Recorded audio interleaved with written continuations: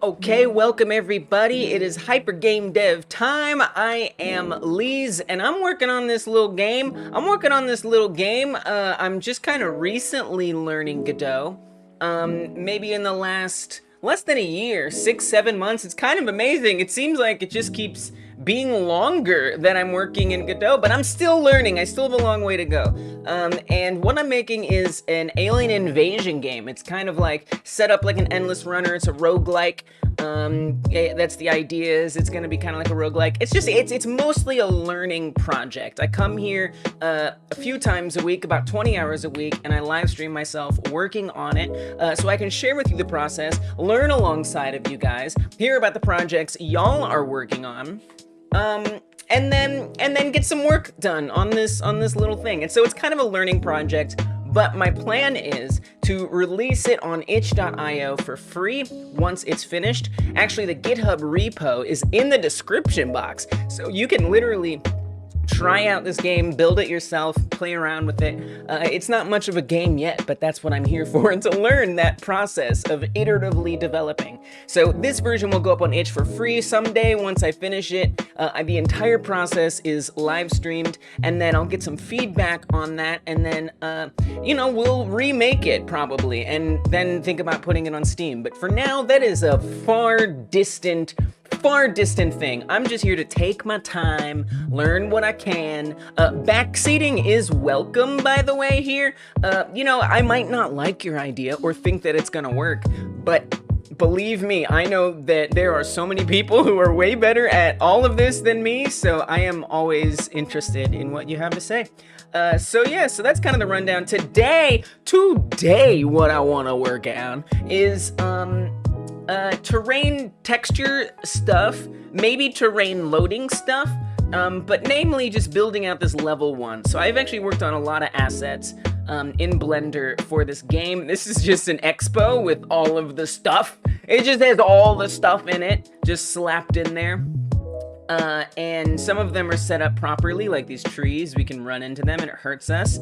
Some things, like these houses, are set up to be destroyed and broken into pieces, which is cool. In this game, you abduct humans and animals. I was able to pause it, but the player wouldn't be able to pause it. That's just that's for development purposes only. And then you get points based on those abductions and stuff like that. But this is not really a level. This is just a bunch of stuff slapped in there. And level 1 is going to take place on a cattle farm, or in general,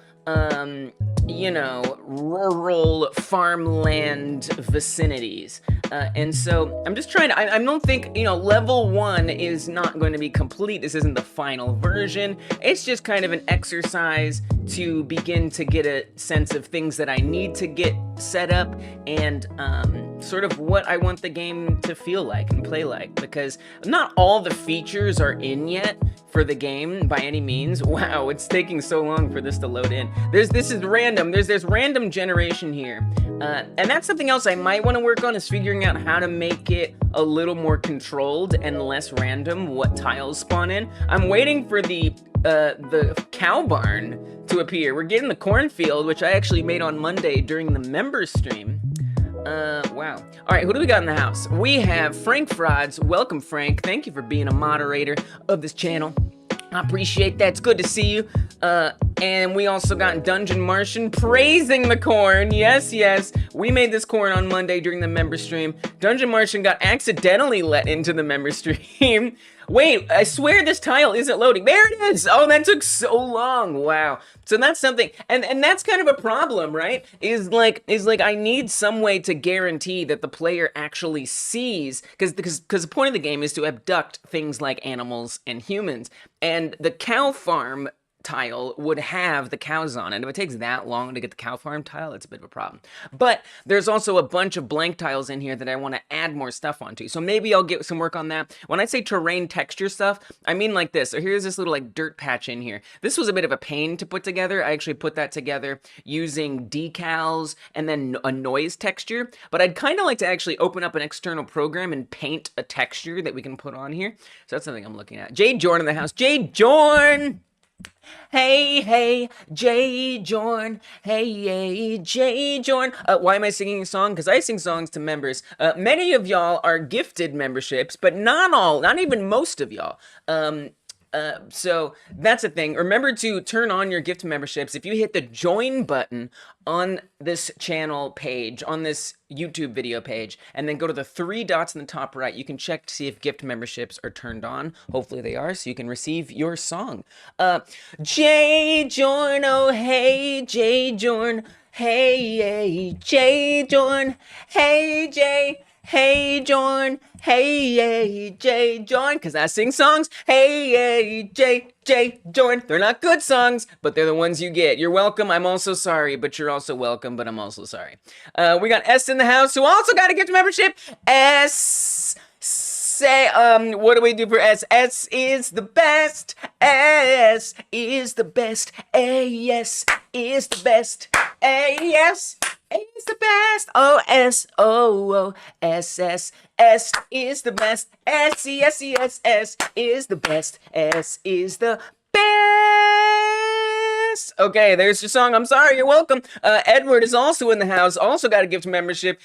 Edward's not dead. Edward's not dead. We're here. Edward's not dead. We're here. Edward's not dead. We're here. Edward's not dead. We're here. Edward's not dead. We're here. Edward's not dead. We're here. Wow, that was a rough one, but you got it, and you're welcome. Thanks for coming through, you guys. Thanks for hanging out. Now that we got that out of the way, I'm gonna start working on stuff. We got Joe Schmo. Good to see Joe Schmo in this house. Welcome, Joe. Wait, you don't get a song? Why do I sing? I'm singing songs to non-members, but you can tell it's different because I didn't put as much oomph into it. So that counts as being not a member song.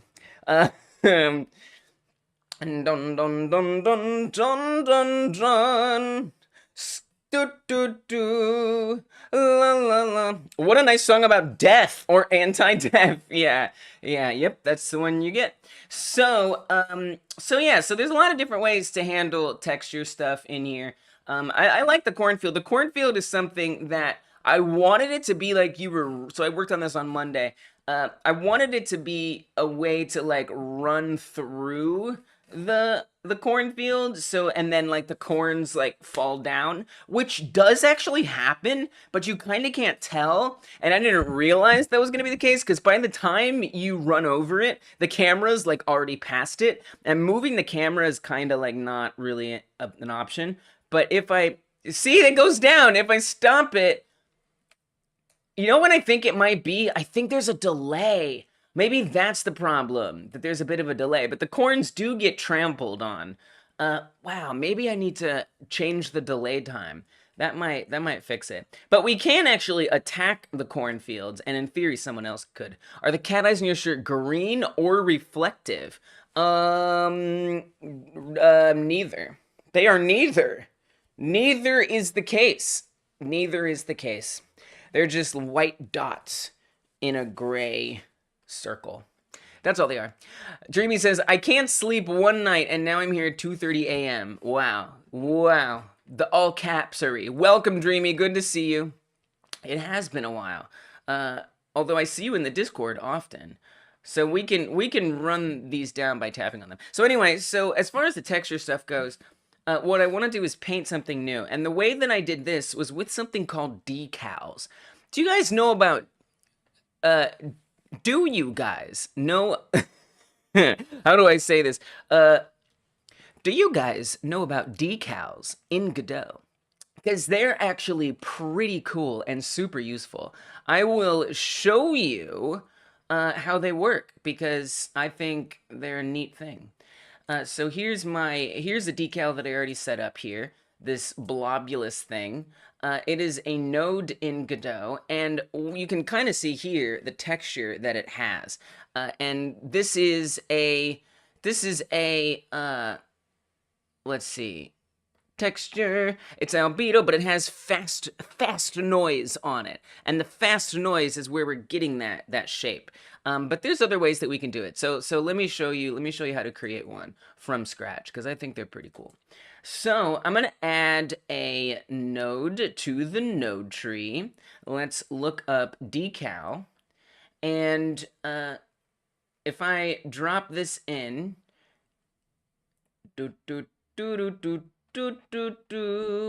why is it moving the other one? Why would the other one move? Oh, because it's covering it up. I see. I guess. I see. I think I see. I must understand that. That must be true. I'm a little surprised. Wait, do decals conflict with each other? Is that a thing? Wait a minute. I gotta figure this out. Not dreaming right now. No, totally not. Decals, yes. Can't hear the stream. I'm in bed trying to stay up because of my hypeness. I gotta mute my cell phone. Okay, a ton of stuff happened. Whoa, you got stuff happening. Well, I hope that that's not a bad thing. I do.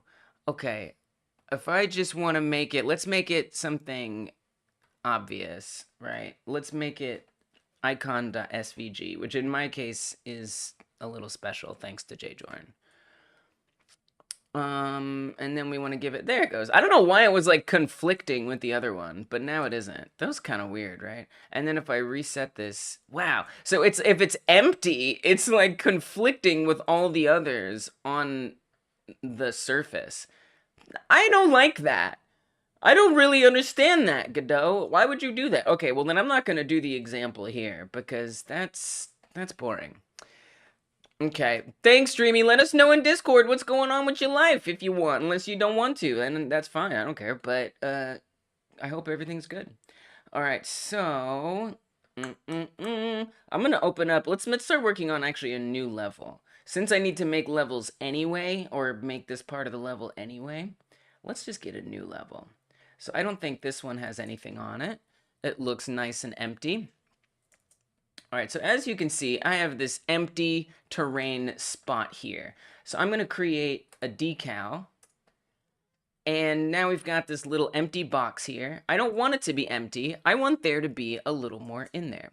So this is a mesh, right? This green stuff is a mesh. So if I add, let's add in the textures, right? We've got albedo. In the textures section, we've got albedo, normal, ORM, and emission. I'm just going to focus on albedo for right now, just to keep it simple.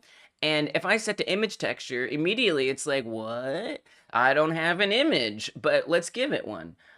So I'm going to give it this little alien head here from our game. So if I drag this, just drag the icon right on here, bam. We got a face, and there you go. There's decals in Godot. So this is actually projecting onto there. If I lift it up, you can see it gets faded out a bit as it gets closer to those edges. So this shape is defining how it applies on here. And you can change like what layer it appears on. So if I do it on a layer that, you know, it can't appear on, then it won't anyway. So it's kind of cool, right? Yeah, it's an alien face, full terrain spot. This is an alien face for sure. It's a really simple thing. You don't have to just use image textures though. There's other things that you can put on here. So for example, we could do a noise texture. And then if I add, let me get out the way. Then if I add a fast noise on here, you can see it's just like that. And if I do a gradient and set that gradient to be invisible in one area, then in theory, let's also make it the color of the grass. So that way, it actually kind of looks like it. Can we do a dropper? Yes, we can. Yes, we can. You can kind of blend something in a little bit, which is sort of nice. And let's get rid of that. Make this invisible. Look at that. Look at that. So it's just kind of a nice way to add stuff onto textures. Think of decals. Think of decals like a projection onto something. You can use noise textures to set this up. If you just put a fast noise on there and adjust the gradient, then it will sort of, you can make it blend in to your background, and you could put like graffiti on something, whatever, use your imagination. It's a very cool thing. Decals can be used as a texture. Yeah, it's a nice little way you can add dirt onto things. So yeah, now you know about the decal node in Godot. Welcome, Gab Games, Gab Games. We're gabbing about Gab Games. We're gabbing about Gab Games.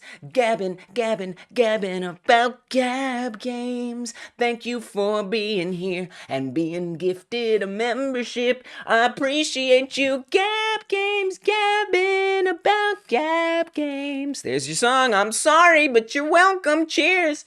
Hey, what's up, Christian? It's going pretty well. How are you doing? Thanks for stopping in. Appreciate that. This is a fun idea. You would have an underground alien and it tries to come out of the terrain. I love that. I am working on my running game. That's correct. That's correct. Specifically, I kind of want to do some level 1 stuff, or just really just building out a level. And that's going to mostly entail doing other things probably that make that possible. So, for example, I just want to add some dirt. Just want to put some dirt in here. We've already got a little dirt, but I want to put some more dirt. Is there a private thing I can send a link to? Depending on the link. You might want to send it in a DM to me on Discord, or you can put it in live text on Discord. There is a channel on Discord called Live Text, and you can always put links there. But please keep them within the rules of the Discord. I just studied in the morning, and now I have an hour more ahead, but I just take my lunch. Thank God it's holiday today. Is it? What holiday? I don't keep up with holidays. I'm not a big holiday keeper-upper. I just kind of like, okay, it's a new day. Here we go. So there's texture stuff, and then I also might want to try to figure out how to control what loads when. So like, if the player hasn't encountered a cornfield, I mean, I don't know why I would do this, but let's say the player hasn't encountered a cornfield in a certain amount of time, then I'd want to make sure that the algorithm shows a cornfield or something like that. That dirt does not need to be in here, by the way. That dirt one is... I don't remember why I did that. It must have been for some example of a kind, but technically I don't need that. Which tile is that? Labor Day. Oh, really? Is that like different in like different countries maybe? You're saying in the US it's Labor Day? I don't know. I don't know. I'm glad for you that you're on a holiday. You deserve that. We all deserve holidays. All right, let me play some music real quick so I can get in the work mode. You think it is? Maybe it's not a holiday. Uh-oh. I just took off work. I just got fired today. Because I just decided not to show up. No. You're probably fine. I'm sure it's fine.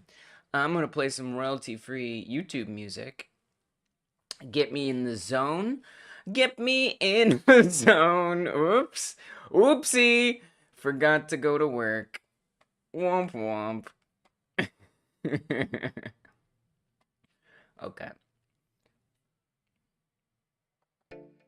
All right, music time. Let me get rid of that dirt thing. I really want to, and I want to use this as an opportunity to sort of design the levels in a way that feels good to me. Or, you know, like for example, last week, my goal was to just start making level 1, right? And I realized that I hadn't established the boundaries. So that is to say, you could run all the way over here off the edge of the level, which wasn't good because I couldn't design the level if I didn't know how wide it was gonna be. Now, ideally, I wouldn't have it be a hard boundary, but for now, that's just the way it's gonna be. But these are the kind of things I mean that even though I'm working on level 1, this is also more a way to just discover what other things I need to work on. For example, also, getting rid of this random dirt tile that's in here. So we know it's not 1, we know it's not 2. Is it 3? Is it 4? Is it 5? Is it cornfield 1? Is it cornfield 2? Is it cornfield 3? Is it cornfield 4? Is it cornfield 5? Is it field 1? It's field 1! That's the one. Well, please stop. Please don't be dirt. I'm gonna load in the other color, and this is kind of what I want to learn how to replace today a little bit. Specifically, I want to find like the exact dimensions of this and go into an image program and make like a black and white image, sort of like a noise texture, basically. Yeah, I guess I kind of want to make sort of like that and use it to map shapes, color shapes, because I'm keeping these very simple. This is a prototype. It's a learning project, and it's a prototype. And that means it doesn't have to have beautiful, amazing, excellent, perfect, high-quality textures. It just needs to be enough. So here we just have this dirt area and then green. And this is supposed to be where cows graze, right? And I really want kind of a lot of this to be dirt. I don't just want like a small set, because it looks like the cows like come out here and they walk. That doesn't make sense. I want a bigger area to be dirt. So what I want to do is just like with this decal, where the noise texture that's on here is black and white, I want to draw something like this and then import it in here and replace, you know, the black with the dirt so we can get just like dirt patches in here. Are you considering the possibility of different levels having different kinds of edges, with level 1 being a wraparound? No, they would all be the same. All the same. Yeah, all the same. No, so here's the deal with the wraparound of the boundary. Ideally, I want wraparound, but it's a bit unnecessary and I don't feel like dealing with it right now, so I'm not going to. Wraparound meaning that once you go off this side, you come out the other side, and it just keeps infinitely looping around. That would be ideal, but I'm not worried about it. I'm not gonna work on it. That's some stretch goal in the future, maybe years from now I'll do that, okay? Like, not a big thing. But, they would all be, every level would have the same. It's literally, like, the difference between the levels will just be a difference in what loads in. Whether it be the spawns, the enemy spawns, the tiles that appear, things like that. That's the difference between the levels, not the boundary size. Alright, so let me figure out what these dimensions are. I would guess that the dimensions, it says 150 meters by 20 meters. I mean, if I go into my image program and I set the dimensions to 150 by 20 meters, is that gonna translate? I have no idea. I guess it's time to find out. I'm gonna use GIMP. This is a program that I just happen to use. I do pronounce it incorrectly on purpose, because it's a slur otherwise, which is weird. But it's a program that I've used since I was like a child. Like, I've been using this for as long as I can remember, and I know it well. I'm familiar with it, so it's the one I'm going with. It's open source, so that's cool. Let's create a new one, and we'll see if I add in 150/20, will it be the same size? Because I really do need it to be mapped the same so I can make sure I'm designing it correctly. So we do have meters as a size option here. Let me adjust my little zoom here. We do have meters as an option, but does that mean it's going to map correctly? I pronounced it incorrectly on purpose. Oh, we must be talking about GIF. Yeah, kind of. Actually, GIMP. Wait, it won't even let me make it that big. I can't even make it that big if I wanted to. Wow, that's the end of that. Why does it do that? Because it's the maximum pixels. Okay, welcome Insane Alpha Beta. That's, well, that's not gonna work. So whatever it is, it's gonna have to be stretched out. Okay. Today I learned that's a slur. Yeah, it is. It is. You know, it's a very unfortunate. I mean, obviously it stands for GNU Image Manipulation Program. But it's just like bad marketing. Like, why would you? I mean, whatever. They're not trying to market. It's a free open source program. Like, whatever. You know, who cares?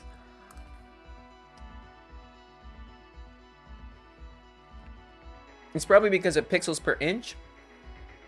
Probably lower those. Also, this would probably be like murder on my computer if I did this.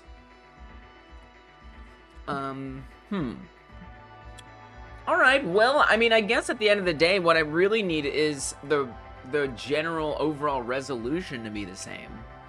You know what would be helpful is if I could export something that was the right dimensions and then import it back in.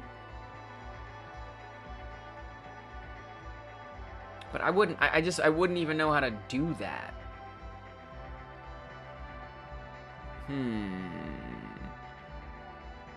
And then also, the other thing too is like, I'm not, like these walls here represent like the boundaries.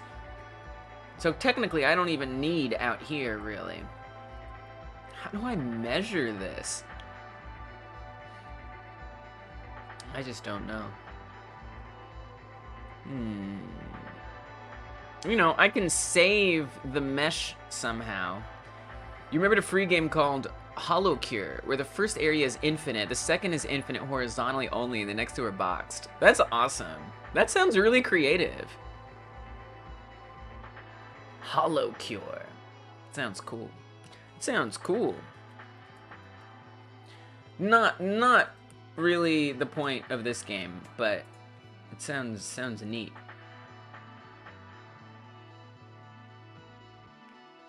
There's a ruler tool in 2D, but I don't know if there's in 3D. I mean, technically, I'm only measuring 2 dimensions anyway, you know? This is looking very Vampire Survivors kind of thing. But yeah, technically, that's all I'm doing. So we can save this as a res file or a T-res file. Okay. That's just the mesh, though. And I mean, the surface material is not gonna be good. I'm sure there's no T-res type or res type that can be imported. That seems like not a thing. Would be my guess. I don't even know how to see what I could select file type. Oh, there we go. Dun, dun, dun, dun, dun. Oh, you're not gonna put the extensions in alphabetical? Okay, cool. No, that is what it is, isn't it?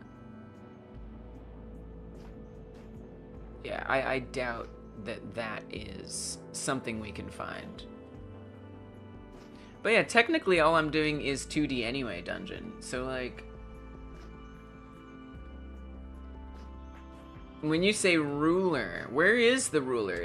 I mean, do you, oh, I have to like go into the I see. I have to go to the 2D section and find it. But there isn't one here. Gotcha. Let's see. Godot mesh in pixels 3D. This is quite a search. This is quite a search that I don't expect much to happen. Sizes in 3D relations to real world? No. I don't. Sorry, I don't give a crap about that.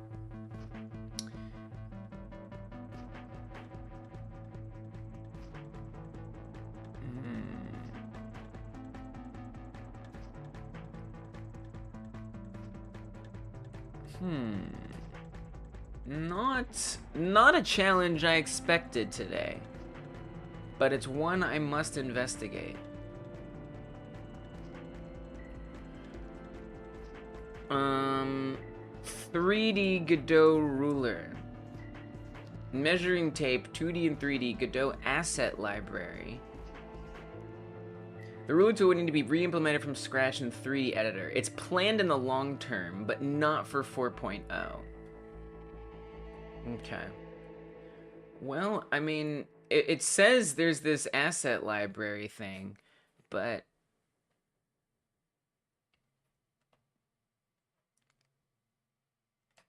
none of them are pixels. I mean, I still kind of need it to be in pixels. So here's what I think. What I think is I just need to guess it. Meters to pixels. Meters to pixels. Convert meter to pixel. From 150 meters to that many pixels. Okay. There's one value. And then 20 is the other one. There's the other value. My god. So then I want to say pixel resolution scaling calculator. See if this gets us somewhere.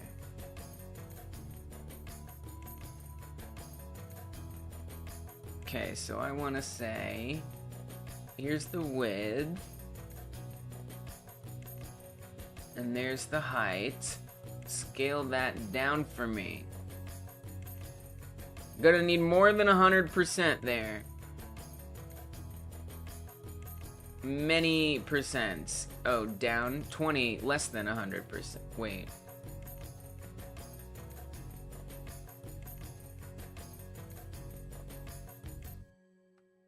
Wait, what is this calculator doing for me?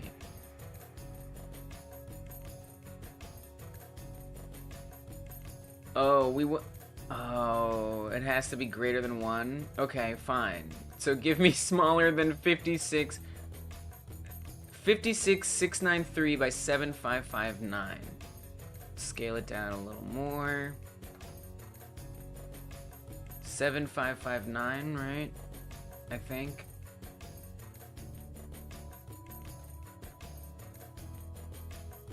Alright, we're getting somewhere.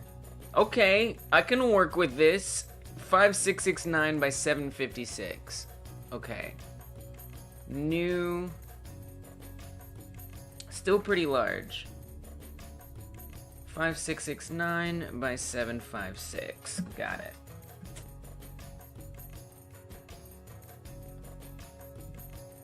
That looks like it could be correct. It looks like it could be correct. So I guess to test it, it's doing real-world meters to screen pixels. What's doing real-world meters to screen pixels? And right? Like, yes? Okay, so I guess the best way to test it would be to like put some text on here and see if it all fits and if it does or doesn't get distorted in a bad way. Might be something to try. So let's do it. White is obviously unpleasant to look at. It's too bright. So like if you had a meter of screens. Okay. I hear you saying things. That seems possible. Okay. Okay.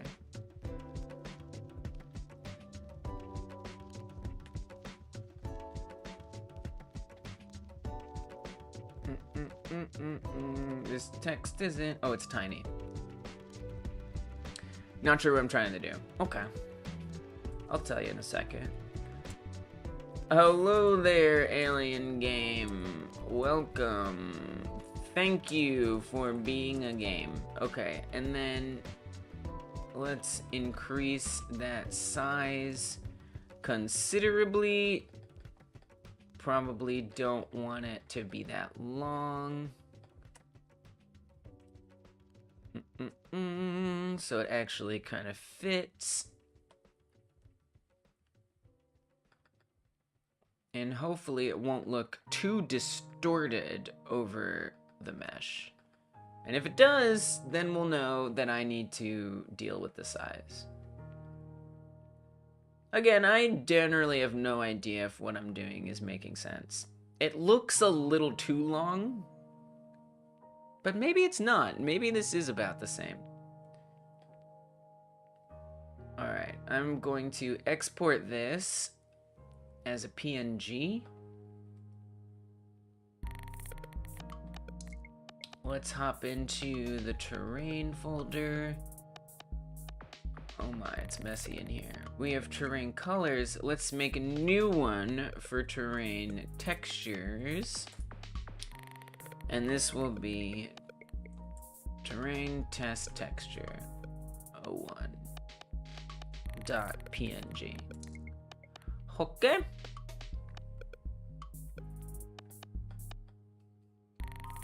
Alright, let's see what happens. So what I'm trying to do, is I'm trying to create a texture that will fit the size of this. And what I want to do is I want to figure out how this translates into pixels, the size of this mesh. And the only, well, I don't know that it's the only measurement, but the measurement that Godot offers is meters. And although I am sure that we can change that, I don't know that it would help to change it. And I don't even remember where you change it. Somewhere you can change it. But this is giving me 150 meters by 20 meters right here.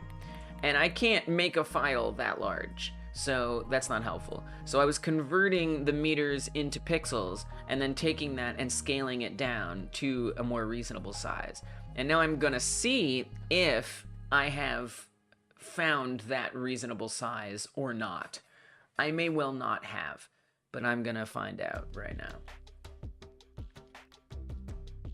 So let's go not to this, not this, nor this, nor that, nor this. Let's open up Cattle Ranch 2 so we have a blank one to work with.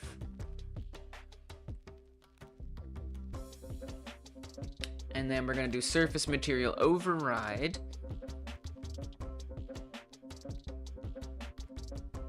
And then we're just gonna try to put an image texture over the top. Load terrain textures. Wouldn't you just make something the correct ratio and let it scale? I don't, well yeah, I mean, isn't that what I did, kind of? Oh, so this, we can't just, that's not gonna work. Isn't that what I did? I guess that's an interesting idea. Right, so you're saying put the meters in there, the 150 by 20, and find the ratio between that, and then use that to find the resolution. So similar to what I did, but maybe easier. I like that. I guess that's pretty much what I did, just not as directly. Correct me if I'm wrong. Terrain, textures. Oh, I think I put that in albedo. That's why. Okay. Oh, that looks great. That looks fine. I mean, I guess it's not as precise as I would have wanted. Like, because I mean, I can think that it looks fine. Doesn't mean I per se know that it looks fine. Like maybe this, you know, maybe like someone who's familiar with, intimately familiar with graphic design and fonts would be like, no, that's off. But that looks fine. Looks fine to me. Good. And I still have to figure out exactly the boundaries. Graphic design is my passion. It's my passion. What's up, Milo? Milo, oh Milo. Milo Art here. Oh Milo Art here. Welcome Milo, who art here. Welcome Milo, who art here. Milo Art here. 'Tis you who art here. Welcome Milo, oh welcome Milo, Thank you for supporting Hyper Game Dev. I appreciate it so much. Welcome. Good to see you. There's your song. You're welcome. Also, I'm sorry, but also you're welcome. If it looks fine, it looks fine. Yeah, if it looks fine, it looks fine. I was unsure if the meters to pixels was doing stuff relevant to what you wanted. Maybe not. Maybe I should do. You know, you're right, because there's a lot more room for error in what I did. So hell, I'll redo it. I don't care. Let's redo it. So it's 150 by 20 would be what we want to find the red. That makes so much sense. Honestly. So how do I find a ratio? Do I look like I know how to find a ratio? You just divide A by B. Okay, good. That sounds really easy. You know what? Give me a calculator. Why is there ratio solver? This is, stop it. That seems overly complicated. Why is there 4 things? Oh, I see. Okay, 150 by 20. Wait, how the hell does this work? 3, 4? What? Ratio scaling calc? What the hell? I mean, okay, fine. I'll just do the formula. A data by B. Okay, fine. A divided by B.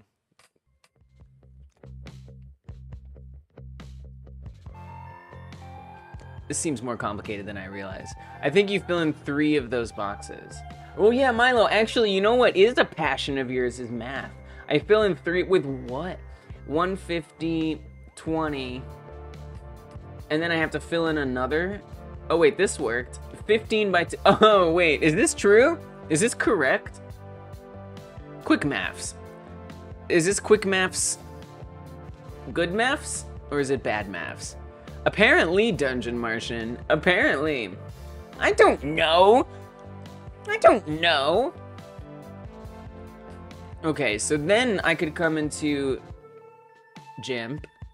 Good maths. Let's go. And then we'll make a new one. And I don't know if I guess I just need, like, just give me an example. Pixel resolutions ratio calculator. I don't know. Is that a thing? Can we generate ratio based on, or generate, yes. Ratio width 15, ratio height 2. Ooh, we're getting some stuff here. Ratios are indeed just divisions or simplifying fractions. Gotcha. What kind of, okay. So we could go, you could make it a little bigger for me. Could you make it bigger? I guess we'll just say 1280, 170.60 said 1280 by that. So then pixel ratio or resolution scaling calculator. I wonder if we'll end up with the exact same number, or potentially. Oh crap, I forgot what it was. Was it 1280? I think it was 1280. I'm like pretty sure, right? Shoot, I already forgot. I should have made it a higher priority to remember. It was 1280. Okay. It does not like dark mode. It does. 1280 by this. Scale 200%, 300%, 400, 500, 600, 800%. I'm looking for that 5,000. No, it doesn't want to give it to me. Okay, 2,000%. 5724 by 763. It's a little different. And I probably don't need to make it that large. But let's do it. Let's make a new one. 5724. I probably could adjust it to try to get the same one, but why? Well, now we have this beautifully ratioed, not in the bad way, good way ratioed thing. Okay, good. So, Now I need to also figure out where these boundaries are at, where these walls appear on either side, so I can focus on that. That's kind of going to be, I guess, a hard part to me, is figuring out how to divide this up into sections. But kind of interesting, too. I guess I could just look at... Yeah, I could do more ratios. We could do more ratios. Doesn't sound that fun. Well, I mean, I see here it's right on the R, and that could be my thing. So if you have, let's say, 50 by 2 meters, then just come up with a number to multiply both by. That seems likely to give you enough pixels for a legible image. Okay. Okay. I guess we've kind of done that. Sounds like we're on the right track.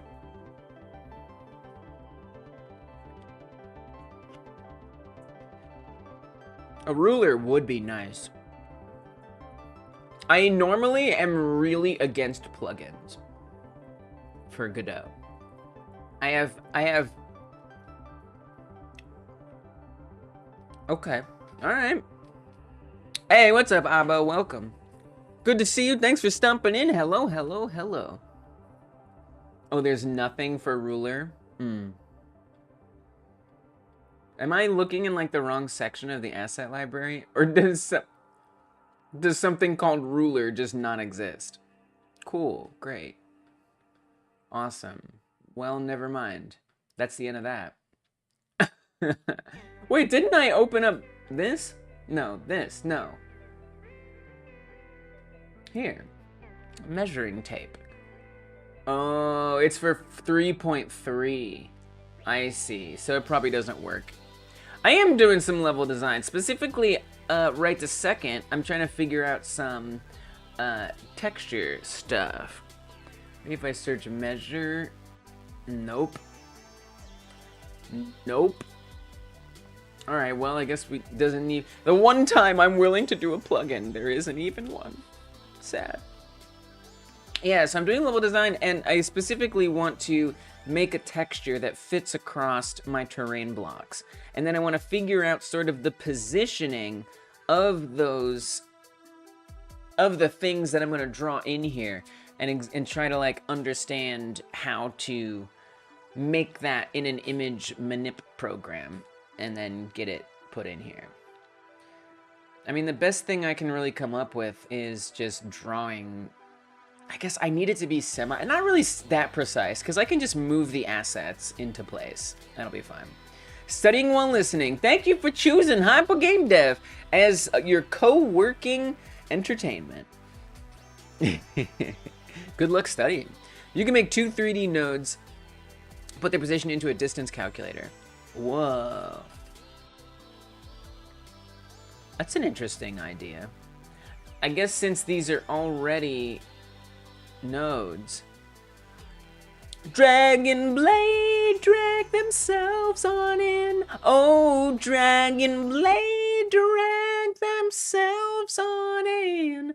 Dragon Blade, drag themselves on in. Oh, Dragon Blade, dragged themselves on in. Welcome, Dragon Blade, to the stream.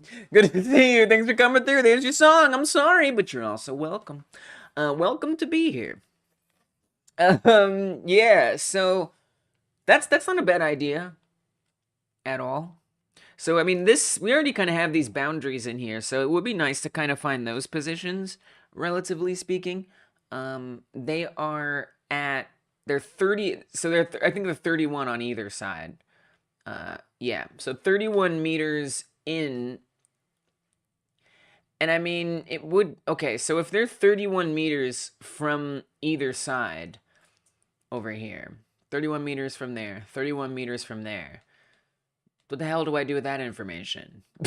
How do I convert that into what makes sense for the pixel size of this? I don't know. I have no idea. Not a clue. You know what I could just do is just draw things and guess and update the file. I feel like that's what's gonna happen here. So that's what I'm gonna do.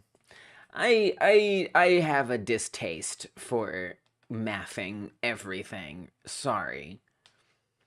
You should set them to 30 and 30 so the area in the middle is 60. That would be cool. That would be cool. Yeah. The reason why I won't is because I've already set up the fog to be like at a, because I don't feel like, because if I change that, I'm gonna have to change like 3 other things, and I don't want to. You should have told me that last week, but no, you shouldn't have. But like, yeah, no, yes, I love that. But I also, it's too late. Plus, I'm sure I really felt that that made a big difference in the size of the level.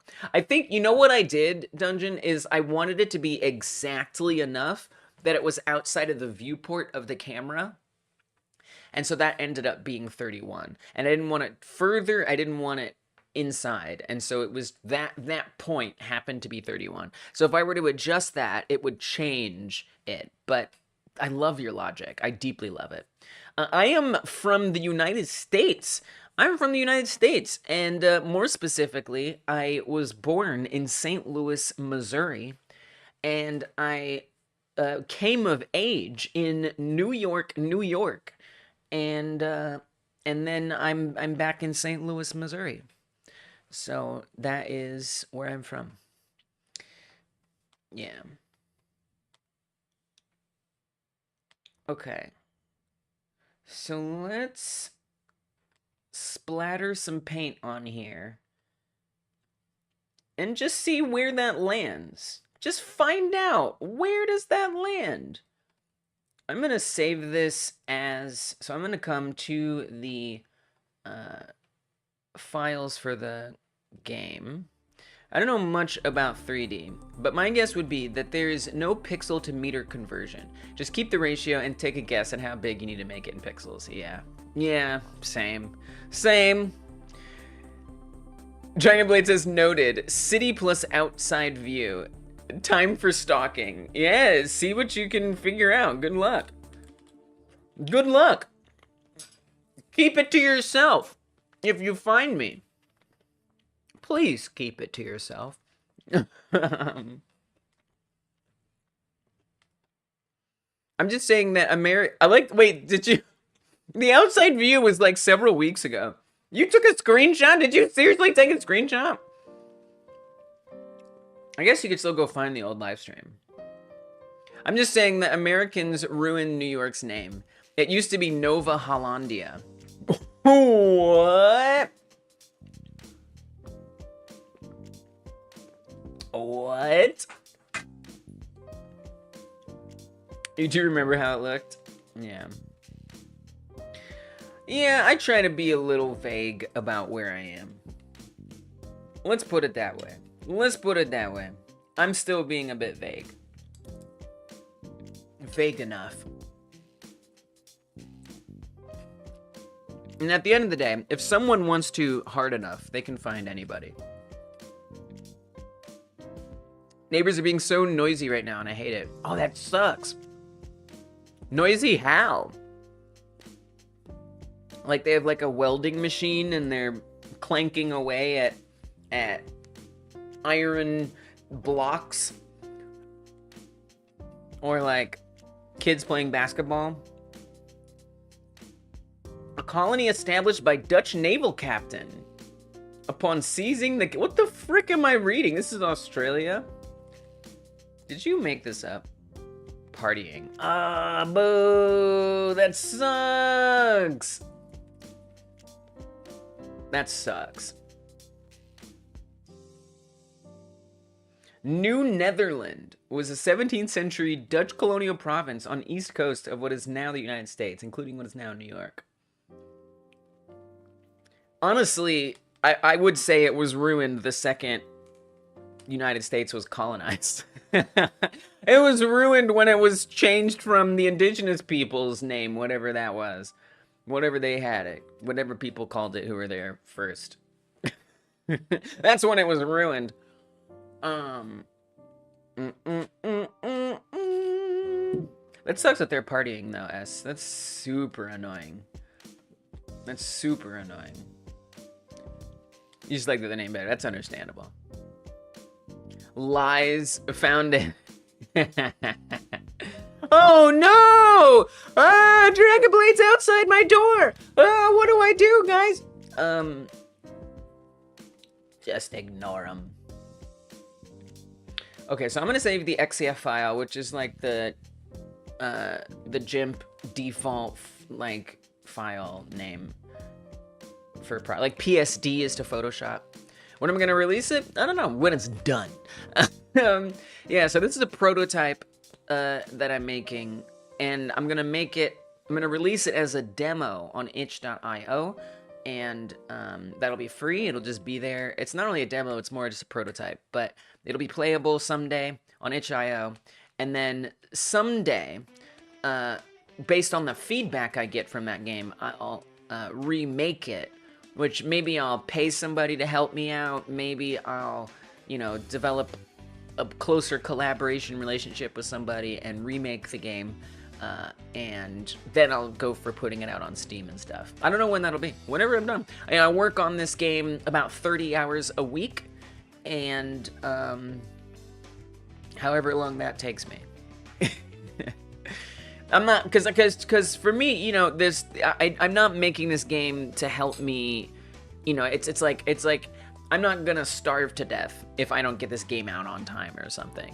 I don't need to have like milestones and things like that.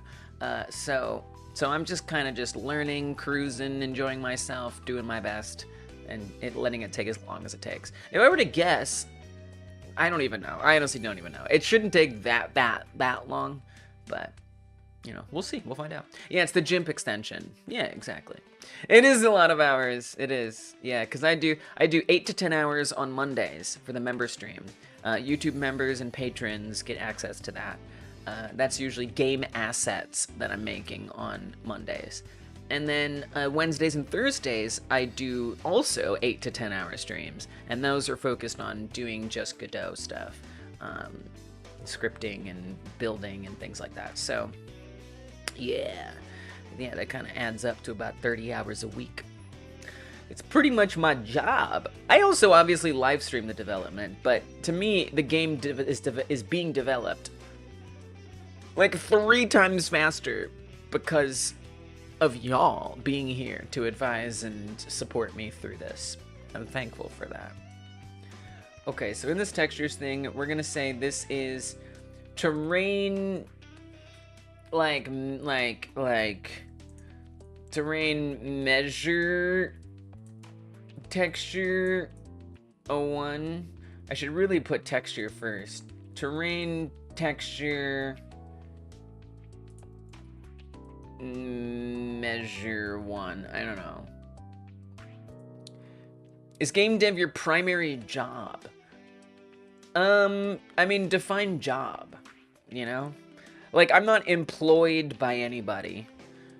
I mean, I guess in a way, I'm employed by YouTube. So the most money that I get is actually from you guys, from Patreon. Not just Patreon. Patreon plus affiliate links during these live streams that I put in the description box. So affiliate links, Patreon, and YouTube revenue. So that's where I get most of the money that I make from, which is not much money. I don't get any money from game dev right now at all. So hard to call it a job. Yeah. Viewers like you. Exactly. There's too many houses on a hill with a tree in front of it with a view on a straight road. That checks out. That really checks out. I'm sorry that I didn't make where I live more obvious. I'll try to give the GeoGuessers more information in the future. I'll look out for you guys. Okay, let's export this. Just kidding. And then I'm gonna replace this texture with that new one. Ideally in the place that it belongs, which is right here. And we'll see how close I guessed. Whoa, not bad. Oh, dang! Talk about eyeballing. Look at that. I got dang close. That green strip is what I drew. Okay. All right. Exact coordinates. Gotcha. Yeah, that's... No, wait, that takes all the fun out of it. That takes all the fun out of it. So you're a solo game dev. I also know a game dev and streamer called Sundown. He's working on a 2D game. It's amazing. You should check his channel. I will check that channel. Yeah, I am 100%. I mean, you know, I a solo dev, but you know, to me, I'm a novice indie game dev. That's what I feel that I am, is a novice indie game dev. Wow, this person looks cool. Thanks for telling me about them. Oh, look, and they're streaming. I love it. Let's go. Thanks for letting me know about this person. They're making videos and stuff. I'm gonna ring the bell on them. Nice. Thanks for letting me know about them, Abo.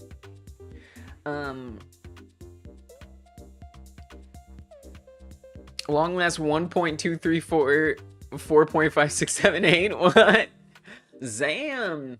I know, I got so close. It's like perfect. Now I just have to ask myself, how perfect do I actually care to be? Well, I mean, if I'm being honest, I guess what I'd prefer to do is mark it so it's like right at the edge and goes back here, so I just know better how it wraps on there. So let's see if I can do that. So I'm just gonna... Nope, that's too much there. Just want to move it a little bit. And then the nice thing is, if I just export it again, it'll update right here in Godot. I'm confused with what you want to do. Okay, all right. What I want to do is I want to make a texture that fits on this tile. And so I'm in an image manipulation program, GIMP to be specific, and I am adjusting something on there, this line, to try to establish the boundaries, and then I'm gonna make like maybe a little grid on here or something, so I can just know the relationship between positions in this area and a texture that I put on this mesh. That's pretty much it. That's pretty much it, you know, so I can... Oh, that's funny. I didn't realize I was putting this on all of them. Okay, well, that's fine. I mean, it's not. This is supposed to be an override?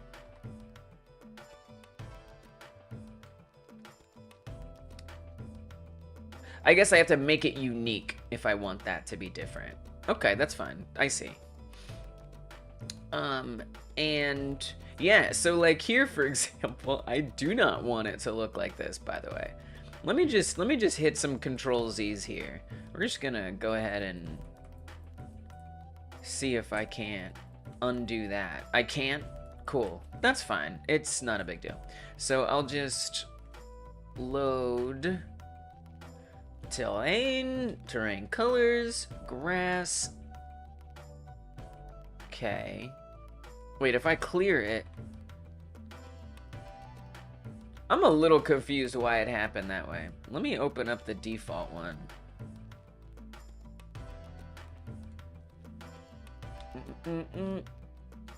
Because I did not mean to update this. Sundown's game is called The Feathered Serpent. He released a beta version and a demo, and he's working on the full version, and he's going to release it on Steam. That's awesome. I love that. I mean, I think it's a great... For me, like, personally, the reason why I see, because it's loading it on top of, it's like the same thing. I see. It just has an image slapped on. For me, like, live streaming my game development on YouTube helps hold me accountable to sit down and do the work. It's much harder for me to work on my own. What? It updated it? Oh, for crying out loud. it's much harder for me to work on this if I don't, oh, I just want to get rid of that. Oh, okay, gotcha. So the thing that I needed to do was relieve it of this texture, and now we're back in business. Okay, cool. But it really, anyway, it helps me hold myself accountable, and I like that. So if we reset this, it'll go back to green. And if I want just this one to be different. Anyway, the thing that I'm doing, Dragonblade, is I want to be able to add, so like here, I used a decal and a noise texture to make this little dirt area here. But it's not really the shape I want. Like if I'm relying on a noise texture, I lose tons of control. And I don't want to just slap a bunch of decals everywhere. I want just more control over the design of these simple textures on here. So what I'm going to do is I'm going to use an image program to just, let's say, you know, paint on some blobs, right? So if I get, you know, a paintbrush, as one does, you know, we could paint areas on here and then use that as the dirt texture or whatever I want to put on there. And so then what I'm doing is making like a guide so I know what areas, you know, correspond to the play area on that mesh. So that's what I'm up to. So let's make this unique. It'd be nice if I didn't have to make it unique. Right there. Can I make this unique? The albedo? No. Okay, so we have to do the whole thing. That's fine. It's totally fine. So we make that unique, and then whatever change I make to this, right, if I make that orange and I save it, this won't become orange. Likewise, I can drag on my terrain texture quite easily, and we can see how I'm adjusting it. So I want this to be over a bit more here, not quite the spot I'm aiming for, but it's getting darn close. Believe it or not, I did move it. You can just barely tell. All right, come back over here, let it load in. Oh, it's so close. It's so close. And this is more of a guide, because the actual boundary point, it's not like this wall is something you actually collide into. It actually is probably more the center of this wall. Like if I were to make it visible, because right now a script is making it not visible. If I were to comment that out, let's just comment this whole thing out, actually. It's gonna be a little hard to see because of the fog that's on the edges, but oh, we only did it on the one, Cattle Ranch 2? Okay, so let's look on there. Let's look on there. There's the walls. There they are. So we're probably going to clip through it a little bit. So you can see it's the arm of the alien is clipping through a bit there. So it's not exactly at the edge of that, technically.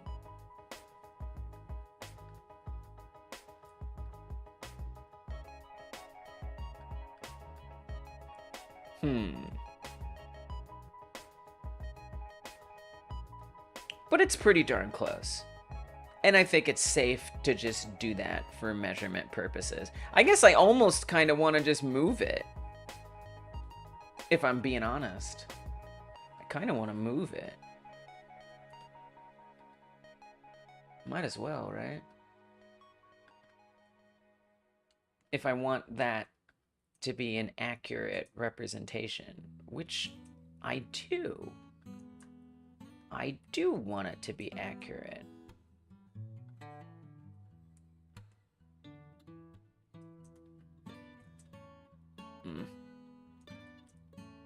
There we go.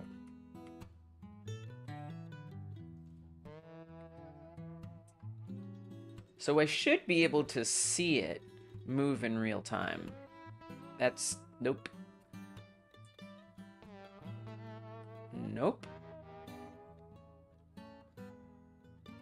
I mean, that is gonna be a little too much, probably, moved over. Would be my guess. But let's find out. You know, it's not bad. It's pretty darn good. I'm gonna bring it a little closer. I don't know what's gonna tell me it's perfect. Obviously, with the fog there, it makes it a bit harder to keep track of. That's okay. That's okay. It's pretty darn close. I feel good about that. And then that's going to be at negative 31.7. Even less perfect. So we'll do the same on this side. 31.7. And then I'll measure against that.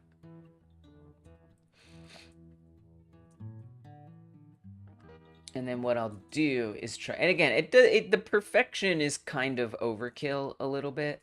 Like, it doesn't super need to be perfect. But it's getting me in the mood. It's getting me in the mood for just understanding the context of what the size of all these things are.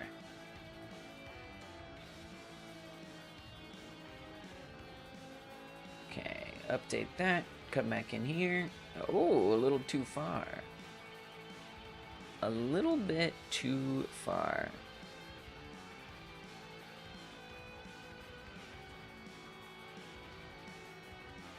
Nice. Beautiful.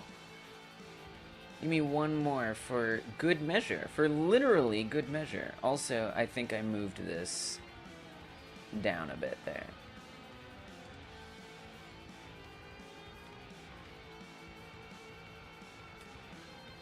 Okay. Export that. So it's not pixel by pixel. So I mean, I just moved that 1 pixel over. So this, right now, if we look at this, right? Like where you see there's a little bit of a strip. Let's see if I can do this without zooming in too far.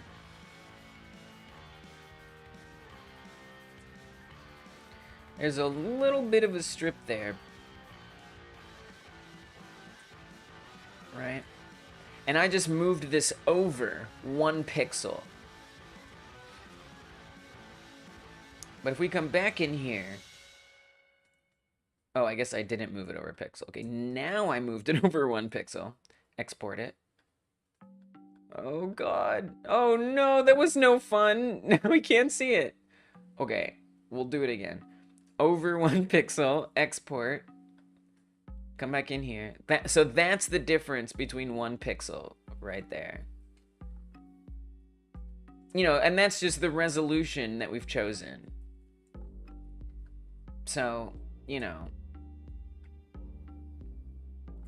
kind of good to know. Albeska, Albeska. I'll be glad it's Albeska. I'll be glad it's Albeska. Oh, I'll be glad it's Albeska. I'll be glad that it is Albeska in this house. I'll be glad it's Albeska. Almeska in this house. Welcome, Almeska. Real sorry about that song, but you're also welcome. Thank you for supporting Hyper Game Dev. I appreciate it. Things are going well. Things are going well. Thanks for asking. I'm doing some more level design stuff, and specifically, I want to set up some textures for the bottom, the ground, and I want to do it, again, simple stuff, so I'm still not trying to do, like, super duper complex things, but, like, this little dirt area, this, I used a decal node in Godot, and then a noise texture that was generated. See you later, S. Goodbye. A noise texture that was generated to go on top here. And this didn't really give me a lot of control over the shape of this dirt area. So I'm using an image manipulation program to sort of lay out how I can draw these shapes on here myself, and then slap them on as textures. So I was trying to find out sort of the edges of the play area, which is between these two walls, and then I'm gonna sort of draw those shapes in here and put them on here. So that's one thing that I'm doing. So that makes things feel like they're going well, because this is not a task that I feel like I can't handle. There's other things I want to do that I definitely may not be able to handle, like choosing to control when certain terrain blocks spawn in. So that's a big one. But this is kind of a nicer task to do first, and I'm doing it. Now this is just for guides. This isn't something that I'm going to have on here, but I'm just setting this up to help guide me, which even makes me think I kind of want to make it a weird color that isn't black or white. I also should probably be inverting these also, but that's okay. So for now, let's just make this, let's make it bright yellow. Again, just as like a little guide to help me see the edges. So this should be pretty good, and then we just need to do the exact same size. So really what I could do is duplicate this, flip it around,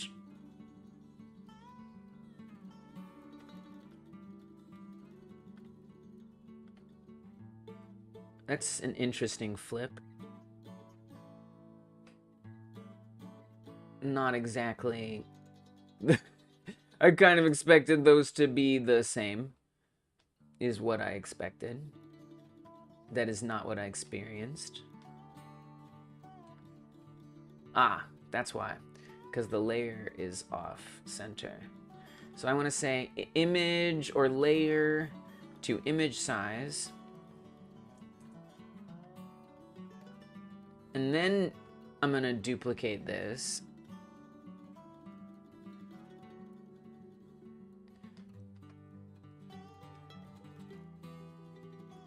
Let me go over here. And then I'm going to flip this around. Much better. And this should represent that boundary pretty well. Welcome back, Edward. Okay, then let's export this and see how that lines up over here in the old Godot.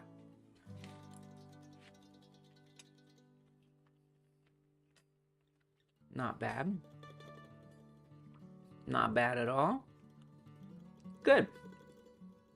Now that black strip represents our play area.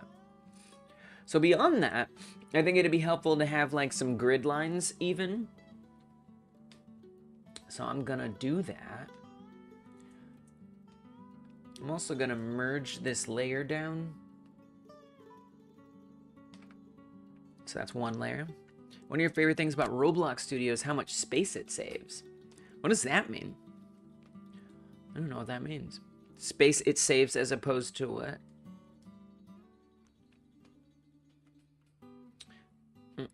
Everything is on the cloud. Ah, so it saves a ton of storage space. Nice. Cloud is good. Cloud is good. For sure. Well, I mean, that's debatable, but it's convenient. Yeah, I didn't know that about Roblox Studio. So for the grid lines, I don't know. I mean, if I'm thinking about, like, I'm kind of, I don't know. You know what that makes me want to kind of put the texture thing aside for a second and finish, like, building this out? You know, because I was just like, let's draw some dirt on here, which is fine and all. But I kind of would like to establish more how I want to segment these.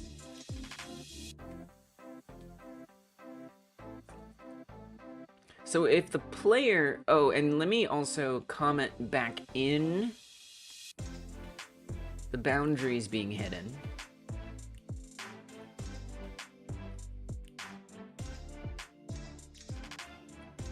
You know, I want it to be, this is level 1, for example, so I don't want it to be overly challenging or anything. Oh, we got that one with the, right, oh, wait. Which one did we add that in on? I don't remember, but one of them. Okay, there's this. Oh, look how nice that looks with the cornfield in front of it. I love that. So, I mean, this is obviously very easy. And there wouldn't be really much in the way if we set it up like this. You know, what else would go on there? I haven't made much. You know what there is? There's a fence. I should add a fence in here. That will complicate things. And then we would want the cows, in theory, to be kept in on that fence. I don't know what those words mean. Text-to-speech voice that's open source. What's Mortis? What is that? So let me move some of these trees.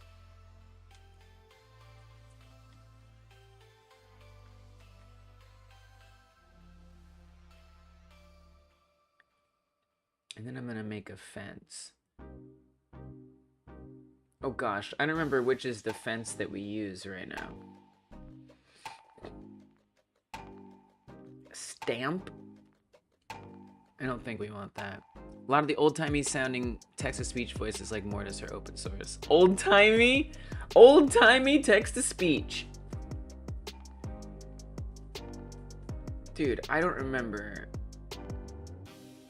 Is it this? This is probably the latest fence. Yeah, this looks like the best one. It's a voice used a lot on the internet. It's not good. What are you gonna do now that you know it's open source? It doesn't want to be real.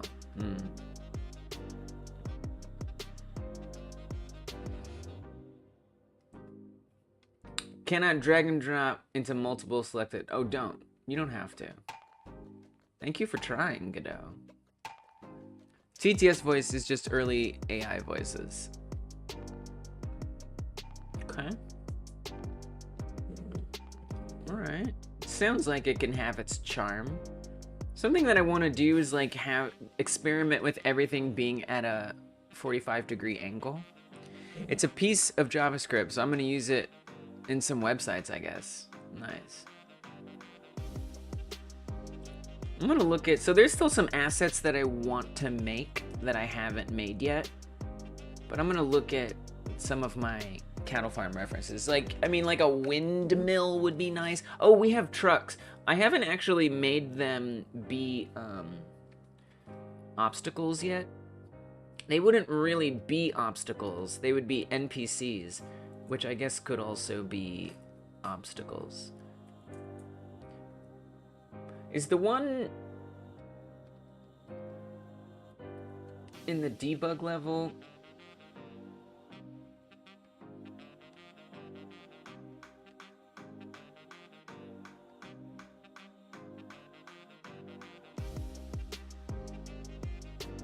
Let me see if it's... Oh, it's the same one. I thought maybe I colored it differently. I didn't. It's the same colors. Okay, load area and level references. Take your time. There's really not a lot on. They're pretty empty. The cattle farms. But like maybe get one of these like windmills made. So this is kind of why too I want the dirt, right? You can see there's some dirt under here. We got these paths and stuff. Is that a swimming pool? What is that? You know, there's like a tractor or whatever. But for the most part, these cattle ranches are pretty empty. I mean, this is only a few things. Something I do want to make is a grain silo too at some point. But not yet. There's really just not much. They're kind of just gonna be empty, to be honest. Besides having cows and stuff. Cattle ranch. Looking up a cattle ranch. There's just not much on them. What can I say? I mean, there's like another. So we could put like, oh, we could put like another barn. I do have another barn, but it's not really the barn that I want.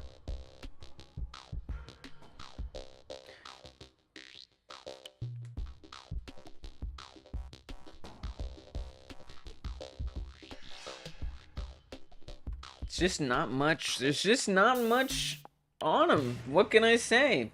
They're empty. That's their thing, I guess. You know, besides some trees, maybe a windmill, a shed. But you know, there should also be like a house, right? Like somewhere that the cattle rancher lives, presumably. Like that would make some sense. This is more helpful. Look at that. That's got some more going on.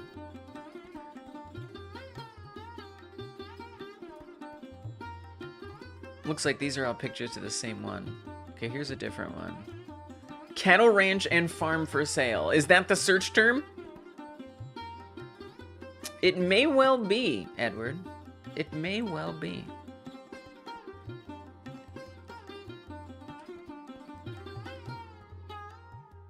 How satisfied am I with creator music today? Satisfied. I don't want to answer all these questions. I'm busy. It is not.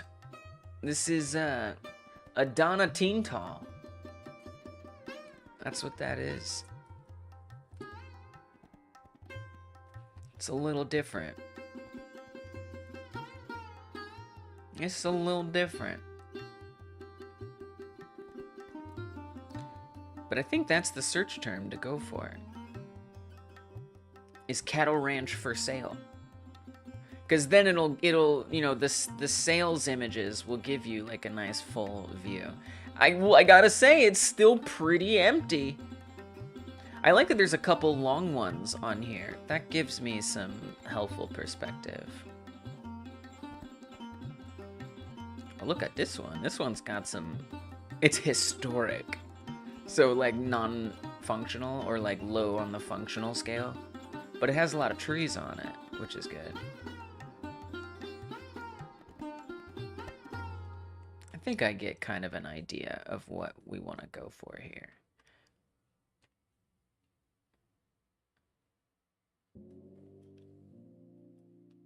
So I have something kind of like this we can add in here. That doesn't look like cattle in there. It looks like a car. But where do they live? Do they like drive out here from their house? What's all this? What's going on over here? There must be something. Is this the house?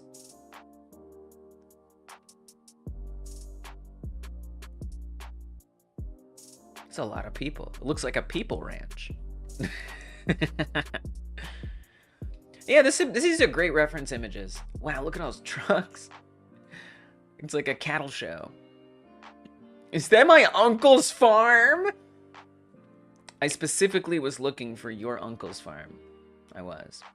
I like the idea of mountains. It could be a fun obstacle. A bit random. And the mountain would kind of need to cover multiple tiles, so that's kind of a whole issue unto itself. Oh, a pond? That would be fun. These are great reference images. I need to save these. I'm sorry, but I need to save these because these are really, really helpful references. These are too good not to save. For my Monday game asset stream, these will come in handy. Think I know what I'm doing next Monday. And I guess for the time being, I could just lay out like, you know, placeholder meshes and whatnot.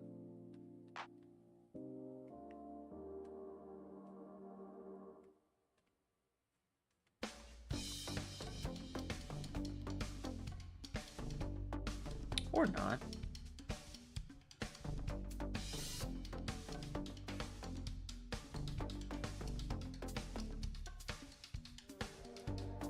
Alright, references collected, closing all this.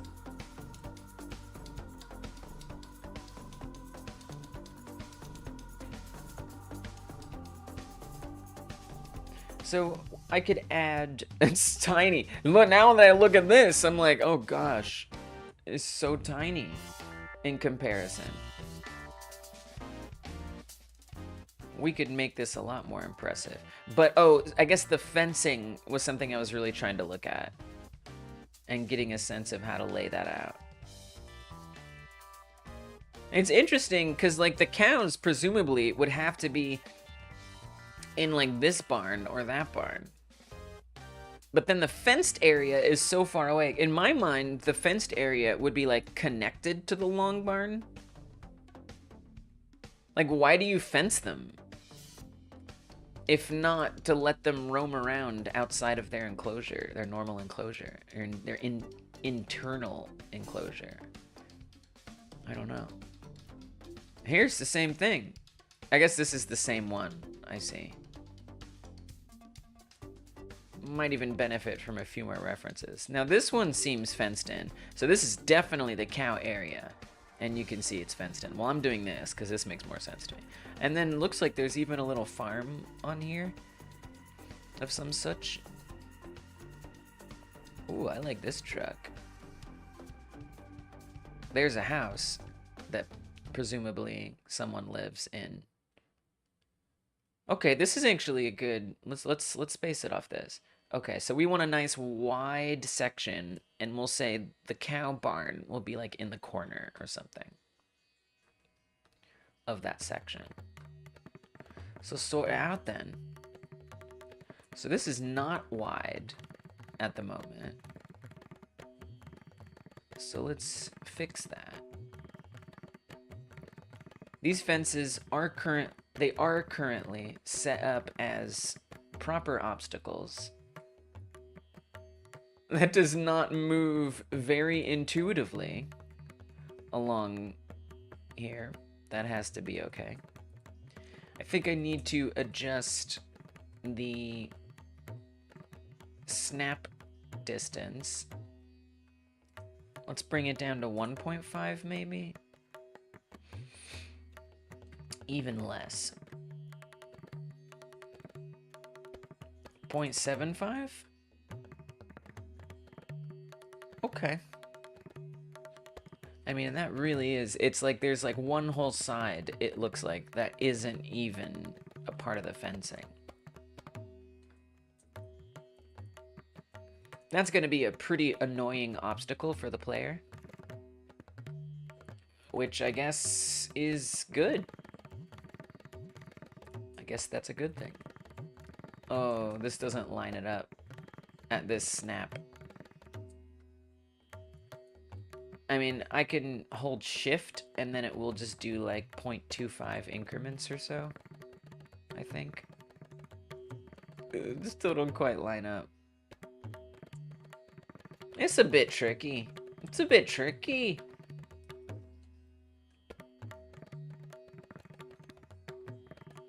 It's fine. It doesn't look that bad.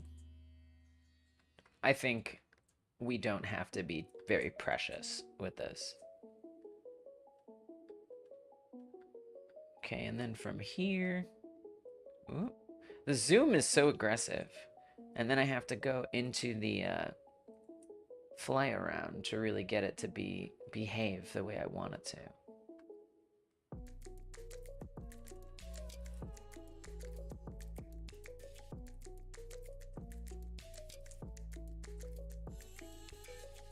That's pretty good. Duplicate that. Get close enough. Push it in. There was an easier way to do that. There we go. Duplicate these. Because these are gonna hurt the player if the player runs into it. Something that do I have it set up yet? I think I do. Where the player will actually do damage to it. I think the player might destroy the fences when they walk into it. I think just on Monday I inadvertently set that up for the cornfields, where when the player runs into this, it's going to destroy this. You probably already know this, but F will focus on the selected node. That's true. That's true. Look what it did. It'll focus, but it also pulls me way out. Maybe that depends on how far I'm zoomed. If I change my zoom level and do it, nice. Wow, I hadn't actually examined why it pulls me all the way out. Nice. So thank you for giving me the impetus to realize that. I should use that more, honestly. Thanks, Joe. I should use that more. Even though I did know that, it doesn't mean I was thinking to use it. That gets a Godot consultant credit, for sure. Thank you for keeping that in my memory.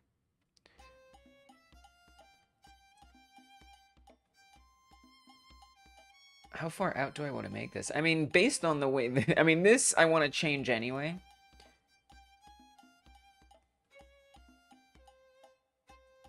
Let's try at least making it one more out.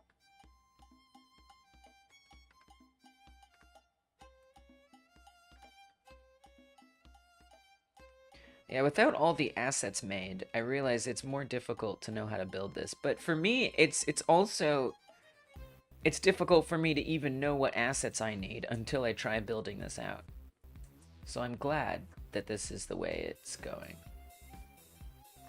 Delighted. Okay, drag these.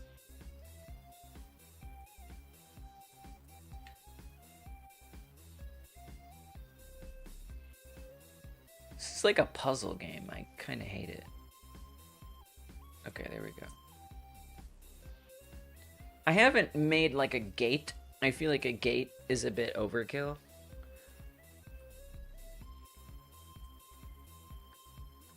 So I'm not gonna do a gate. Either it's just going to be fully all the way around, or there'll just be like a little opening. I'm actually gonna hide this decal for now since I really don't want it. And I want to redesign how that works a bit.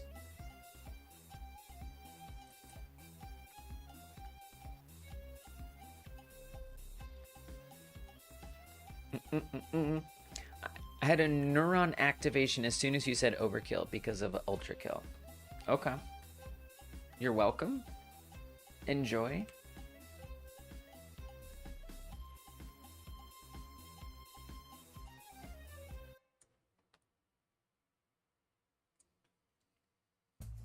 Oh yeah, F key. Gotta use that more.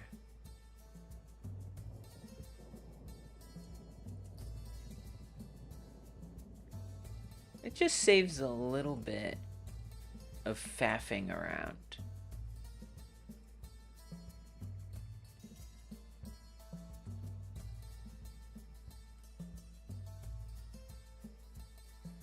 Doing the 45-degree angle thing does make this a little bit more time consuming. But it's worth it. So then I guess I want to decide, like, how do I want to shape this? I mean, the player if I extend this into the center of the level, then the player is going to certainly bump into it very easily. Switching from global to local. How do you do that?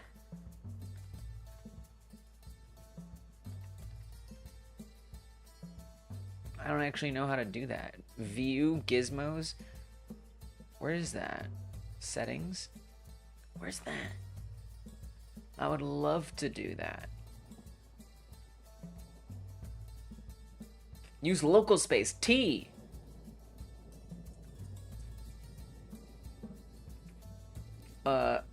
Okay. Yeah.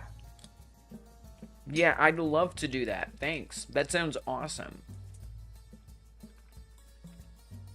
Oh, Tiki! Yes! Oh my god. Oh my god, thank you so much. That's a whole other consultant credit. I don't care. I don't care if it's not fair. That's a whole other consultant credit.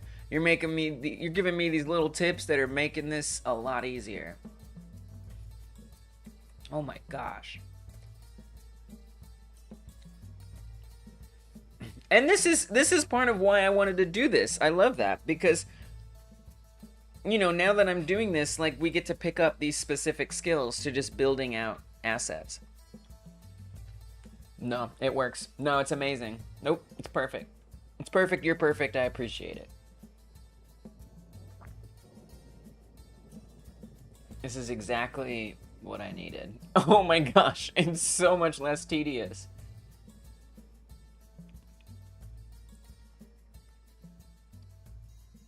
On some level, you know, I think it's good to not make it so easy on the player that they won't get hurt if they don't move.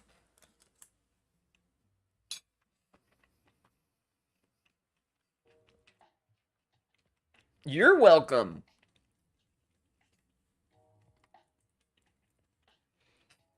So maybe I will invade that space a bit. I do kind of want it. Well, I mean, it's not going to line up. Let's start cutting it off right there. I'm just kind of guessing around here. I don't know what I'm going to end up liking. Just guessing around. Trying stuff.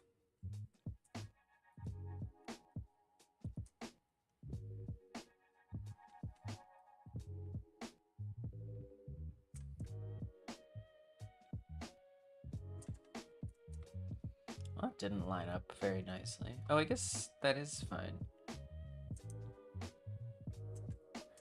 How did that one get so messed up? You know what?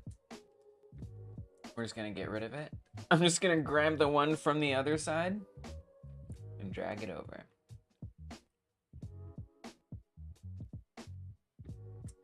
Still a little awkward there.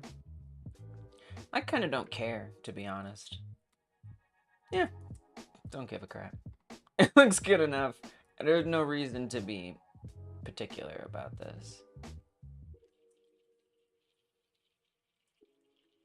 Duplicate that. Give it a scooch. Duplicate that. Scooch it too. I guess one thing I should think about here is the position of this door. The big doors, the big doors are opening on the side here. Whereas in this reference, the doors, well, they are on the side. I mean, I guess it's the same. So we need to add some more, actually I need more space over here. Okay, so let's do this. Let's do it like this. Let's back that up a bit.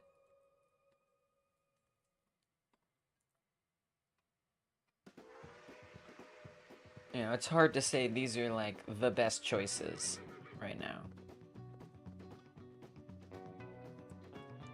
But changes can be made as I go along.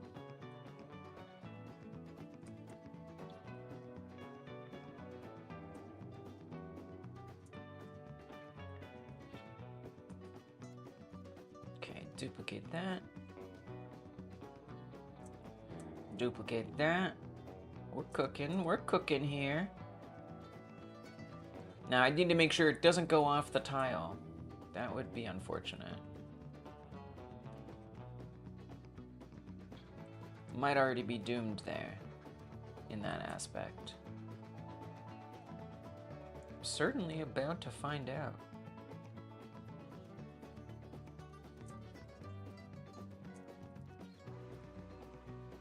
It's as close as that one's gonna get? No.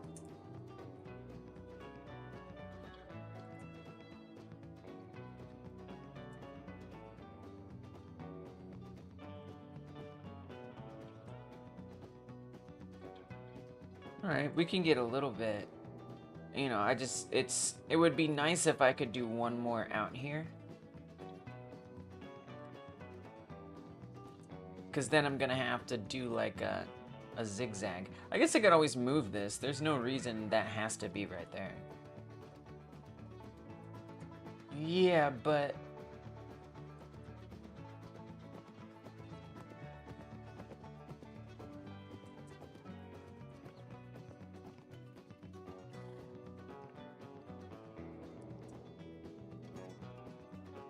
kind of changing the whole thing here. It's some effort. It's a bit of effort laying this out.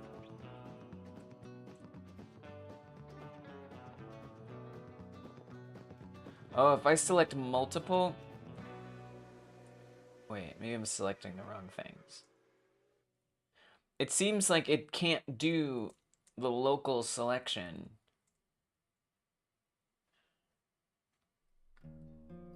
Or the local selection doesn't matter. I'm switching local on and off right now. It doesn't seem to apply when I have multiple selected. It's a bit unfortunate that it can't calculate that. But okay. Whatever. Fine. Noted.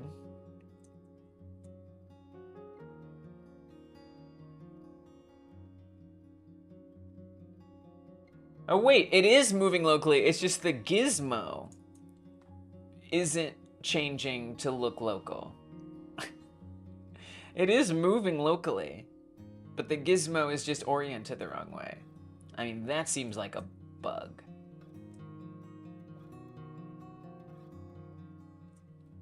I wonder if anybody's ever reported that. Godot, gizmo, 3D local, multiple selected. I want to report an issue on Godot.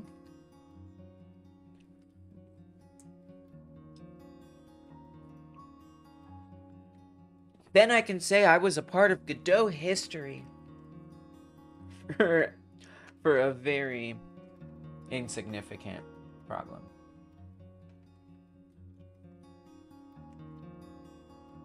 Wow, there's a lot of things here. Might be a bug. It's certainly not intuitive.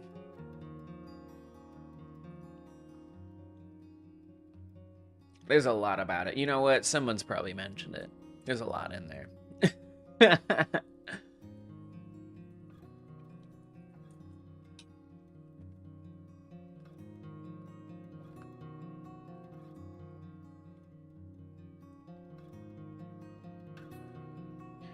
No, not that. Yes, that. I'm glad that it's just a visual thing. It would have been considerably more annoying if it wasn't.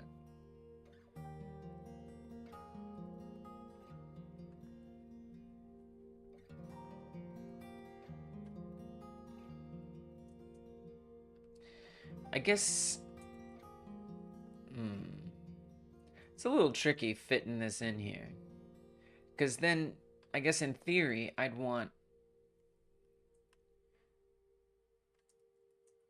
Well, just do that. Just do that.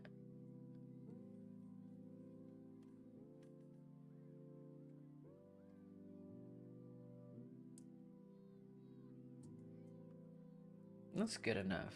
Doesn't have to... Oh, a cow could get out right here. Who cares? It doesn't matter. Doesn't matter.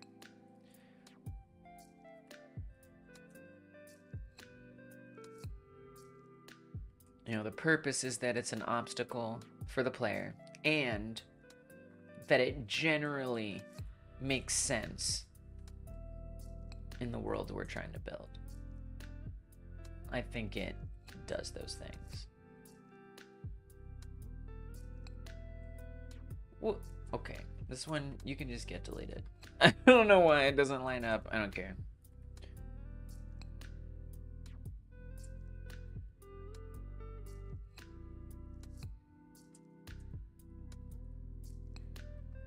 I guess it should connect all the way around.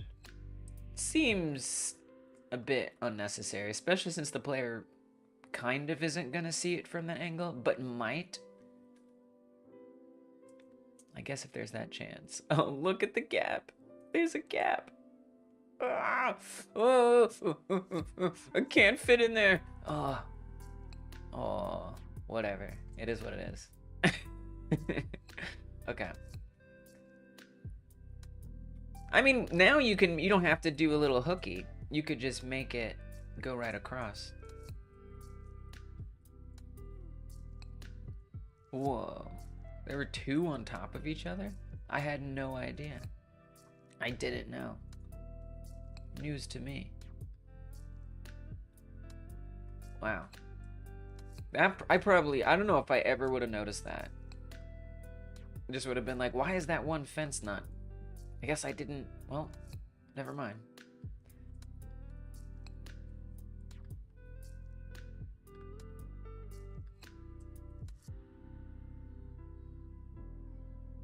Oh, that's crooked now.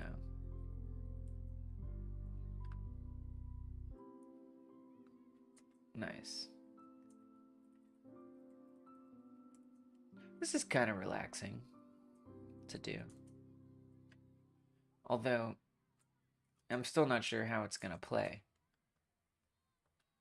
Which is hard to say, because a lot of play isn't really there. But level 1 is gonna be very simple. There's not going to be, like, the helicopters that spawn in. That would be something else to potentially work on, is making the helicopters optional to spawn in. Still not really sure, like, what is going to determine whether they spawn in or not. But there wouldn't be any helicopters on level 1. On level 2, yes. On level 1, no. Because in theory, level 1 is like when the aliens are first invading. So the military doesn't even know to respond yet. Okay. A fence has been made. There's the fence. So there's not going to be like a lot of combat in here, per se. There is going to be one boss that you fight. One enemy that you fight at the end of the level.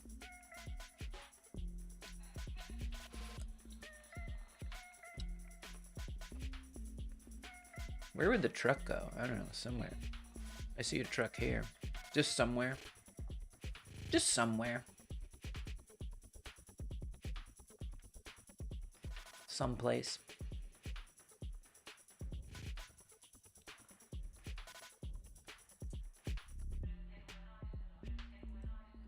Okay. And then I kind of want to add some cows in here so we can actually abduct things, do stuff.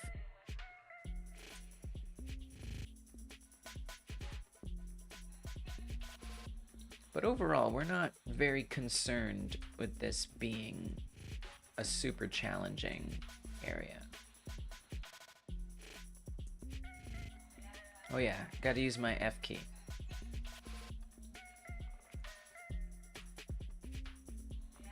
Probably don't want the tree underground. Doesn't seem like a good place for a tree.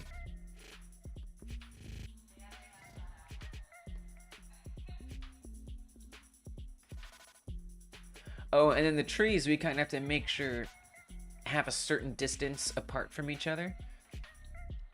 So the player doesn't, or so the player can, in theory, navigate through them safely.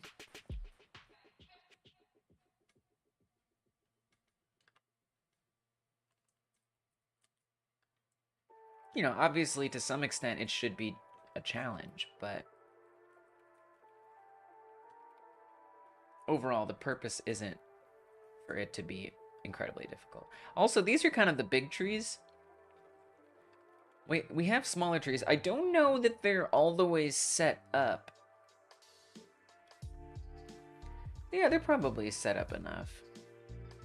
Probably. Let's try adding this tree in here. A smaller tree.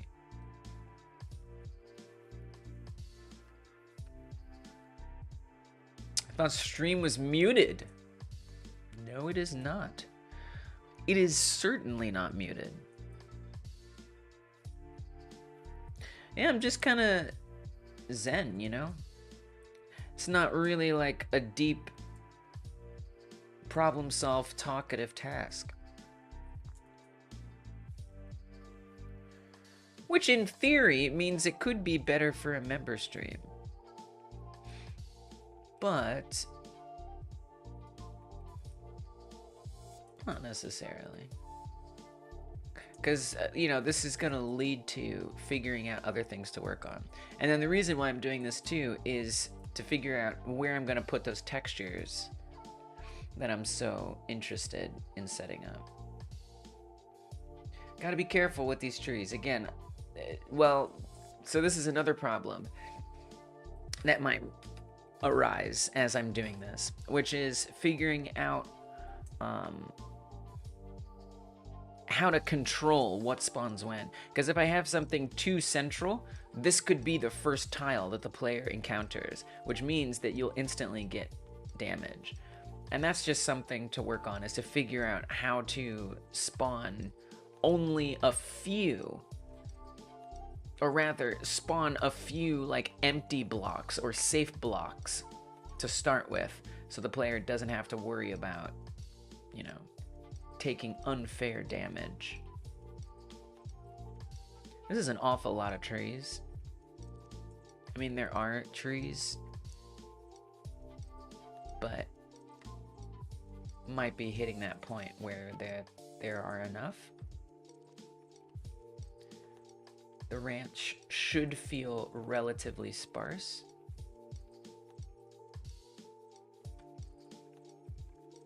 I can't say I fully know the purpose. Oh, and then right, so I guess if I want to add another barn on here.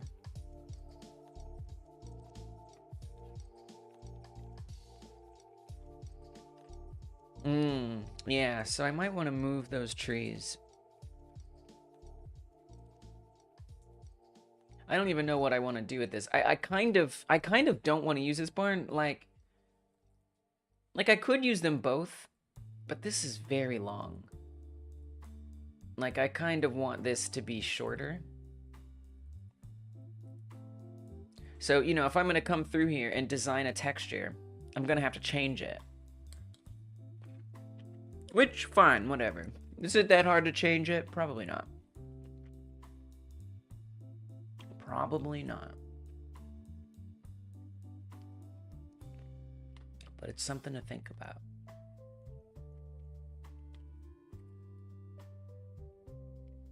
Oh, and then I want things at 45-degree angles. I forgot. I totally forgot.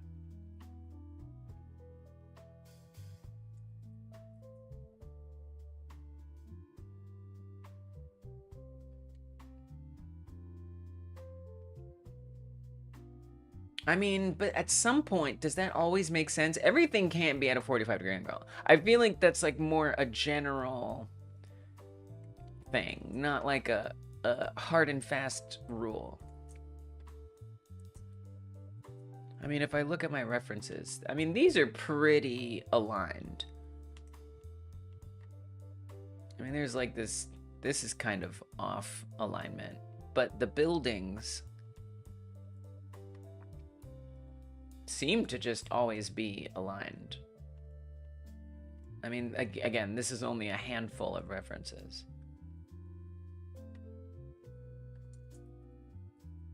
But that's almost betraying reality. So not necessarily a 45-degree angle, but square with the other buildings. Seems like it would make the most sense. So maybe a bit like that.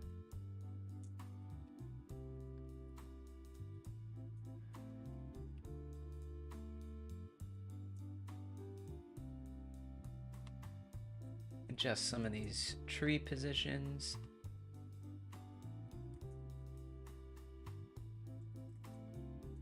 Probably wouldn't make sense to build something so close to all these big trees. I'm gonna get these out of the way.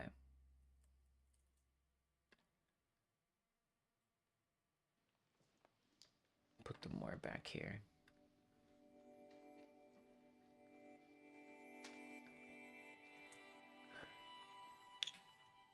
Okay, this is something. This is like within the realm of something.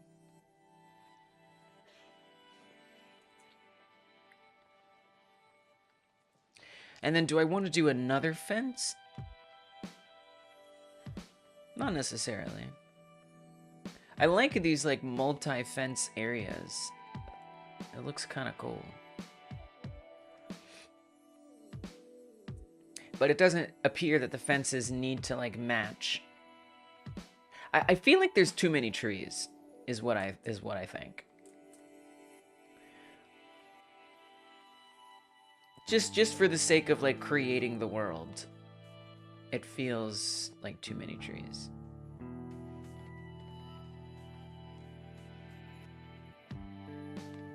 I'm gonna make one more fenced area over here.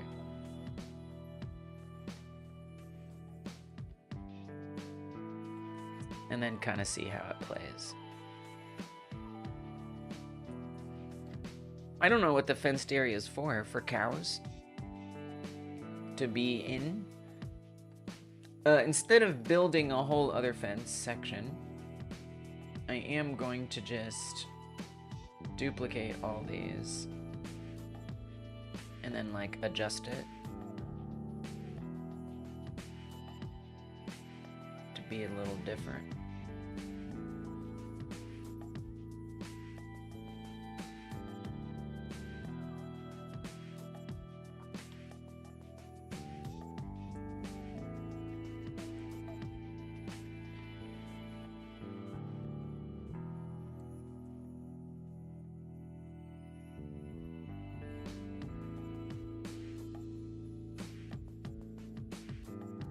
Maybe a bit like that.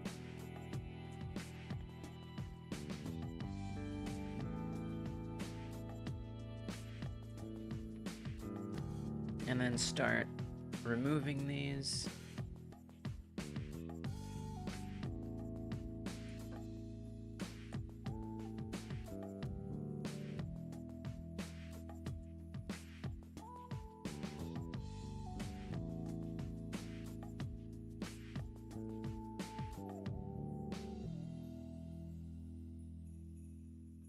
Okay.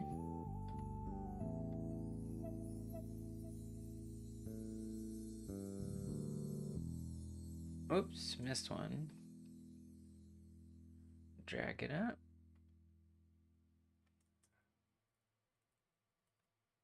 Get it kind of lined on there. Good enough.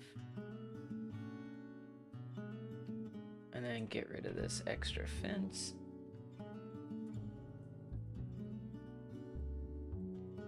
That didn't quite line up. I don't exactly know why. Oh, is it because of that gap one from earlier? I don't know exactly. Oh yeah, there.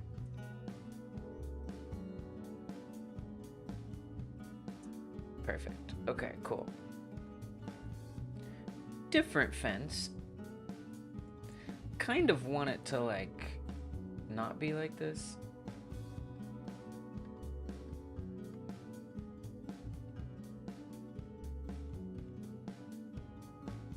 Oh, that's not all the pieces? Great. Where are all the pieces? Exactly.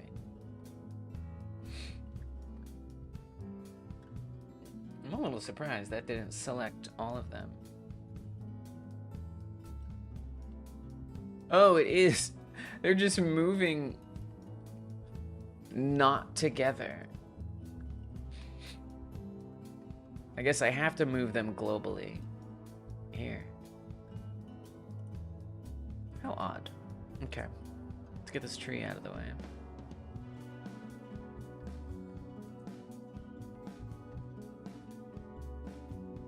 I would think the bigger one should be further.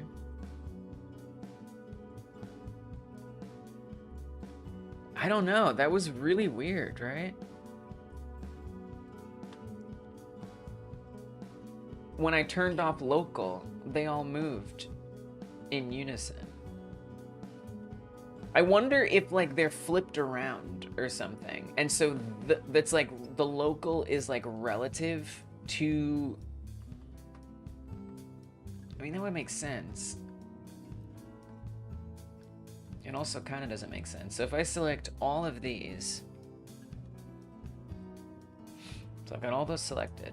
Right now I'm on global. I can move them together, no problem.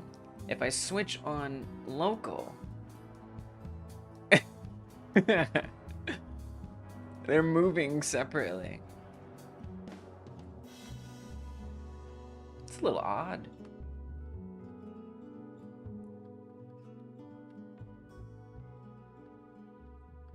But like maybe if I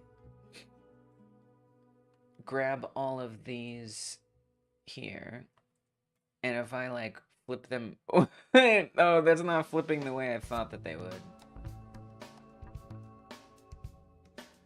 If truth be told. That is not what I imagined.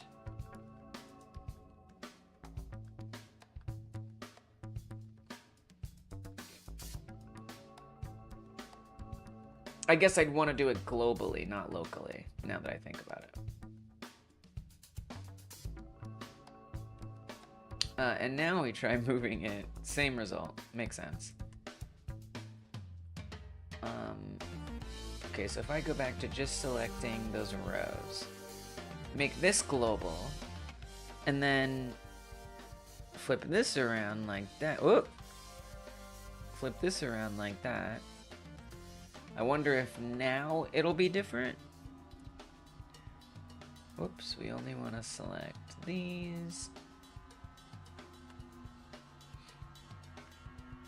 This node tree is massive.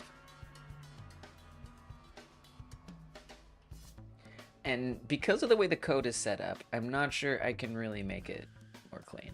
Okay, so here, if I move these locally, now it moves together. So it was local to the direction that those were facing, which meant that they were going the opposite local way than the fences on the sides. Weird.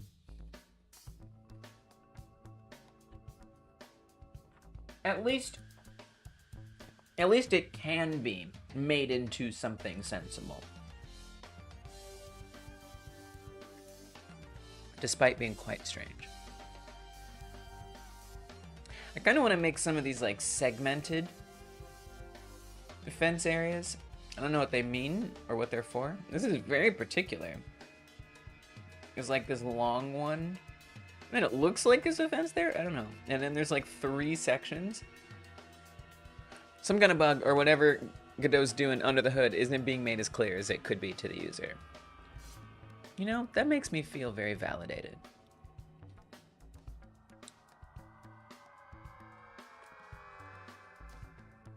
Yeah.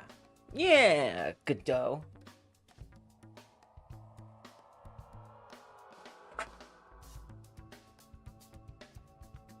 I don't know. Sometimes it's like, you know, when I encounter these things, like, do I do something about it? Or do I just live with it? To me, it's kind of a situation of, if I repeatedly run into a problem and it keeps being a problem, then maybe I'll bring it up as an issue or something. It has to really bug me for a while.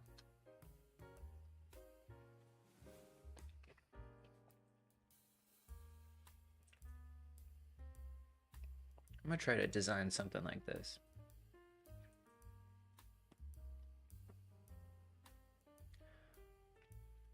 So I'm gonna grab this row of fences.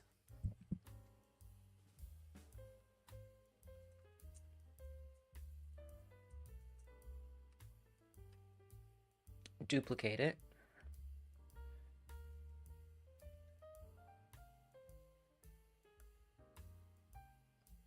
I'm also like having to kind of move them opposite to keep this local thing correct. So if I like move up, it goes back. If I move down, it goes the other way. It's kind of weird.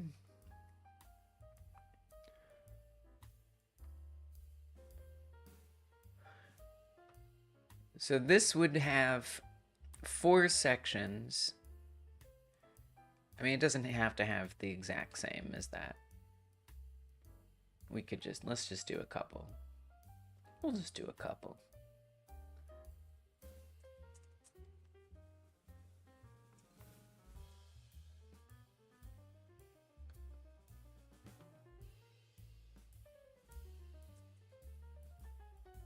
Actually, I kind of would rather do it like right the first time.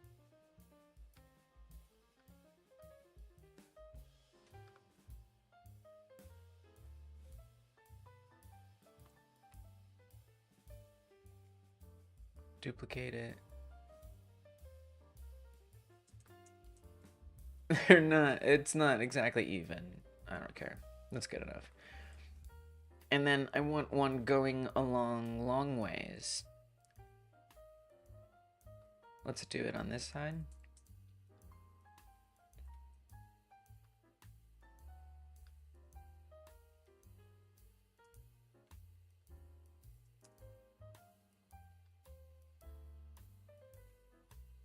And so I'll just duplicate these.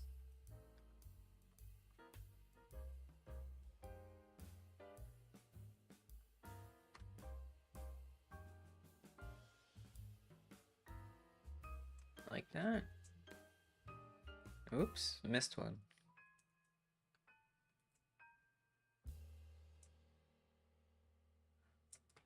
Okay. Look at that. That looks so intentional. Whatever that's supposed to do, it's something. Looks like it's supposed to look that way. I almost see like a little like special section here. Doesn't really matter. And what is this thing? I want one of these. What is that? It's in one of the other pictures. This? What the hell is that? What is that? Probably, this is supposed to be like a cattle ranch for sale. So there might be a way to actually look for the, also there was nothing there. Oh, there is something there a little bit. Barely. There might be an explanation of what it is. Look at this cute little, look at this, what is that? Look, it's so cute. I mean, my first guess would be outhouse, but it, I don't know. What's an outhouse doing there? It's kind of weird. Okay. So, let me just see what it feels like in the game world. Maybe a tool shed? I could see that. Yeah, that makes sense. That makes sense. It's so far away. I guess you could like drive your tractor or whatever, your truck over to it. Yeah, that makes sense. New terrain builder plugin. Popular. Might be overkill. Might take some time to learn how to use. Yeah, some people were posting in the Discord about different ones. I wonder if one of them is the one to which you refer. Yeah, I'm very avoidant of plugins. Namely the overkill thing. Namely, I got burned by one that ended up being much to the detriment of my Godot engine. It just like slowed it down to a crawl. I mean, that's exaggerating a little bit, but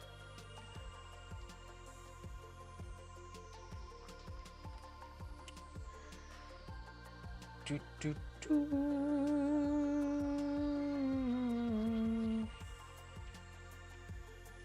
Where was it? Godot add-on. I think it's in here. I think it's in here.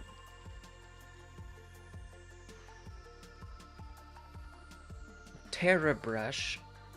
Could it be TerraBrush? And then Terrain 3D, Asset Placer,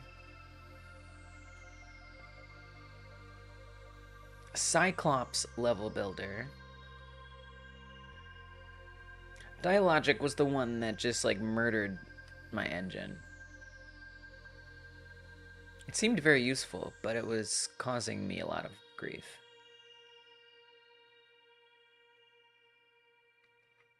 Yeah, you know, I find myself sort of stubbornly wanting to just use the base engine. I have a lot of mistrust for plugins, which is maybe a me problem.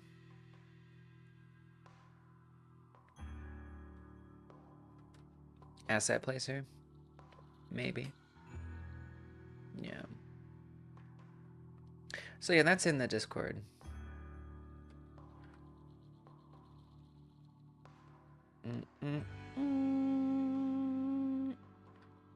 There's no, you just don't have like a link to it. Okay.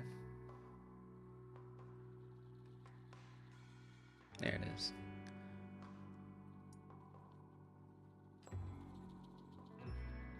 Okay. Yeah, I try to avoid them. But like, you know, workflow wise, you know, it can be nice to take into consideration for sure. You know, I really would want to be like going through it and struggling. At this point, I just haven't done much of this. Oh, see? Oh no! We spawned in right on top of something that hurts us. So this, honestly, I might sooner than later pivot to doing this today. Is figuring out how to control which terrain blocks load in when. And so ideally, every time you start a level, it will make sure that it spawns in blocks that don't hurt you. I didn't even know it was set up this way.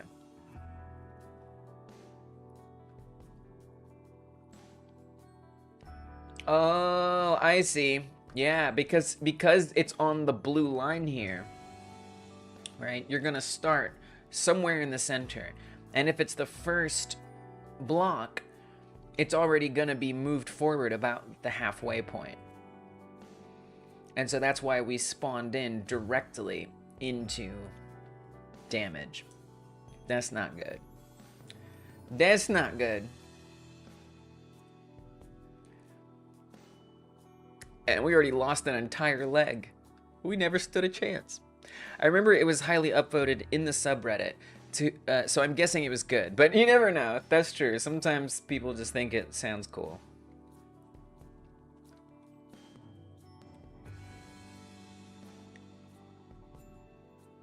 Now, are these fences... Oh, the fences aren't replenishing their health.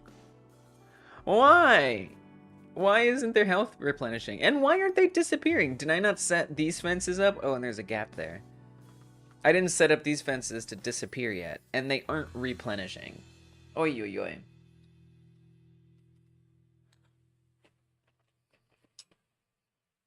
Why wouldn't it replenish?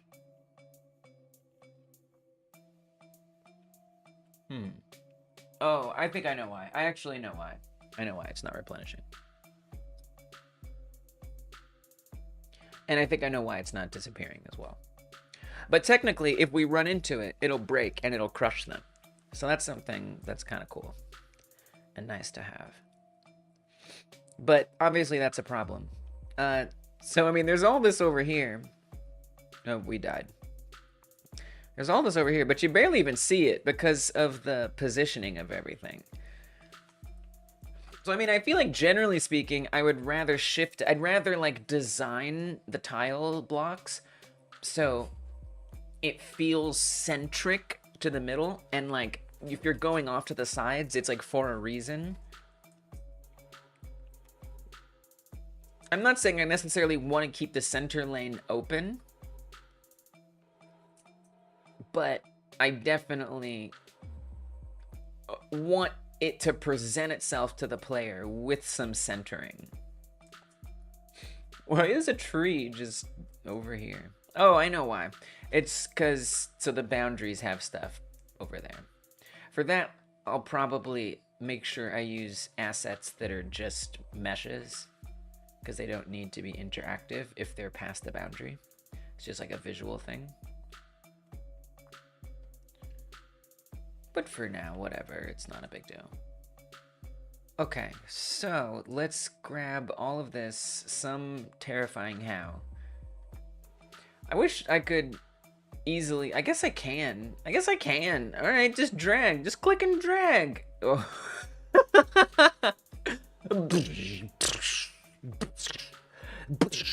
You're just blowing everything apart. Yeah, we need to not do local very badly. All right, scooch this over so that way it creates more of a centered thing.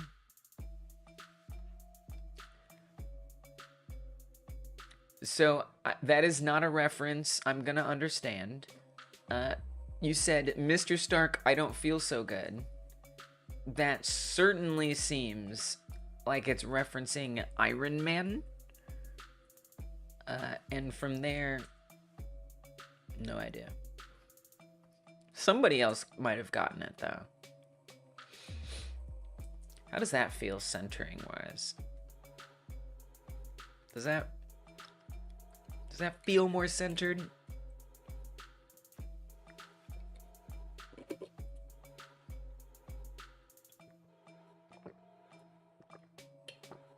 It's what Spider-Man says when he gets discorporated.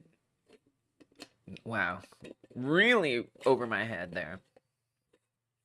But it sounds appropriate. It sounds like you're using that at the appropriate time. I would definitely describe all of those pieces as discorporating. Poor Spider-Man. That doesn't sound pleasant. It does feel more centered. And it kind of hints like, hey, there's something over here. But I don't know that I like it.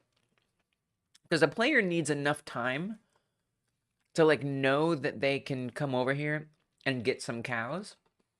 Because the idea is that they're going to destroy that building and extract cows from inside of it. And they kind of need time to get over there and do that. But this doesn't really give them a lot of time to do that.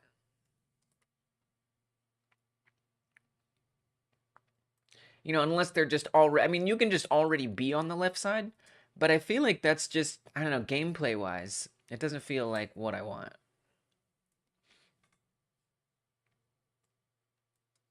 Also, the slow speed is now faster, because it turned out that the slowest speed was actually causing visual glitches. I'm definitely not super happy with this.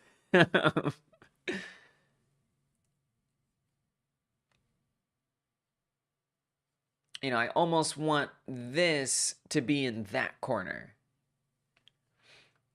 Or this corner, perhaps. But not where it is. Where it is feels not good. A moose sound effect on the left side on a stereo headset a couple seconds earlier, maybe. Not very accessible. It's not, but, you know, that's why you put in multiple clues. Clues that help you in many different senses. I like that. That's a fun idea.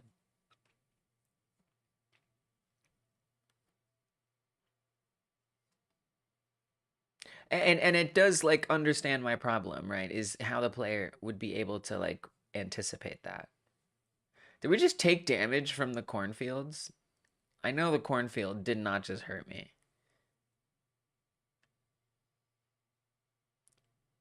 I mean, it is... Ugh. It isn't causing damage, but it is leading to the legs flashing. which I thought on Monday we fixed, because a cornfield is supposed to be something you can bump into and hurt, but it doesn't hurt you. Alien allergic to corn, canon confirmed. That's funny. And it seems to only happen once our health is below, once we've taken 1 damage already. Then it starts to do it. Dude, making a game is hard. Like an entire complete game. For crying out loud. Because and with destructible things and things that interact with each other, it's like there's so many layers. Like, it's not actually taking our HP away, so we have 4 and 4 on each leg. When I run into it, it doesn't take any HP. Now, if I hurt myself on this fence, you can see my HP has gone down and my legs have shrunk. And when I run through the cornfield, it's registering it with the damage flash as damage. I'm sure it could puzzle this out in the code. But, like, criminy. So see how they start flashing? But the health doesn't actually go down. It's so annoying. Oh my gosh. Wow. So many things to think about. Yeah, I think to me what makes the most sense is moving this barn over. I don't know about that, Joe. I don't know if that'll fix it. I don't know. I hear you. You're saying, like, the corn goes on its own layer mask. And then I'd have to... I don't know. Noted, but, yeah, I'm not so sure. I'm not so sure. Because of the way that it just all... Like, so... Let me get that music going. We got to the end. Unfortunately, the YouTube music only plays 50 songs at a time if I play it on the website. One day I'll download them so I can properly shuffle them and stuff. Is corn only cosmetic or does it serve a purpose? So the corn, in theory, it could serve a purpose as cover for like infantry or, you know, units on the ground. It could, in theory, be cover for them. Because the player can attack it. And so if there's, like, you know, an infantry unit inside of the corn, cornver. If they're, oh, like cover. So so someone could take cover in cornver in there. And if you try to click on that infantry, it'll be hard because you'll accidentally click on the corn until you knock it all down, and then you can attack them. So in theory, that could be a use for it. And besides that, it's cosmetic.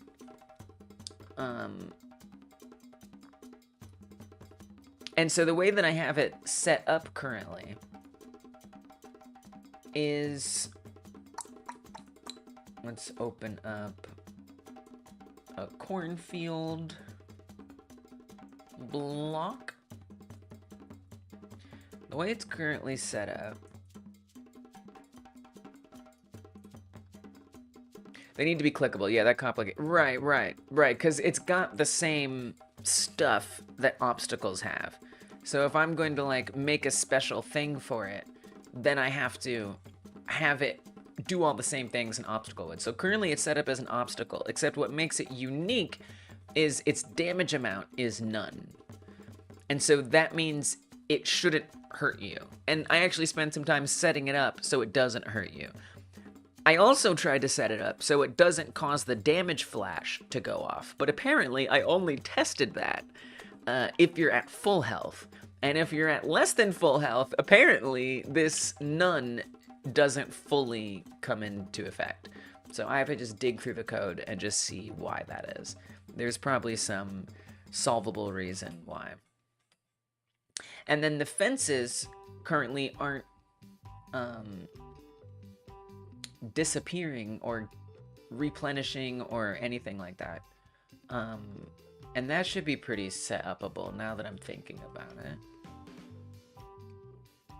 Yeah, so that's going to be why that's not working. Because we need to put a script on the top level. Specifically, our block object script, which is for objects that are on blocks. And this will check for damaged things on it.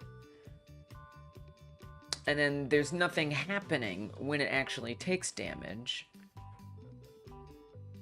Well, it looks like the keyframes are almost set up. They just don't do anything. So I gotta fix that. What's up, Muhammad? Welcome back. Good to see you. Hope you're doing well. Thank you for stopping in. I'm just kind of continuing on with making a level and then dealing with tasks that come up as I do that. Yeah. Texturing things, obstacle things, and stuff. Block generation things.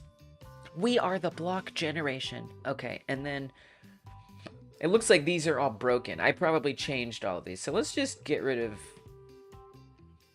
That's a bit of effort. What happened? It's like the reference is different.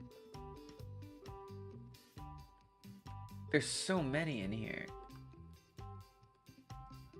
Oh, so something that I should do... We have posts and bars in here, which is a mess. Oh, I see. The posts were gonna stay, and we were just gonna get rid of the bars. So that's probably what happened. Here we have these, but they're not named. Oh, dear God. Okay. Okay. I mean, the posts don't really need to stay. They don't really need to stay.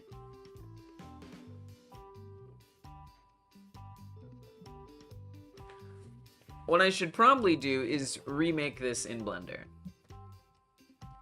If I'm being honest. That's what I should do. So that's what I'm gonna do. We're just tackling things as they come up. The fence that I have set up correctly is the picket fence. I have not yet set this fence up correctly. So this is kind of the smorgasbord of tasks today. Tasks today. Dealing with things as they come up. And yes, that even includes a little Blender. So this is fence... Which fence are we looking at here? This is fence...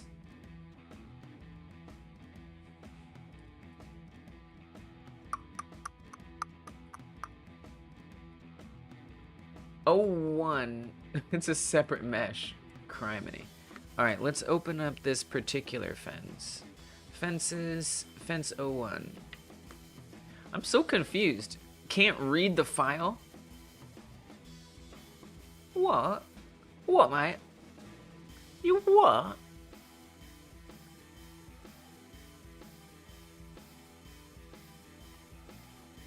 You can't read the file?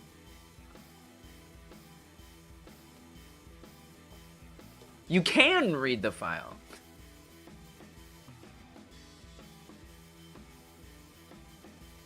Oh, I see. So this is a separate scene. Gotcha. Okay, well, we still don't need them to be separate. I could make them... Well, okay. Alright, so now that I know that, I actually don't need to go into Blender. What I'd really need to do... is make a new scene. So on this row 5, well, I'm not really going to make a new one. We're going to redo the existing one. So I'm going to drag in the fence normally. Well, you know, we have to have some overlapping of the posts. No, we don't. No, we don't. No, you don't. You got this. Don't worry. I think.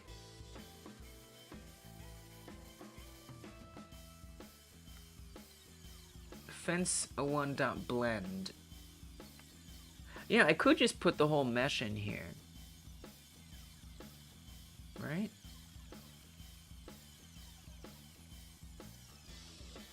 And we could do like editable children. This might be sufficient. Mohammed wants to know if Psychonic Joe has a YouTube channel. I don't know if Psychonic does.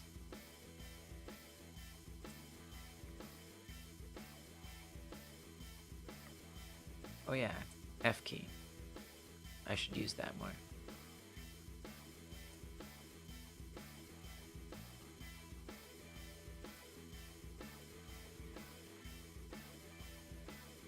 Because all we need is like a visual representation of this mesh. Yeah, thank you. I don't know why Muhammad's asking. I don't know, Muhammad was like, oh, Joe knows things.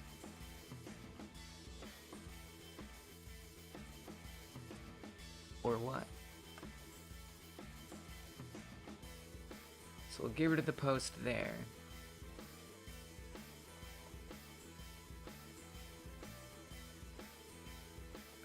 Get rid of, well, oh, I see. So get rid of that.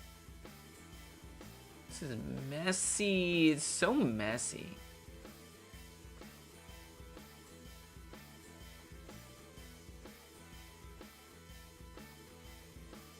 Okay, and then put that here.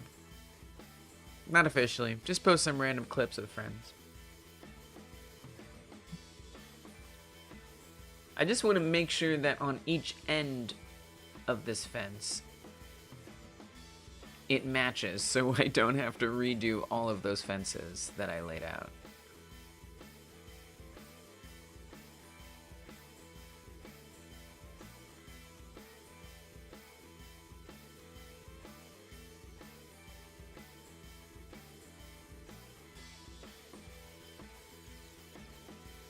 Okay. And then these at the end here, I want to get rid of.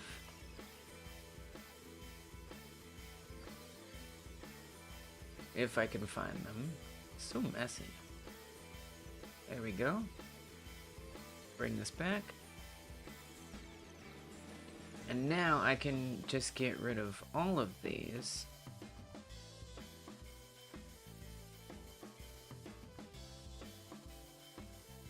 Duplicate that.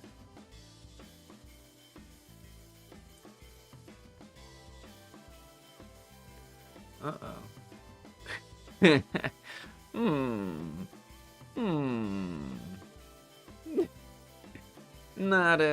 Not exactly lining up.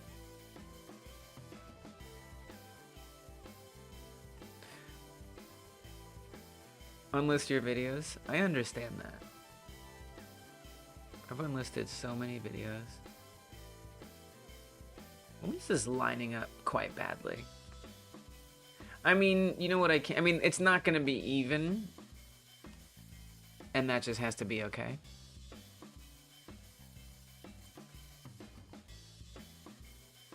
It really just has to be okay.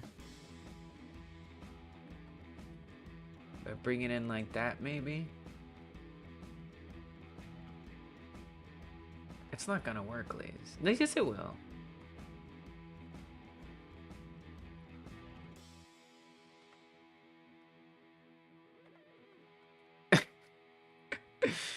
So, not the most well-built fence. Because some of these sections... Oh, God, I hate this. Alright, this is... Alright. One reason I wanted the sections was so if I wanted to, like, have a gate opening, we could just, like, hide one of these. Dang, really should have made this right before I built it out. The picket fences I've done correctly. Those are pretty much correct.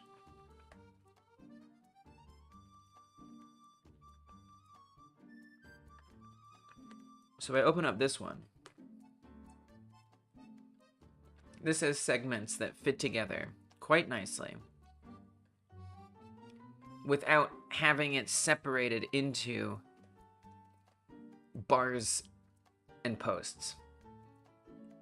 This was after I learned lessons trying to make this. And so, you know, in theory, I should remake this.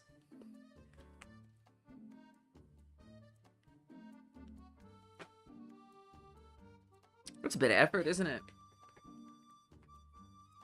In a bit of danger in that regard now, aren't I? Because, I mean, you know, or essentially I just have to rebuild all these fences that we've done today. Which, like, I don't know. You know, or I try to make a new Blender file that's 5 rows wide.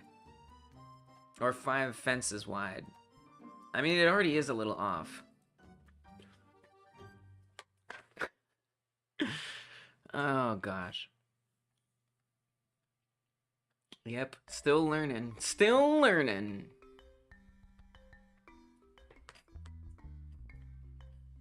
How do I want to do this? So my options are remake it in Blender. Which is going to be tricky because I do want them to be sectioned. And I want to stitch them together into 5-piece rows. A lot of our fences are thrown together haphazardly. I like this point.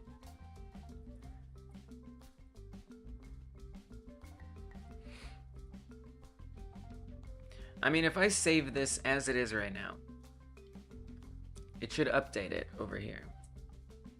So you can see this section's a little smaller.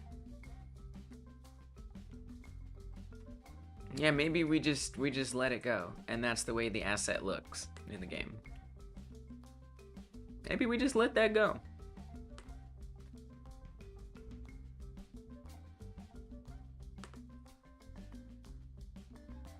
It's pretty unnoticeable. They're very tiny. Joe, you make a good point. Probably not worth it. I can't even tell. I mean, I can't, now that I'm looking for it, I see that like this section is just a little bit smaller than that section. Barely noticeable. All right, thank you, Joe. That's the way we're going. That's what's gonna happen. We're gonna NGAF, not give a frick. That's what's gonna happen here. Thank you. Thank you for helping me make that decision. If you give it a zigzag, it would look like one of those fences thrown together quickly. Whoa. Give it a zigzag? Oh, do you mean... Wait, I don't know what you mean. I don't know what you mean. Alright. The internet dropped out for a second there. You may not have even noticed. It just skipped a beat. But don't worry, everything is fine. We're back. Like that kind of pattern? Oh, so you mean instead of the lines being straight across, make them angled? I gotcha. Yeah, I didn't really, you know, I slapped this fence together so quickly. Probably the fastest asset that I made.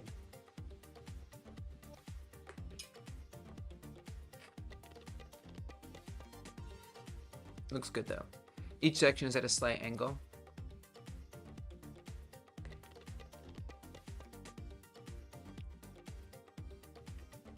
That's how most farms do it.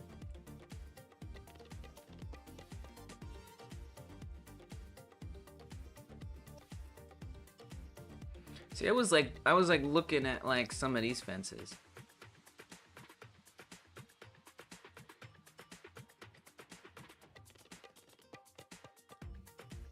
So they're all kind of going straight across. I mean, they're a little different. You know, this is like wire here.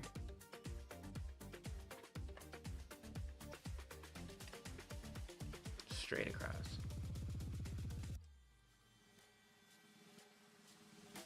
You know, in a lot of ways, this fence is improvised.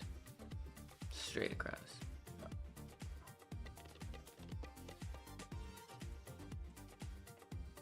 Straight across.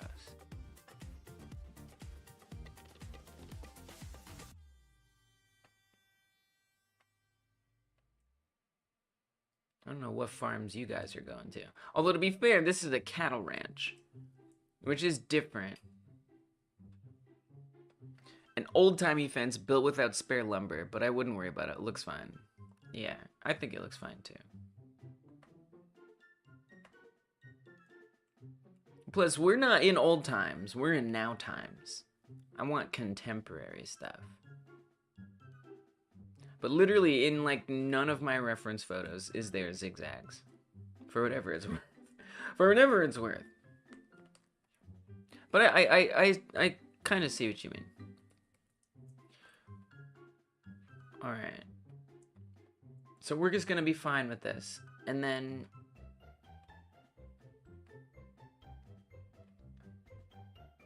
in the animation, I'm gonna want to get rid of all of these.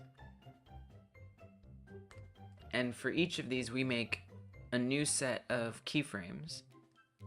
So we want the first set of keyframes to make sure, or to keep all of these visible.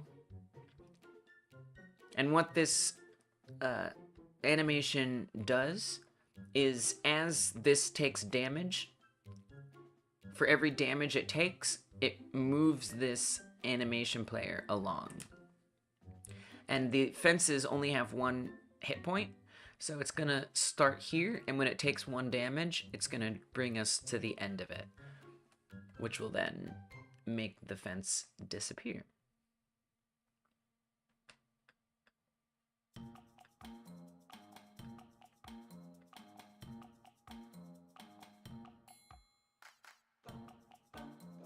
And hopefully all the collision is also set to turn off. I'm quite sure it should be.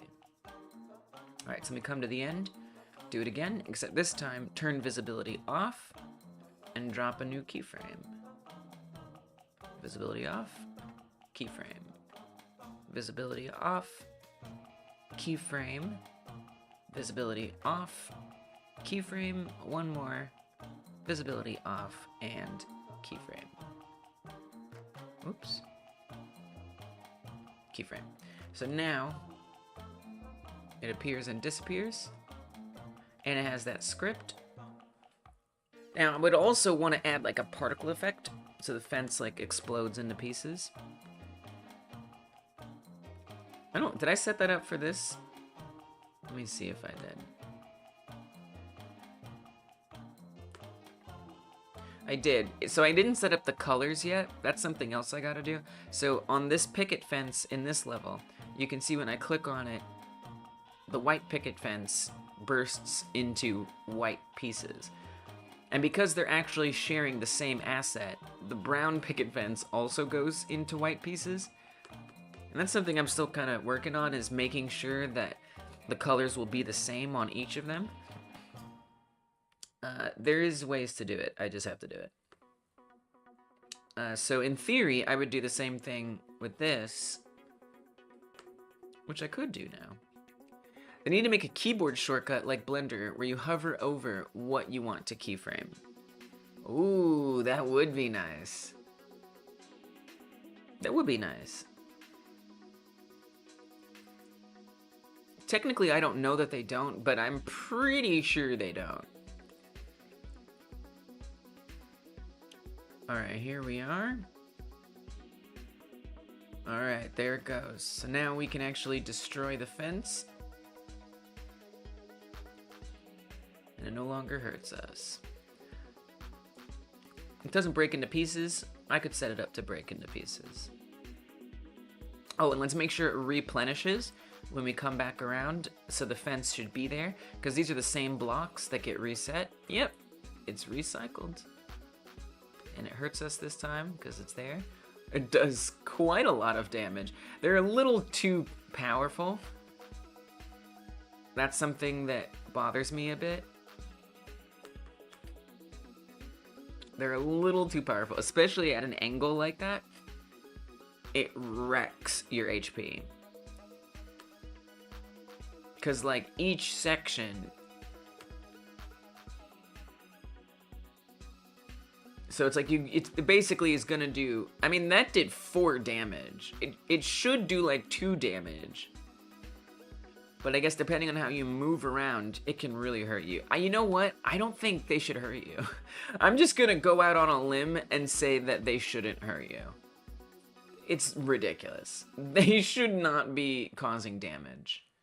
So I'm about to change that. I'm gonna set their damage amount to be none. Now that I know that the none damage works, even though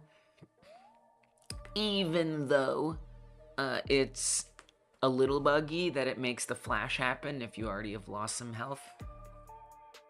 There's no way it makes sense. I mean, you could say, you know, you think about like the old parable of a lion with a thorn in its paw. Whatever, I don't care. This is stupid. It just destroys it.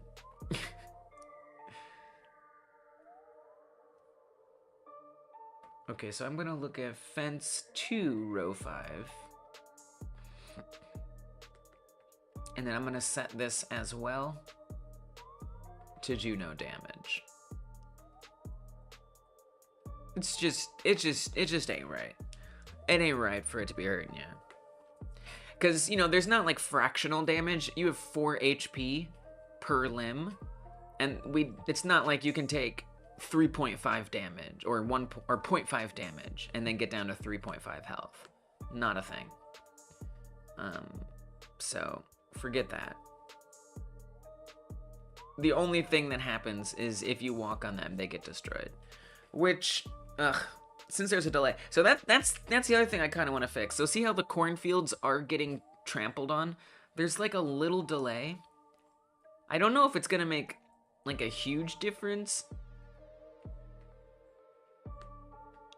But I want to see those things get destroyed. But it's going to be hard because by the time you collide with it, I don't know. Do I want to move the camera? Moving the camera is not great. Okay, there's a lot of things to think about here. So in terms of the destruction, the pure destruction, there is a delay that happens before things destruct. Where is that delay? That should be when the animation plays. It should be like, yeah, and wait, attack duration. This. The attack duration is taking from a grab duration. So what this is accounting for is like when the alien goes to like do an attack, it before the thing that the alien is attacking gets hit, it waits. So that way it's not like you go to attack, you click on it, then it destroys, and then you hit it. So instead you click on it, the hand goes, and then it destroys. But that delay is being applied even if you walk on it. So if you walk on it, it's like waiting, and then it destroys. So what I actually want is for it to only do that if indeed it was grabbed.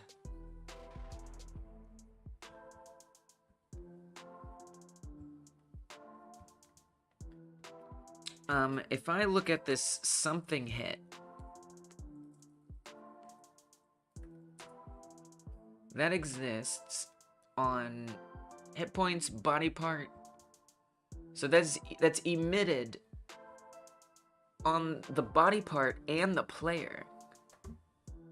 From the player, it comes when a literal grab happens. And then from the body part, it happens when we run into things. So this is for colliding. When we walk into the fence, we walk into the cornfield. So what I'm thinking is we add another argument. Kind of what I think. And it could be a Boolean. Is it a grab or is it something else? Is it a grab or is it a reach? Is it the player swiping or is it a collision? If it's a collision, it should be different. So let's say, I'm kind of just going to say delay, true or false, and it's just a Boolean. Which means I have to update all the places where this gets called as well. So it calls with two things. Okay, all right, here's what we're going to do. So I want to say emit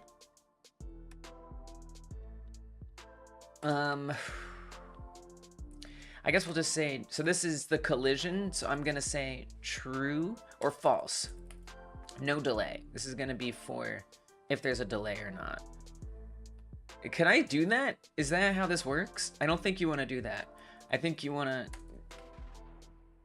say like delay and then create a variable delay and set it to false. That's probably a better way to do this.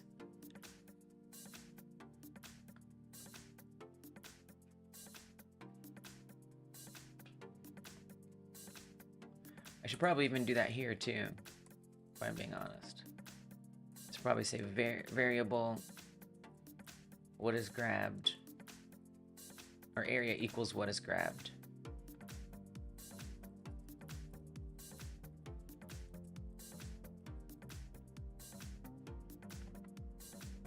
Change this to area delay.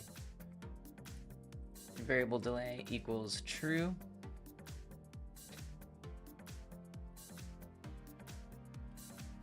Let me refresh this. Oh, save it and then refresh it. Okay, so that's a little nicer. It calls it an area and a delay. I assume I haven't broken it. Now these are just the emissions of the signal. Over here are the places that we're connecting it. So then we need to make sure that they call with both of those. So over here, something hit, what got hit, and then we'll just call it delay. In this case, we do want it to be delayed. Wait, no we don't, not necessarily. No, we want to know if, where is this? This is on hit points. No. So this is where you'd want to say if delay. So if we do want to delay, then run this await. If delay is false, skip this and keep going. I guess this will work. If this is true, it'll do an await before that. We'll find out. It should be pretty obvious if it doesn't work. And then here we've got that. Why is this two different? Oh, I see. Okay, cool. Good. That should be it. That should be all we have to do.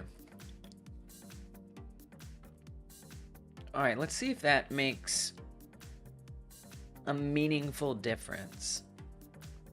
So first I'm going to try it with the helicopters and make sure the delay is preserved. It is. It's not destroying too soon. So that's good. Look at the houses. The delay seems intact. Maybe even a little longer of a delay than it should be. And now let's see if there is no delay when I run into these things. It might be hard to tell, especially with this. Oh, I saw it. Yeah, that's better. Nice. The cornfields should be even more noticeable now. So if I run into this cornfield, we should actually see ourselves running through the cornfield. Yes. Nice. Coder. Okay. Let's go. Whee, cool. Oh, that's so much better. Great. A little refactoring never hurt anybody. So now we get to actually like appreciate running into things. It's still a little hard to see. You kind of don't really get to see the fence. Which, you know, I could look into moving the camera a bit. We're already in a bit of danger with camera movement. Because if the legs get broken off, let me break off the legs real fast. Don't break the head, just the legs. If we break the head, we die, which is not good. So we should technically be lower to the ground already because we've lost a leg, but I just have to program that. I still haven't done that. Okay. All right, so this is a problem that has already happened, which if we're lower to the ground, particularly if we're running, you'll see that's the edge of the terrain block there is visible. So I don't really actually have a lot of room to move the camera anyway, but what I should probably do is move it if your legs get broken off, say that the camera gets closer. So that way that doesn't happen anyway. So I guess it's no big deal. It's totally fine. We can sort it out. But that is gonna get worse for the time being until I fix that. KD codes. KD is okay. KD is okay. KD is okay. KD is okay. Oh, KD is okay. KD is okay. KD is okay. KD is okay. KD is okay.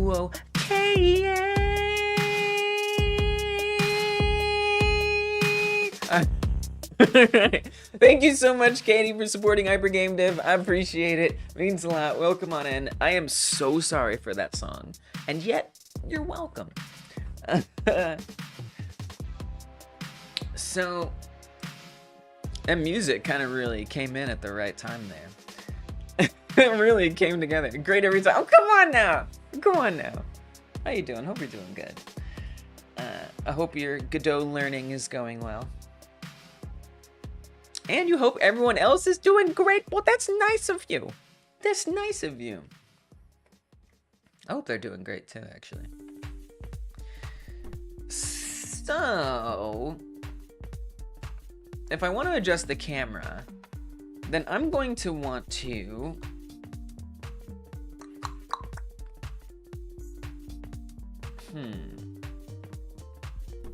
It's a little tricky. I think we can do this using export variables, because there's interpolation on the camera. So it can be a little tricky, because I have to do it this way. So we can bring it down pretty easily. And really the only reason I'm doing this is literally for the sake of being able to appreciate running over things like fences. You still barely notice it. And what I don't like about putting the camera so low is then we have like less playing area, but just by a little bit. It feels like that's a lot of fence to get destroyed. That's okay. Oh, and then you know what else the consequence is certain things will be harder to see up close. So I mean, this building will I mean, then a building kind of fit nice. It actually all looks good. The corn, yeah, that was the Monday. So the Monday member stream, I literally spent, was that like almost a 10-hour stream? I think it was. Just working on the cornfields and the implementation. And then just now, I got the timing so we can actually, we praise the corn. We must praise the corn. Just now, I got the timing so we can actually see ourselves running through the cornfield, which is nice. I'd love to set up today. I doubt I can handle it, but look at all that corn. I'd love to set up today a way to make sure like multiple cornfields spawn next to each other, just for the sake of just enjoying to run through a big area of cornfields.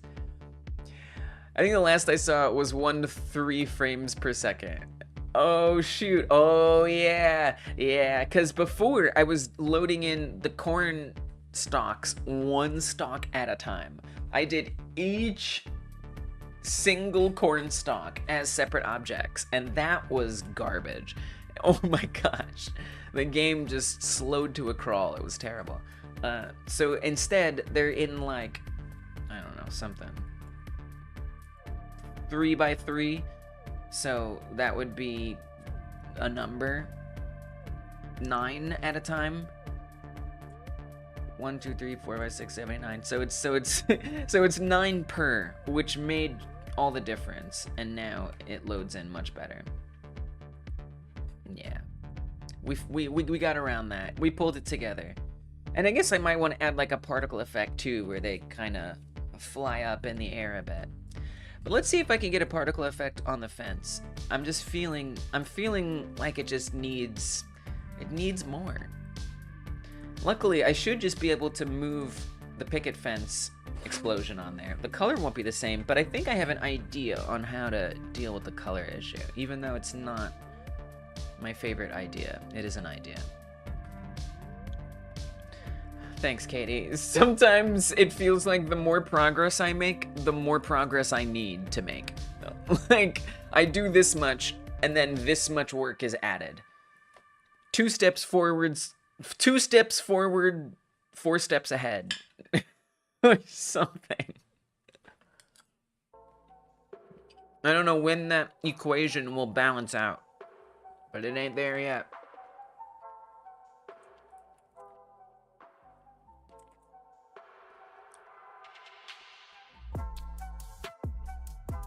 Do I still have the other picket fence open? Or the picket fence open? I am still interested in doing the textures today, of course. But you know, there's just lots of bouncing around. Okay, so I'm gonna get the particle effect from the fence, which is this. And let's paste it on the other fence in here. I need to do this one a little different, and we have to make sure we're not affecting the other one. First of all, the area is not going to be great. By the way, I saw that the next version of Godot, I think, is going to have like a gizmo that shows you the region that 3D particles appear in, which is pretty cool. But right now, that is not a thing. So we just kind of have to determine if it's in the right places. So I'm gonna turn emitting to on, and I want to make sure it's not a one shot so we can debug this. Oh, it's the same. Oh, it's perfect. That size is perfect. You're just trying to figure that out last night? Yeah. I mean, it's some tweet. I have to look for it. We're not going to put Twitter up on screen without being more careful about what it is, because Twitter has a lot of freaking terrible things. But I did find somebody who makes a lot of effort working on the particle system in Godot. Let's see here, how am I gonna find this? I guess look at my liked. I probably would have reposted that. Seems like something I would have reposted. I did, found it. Let's go. Coming for Godot engine, particle emission shape gizmos to show where your particles will appear. Must be true. Must be true. So then you can see it actually has, so you can actually adjust that size in the 3D editor, which is nice.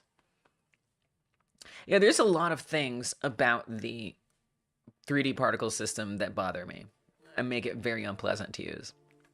So it's really exciting to see that it's a work in progress. Obviously, all of Godot is, but it's nice to see that something that specifically frustrates me is still very much in development.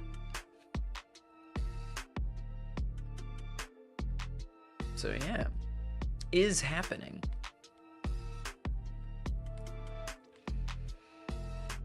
Okay, so this all looks good. What I want to change is the color. So something that I'm going to start doing is I'm going to start saving the material and save it as, let's put it in objects in its relevant folder. So in fences, I'm going to say this is fence. Technically, this is, well, let's say fence row 5 white. So particles for a 5-row fence, white color. And then I'm going to save this as, and we're going to call it brown. And now I'm just going to change the color. And so if I know that it's, you know, what I wanted, like in my dreams, hey Edward, what I wanted in my dreams was to be able to change the color of the fence and then automatically the color of the particle updates. Screw it. This will be fine. This is good enough.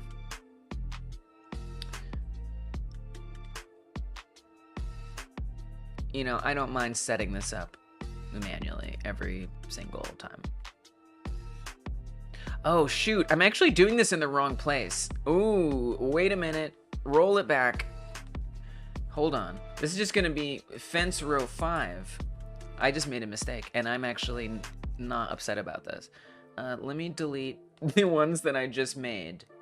Because actually, this isn't where the color is. This isn't where the color information is. The color information is not in the process material. It's in the draw passes where we actually establish the mesh. And it's just a regular material, which is even better because that means I can have what I want. So what I would do is for these meshes, I mean, I kind of need to open up this instance, right? Oh, right. I didn't make these separate scenes yet. Ah, poopy. Okay, hold on. I got some more work to do. Hold on a second. All right, we're rolling it back. I knew I should have made an instance, and in my mind, I couldn't remember why I needed to make these into instances, and now I know why. Now I know why. Okay, so we're gonna replace it again. I'm going to, and so this in particular looks like that, which is good and fine.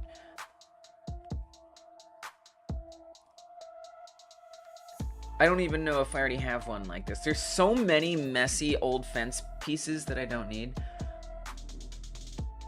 I don't even think I have it saved this way. So I'm gonna save this, save branch as seen. Can't save it. Make it, well, yeah, that's okay. All right.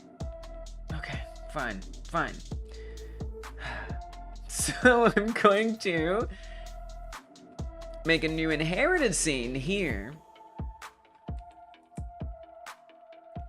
And then we save this in fences as such. Now I come back into it. Honestly, I wish I had done it right the first time, but I'm still learning the right ways to do these things, the ways that make them easiest for me. This yes does mean I have to redo all of the animations. That's literally what that means. It's just a straight up do-over. So you know what? Deleting them. I can't say it makes me happy, but it's the right thing to do. It's the right thing to do. Let me actually make sure I get the ends in here first so we know it lines up with existing designs. You know, I kind of just want to leave it like that. What if I just leave it like that?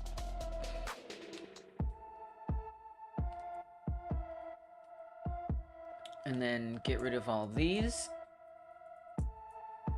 And the reason why I wanted to do that was so I could have an instance that I could modify. Gotta have those instances. So important. Okay. This actually might line up better if I'm lucky. I may not be lucky. That's okay. Yeah, that didn't line up better. That's okay. So let's actually make sure that lines up there first. This might line up worse, actually. Because now it's gonna be an even smaller middle section. Maybe. It's fine. Actually, this is better. And then the ones on the side, make sure we have editable children. Hide that post.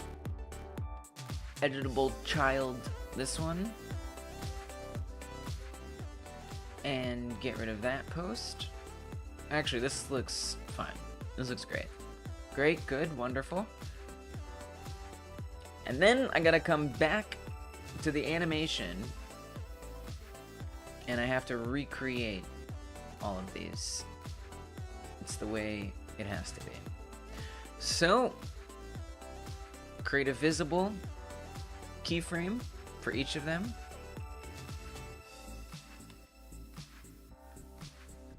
Yeah, I wonder, it would be nice if you could right-click like Blender.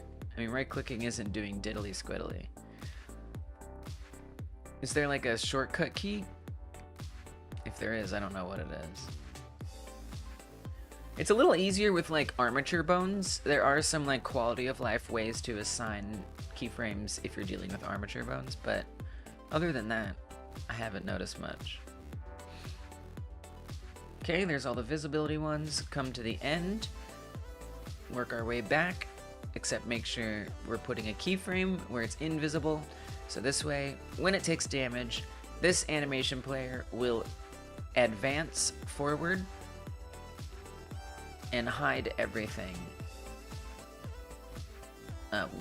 Yeah, and that's what I want. Okay, that's all set up to disappear. Should be quite alright. And then what I wanted to do,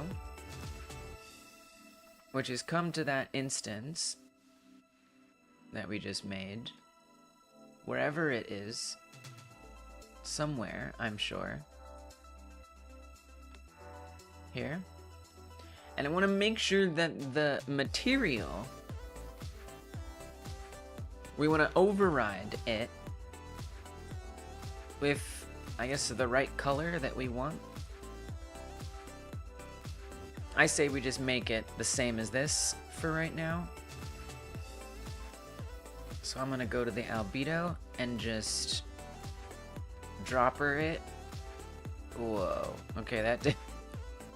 not exactly the color I was looking for there.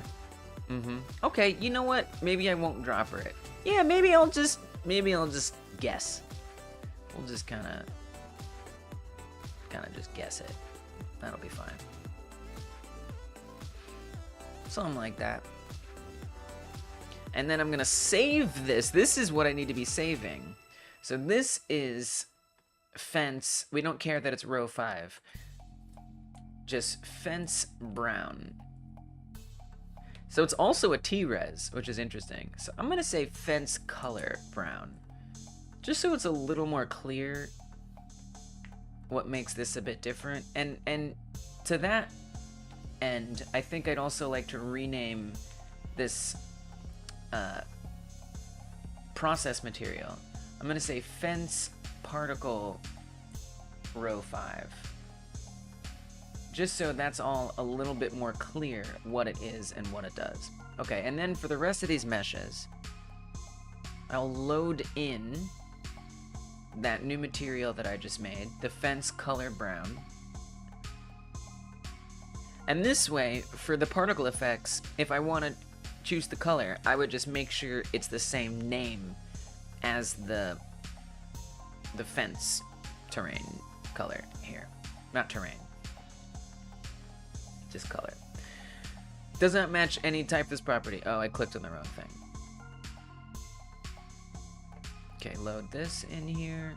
Objects, fence, color brown.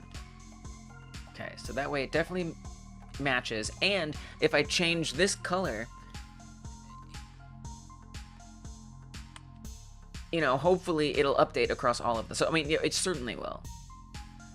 If I change this, they all change at the same time, which is amazing and exactly what I want. And the same thing should be true for the particle effect. I've been meaning to do this for a long time. Today is that day. So now over here, that's going to be the same situation, right? If I make this lime green and I save that, let me come over here. Lime green fence. Beautiful.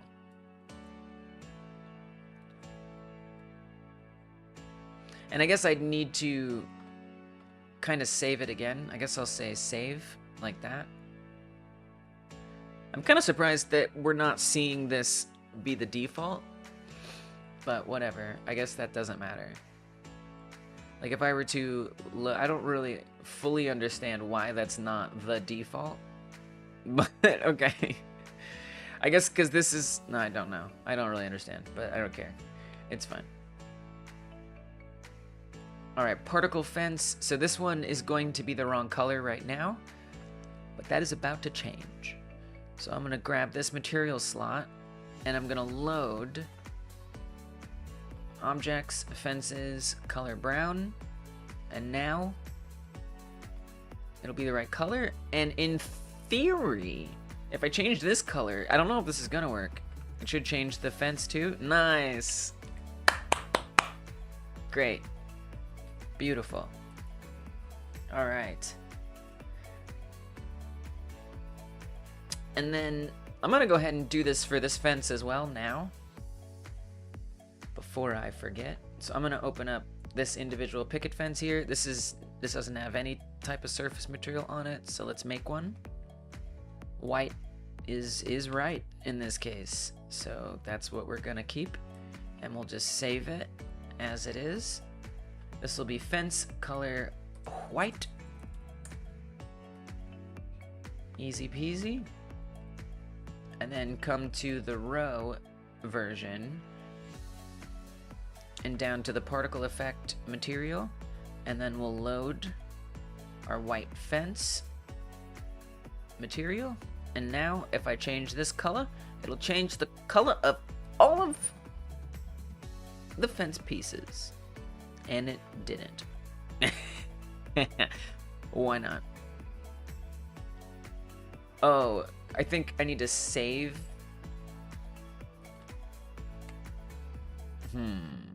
Oh, okay. I also didn't change the bars. Okay, hold on. Wait. Let's also make sure I update these correctly. Okay, now let me test this to make sure the colors change. I don't know why the color isn't changing. Oh, because I was trying to set this in code. That's why. So I tried to make this like script that would let me set the color using code. That's why the fence isn't changing color. But it wasn't a satisfactory solution, and I don't want to keep it, and I hate it. So we're gonna get rid of that script. And now color's still not changing. Cool. Okay. All right. I'll be honest, I'm a little confused why that isn't changing. That's okay. That's all right. It's a learning experience. That's what we're here for. We're here to learn. We're here to find out what Lee's is doing wrong. Wait, this is another instance? Oh, okay. Now that makes sense. Wait, what? Wait, why would this be yet another instance?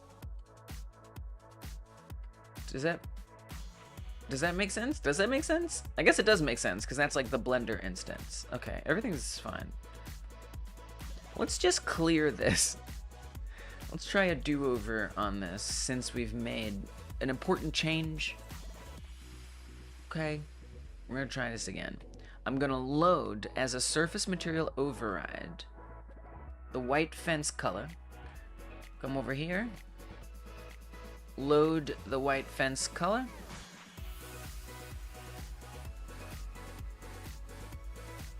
Come on, with that burst of music, it has to be going well. And now, if I adjust the color,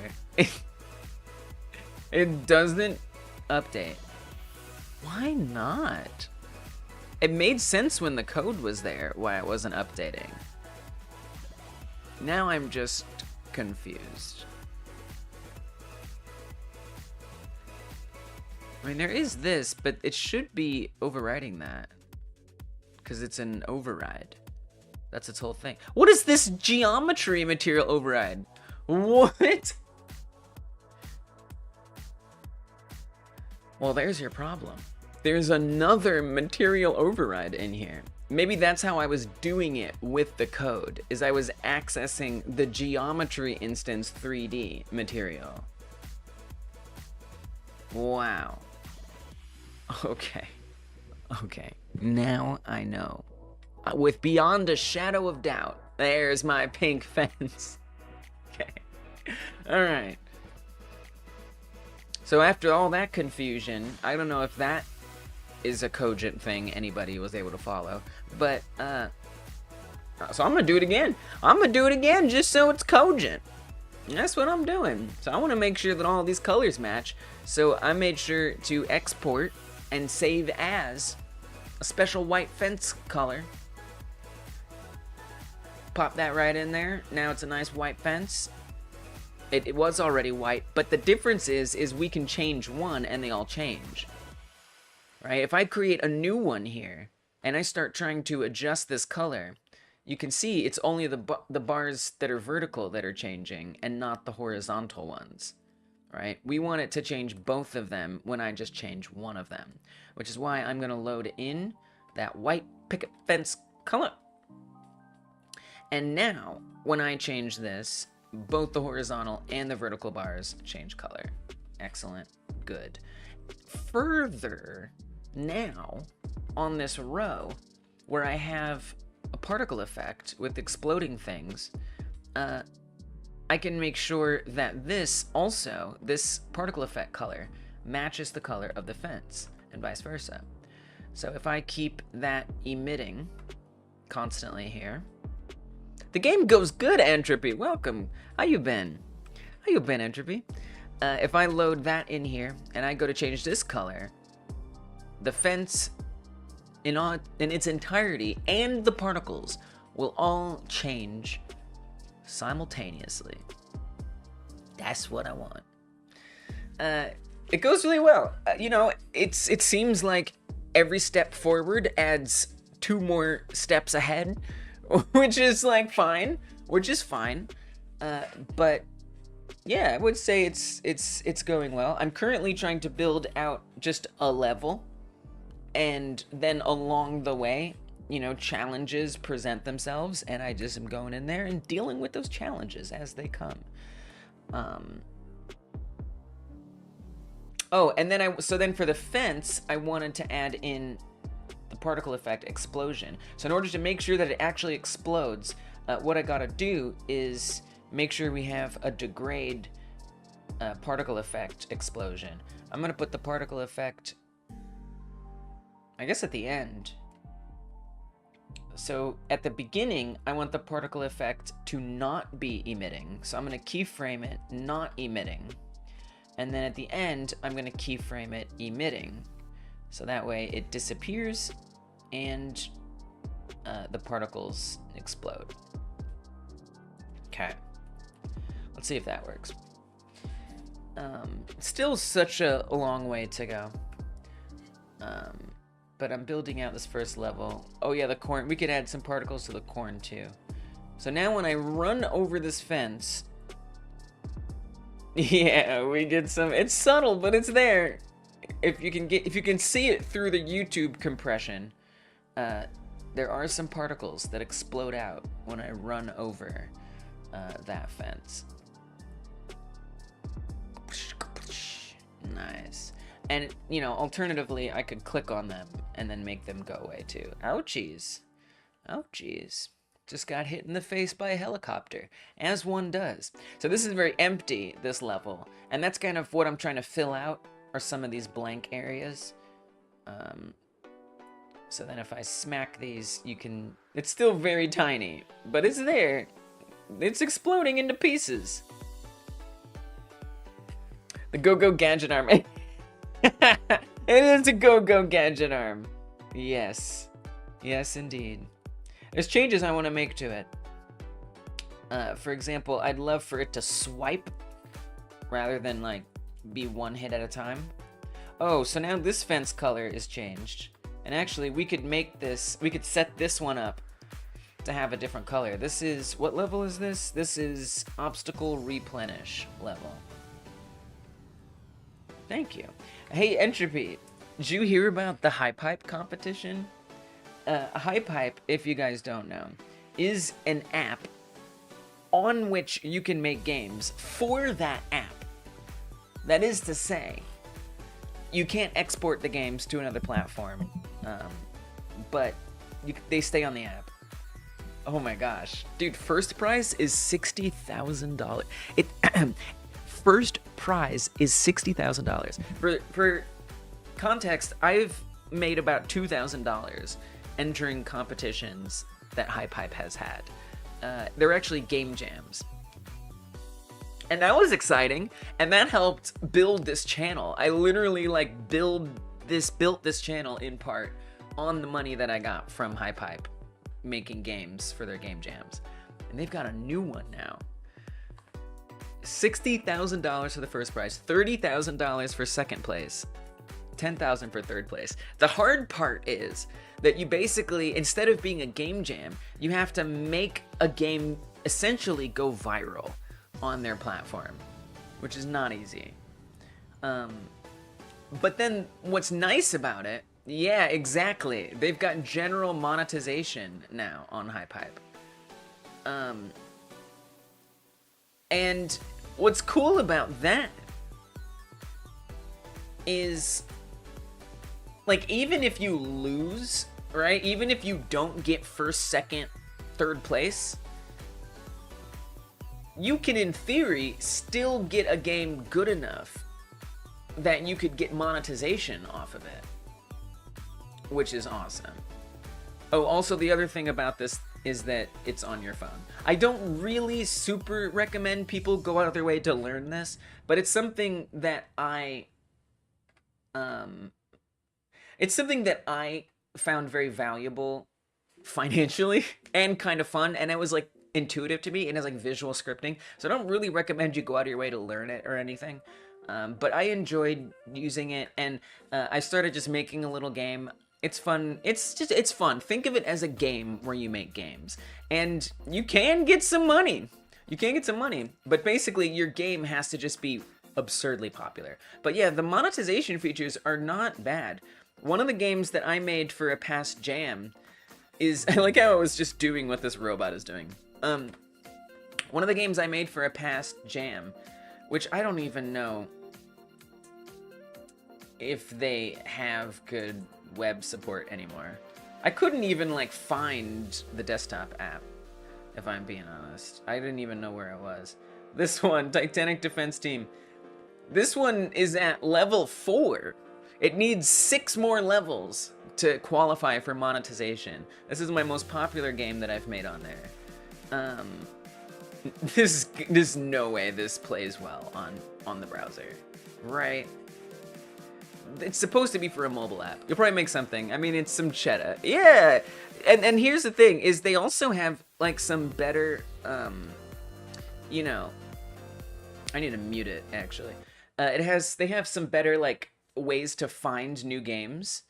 So it's easy, and not just new games, but like the most popular games. So I just kind of went through and I found out, okay, what are currently the games most people are playing? And I'm just gonna like kind of freaking copy that, you know, and just try to make like a viral little game and move on with my life. And if it does it, then it does. And if it doesn't, then it doesn't. And maybe a little bit of monetization comes in. Who knows? Yeah, so this is not loading. I don't think this works. 53 people are playing it right now. What the what? Oh shoot, it kind of... No, what are you doing? Why would you do this? Yeah, the web app is not good. It's... Wow. Not great. Not a great web app there. Yeah, it's cool. You know, it's cool. But again, you know, you don't own anything you make, and it's for this particular platform. You know, oh, look at the shadows. It's all glitchy. Yeah, the web app is not good. It's made for mobile. It is made for your mobile device. This is glitched as all heck. But this game actually came pretty close. Not that close. Like, obviously, I need 6 more engagement points. Apparently, it's earned 60 in-game currency. And then, you know, depending on stuff, playtime to engagement points, depending on how high that is, it can be eligible for in-game purchases. You know, and so then you have to set that up. So, you know, it's some effort, and it gives you... So this is new, too. All of these, like, metrics... This is super new. They didn't have all this recently, until recently. But if we look at like popular games, right? This is one that I'm like ripping off of right now. Is I'm gonna make a game like this one. And if you look at like the stats, you can see for any game now the metrics, and it'll tell you how much the game's earned. So this is at level 13, right? So it's 3 levels above being able to qualify for monetization. And apparently just yesterday it made $65. Which is like, is that true? Is that correct? It made $65 yesterday? So like if that is, I don't know if that's true. I feel like that's not correct. I could be wrong. Maybe it is correct. But whatever it is supposed to mean, is that even if one doesn't achieve that $10,000, $30,000, $60,000 prize, if I can at least make a game that, you know, reaches that monetization point and hits level 10, it's kind of like a consolation prize a little bit. And, you know, I find it a little fun. Also, you have like a month and a half to do this. Might be more useful for game dev. Oh, you said words before this. Womp has also just dropped an update that makes it more useful. Model import and better optimized mesh export. Nice, nice. I mean, at this point, I just love Blender. I actually prefer Blender to doing SDF modeling. But there needs to be SDF competitors. So that's good to hear. Alright, anyway. When Entropy comes through, I like to talk about HiPipe, because Entropy knows about HiPipe. Blender's nice, but I like SDF for organic shapes. It's understandable. Have you used, like, sculpting in Blender? Oh, and then there's, like,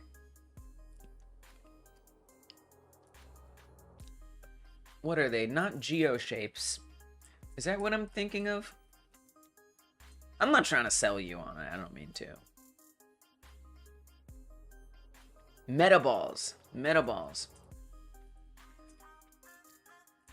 Metaballs are pretty cool. If I can remember how to use them.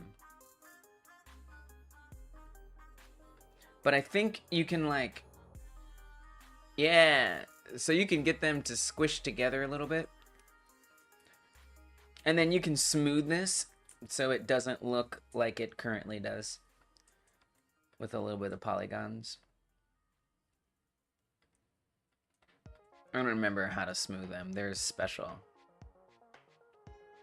Makes your GPU go burr. Oh, that I see. Yeah, that's important. There's a way to make these smooth together a little better. I don't remember how. But yeah, that could be some. If you like the organic shapes, metaballs could be something to look into. Not that, again, you need to be sold on Blender or anything like that. But it does give a bit of an SDF vibe. And then I know some people are working on like plugins for Blender as well. That let you do more SDF type stuff. Oh! I switched modes on accident. Hell broke loose.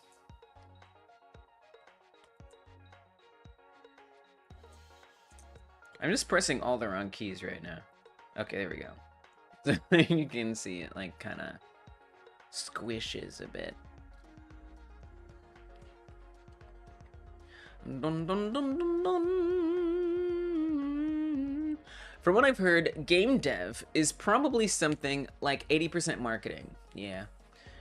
I mean, if you mean financially, yeah.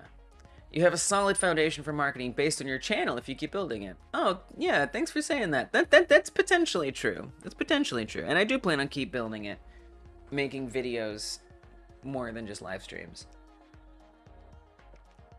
It's something, you know? Is it enough? The thing is the people who are going to be... One thing to keep in mind is the people who are going to be attracted to my channel are going to be game devs, not gamers. And at the end of the day, I need to market my game to gamers. So, in some ways, it gives me a little bit of an advantage in marketing. But, you know, I still have to find a way to get the game in front of people who play games more so than make games. So that's, honestly, that's something I want to explore on this channel. Because right now, I'm just in this, like, prototyping phase for this game. You know, just experiment, just like making the game, figuring out how to get assets together, make particle effects work, get a workflow on how a game comes together and whatnot. Like, that's all this work in progress right now. And, you know, then once I get the prototype, of course, I want it to get tested by players, take feedback, update the game, work with collaborators, change all the art, you know, stuff like that.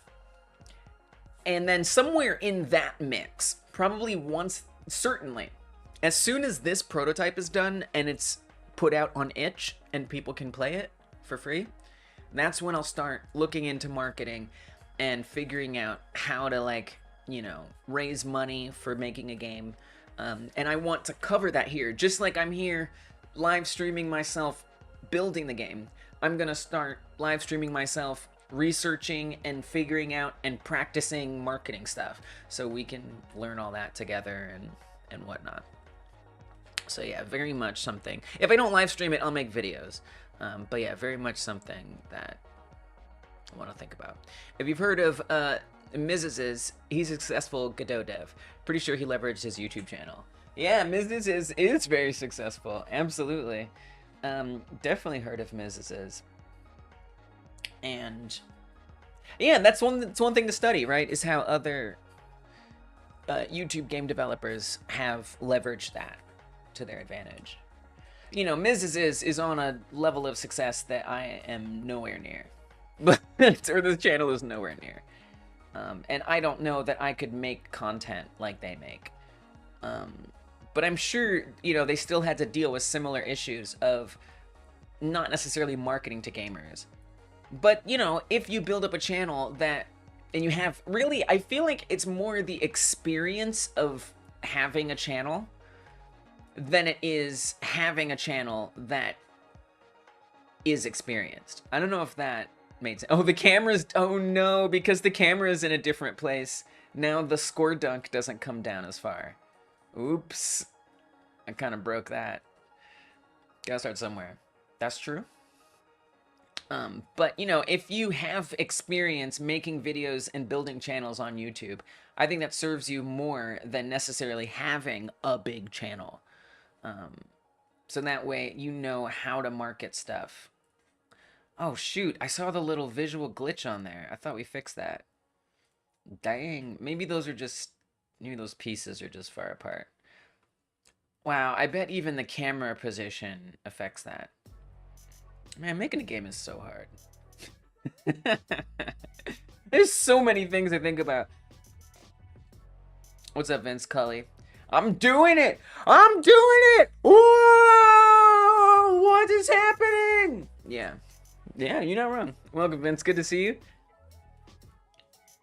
Yeah, moving that camera, actually, I knew it would have consequences. And in this case, the consequence is that my score dunk doesn't come down far enough. So either I adjust the camera or I bring the score dunk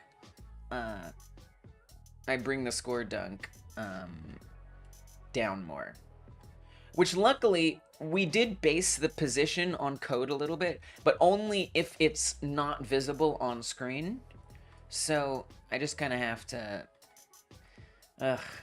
I do like the camera moved down more. So I think I want to keep that, but now I have to make those changes. All right, so great. So what were we doing? So, I mean, I'm just kind of setting up a level, and while I do that, dealing with tasks along the way. Oh, I was going to set the color of a fence. I don't care. It doesn't matter. Let's get this all out of here for now. And I need to add some cows to my cow farm so I can actually, you know, abduct things. So let's get some cows added in here. Where's the cows? We want cow 1, 3. That's the latest cow.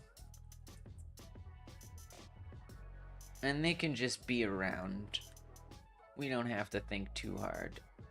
I mean, you know, the level is quite large, so it'll take a while to, like, find one, but that's okay. Let's just move them around. Cow go moo. Wow. Wow. Just an astute observation. I actually should really think about sound effects, too. Move him around. You know it. You know I'm moving him around. Moving around. Is that how a cow sounds? It sounded like a freaking cereal mascot. Seems like you've managed to keep the feature creep mostly in check thus far. Yeah. Yeah, and really just keeping a prototype mindset. Like what needs to exist in order to make the game playable and understandable and give that core experience to the player is my mantra. Nothing is more important than that. Yeah, it really it just becomes a matter of solving problems that come up and, you know, learning that I didn't do it in the best way when I started 6 months ago, and now I have to reimagine that system and change everything related to that, which is nice without the feature creep, because then, you know, it's less things to have to fix. Speaking of things I have to fix, is since the camera isn't tied to the position, it is but not really, to the position of the score dunk, and I just moved the camera, I'm gonna have to move the score dunk. So, let's do that. I would love for it to be as simple as boop. I know that it's not going to be. Yeah, so it just moved because it's being set procedurally in the code. So I have to actually come into there and deal with that. I think there's an animation that determines how far down the score dunk comes. So the score dunk descends from the heavens when you grab something. This animation tree is nothing. So here's our descent. So that's what controls the score dunk coming down. Right there. And right now, it's sitting at that. But we need it to come down more. And then I need to match that with the ascent animation, which starts at that same value. So I just have to match those up and stuff. So let's do that. I'm gonna say that this comes down. I mean, it sucks, because I feel like I shouldn't have to bring it down that much further. Look how far down that looks. It looks like it's right there. But it's not enough. Gotta go further. So this is animating the position of the overall area 3D. So we'll just bring it down some more. That came down to... Oh, that's on the y-axis. So wait, why is the z what's... Okay. It's confusing. So that's at... Come to this. 2.66. And here it's at 3. So it's going lower. So we'll say 2.66 is where we're descending it down to. And then from where we ascend it, I will also make 2.66. I don't know why I was looking at Z. I know why, because Blender is up and down Z. And hopefully this is far enough, maybe. Okay, grab a person. And does not look any further. Why do I feel like this isn't actually how far it comes down? Why it seems so low. in here?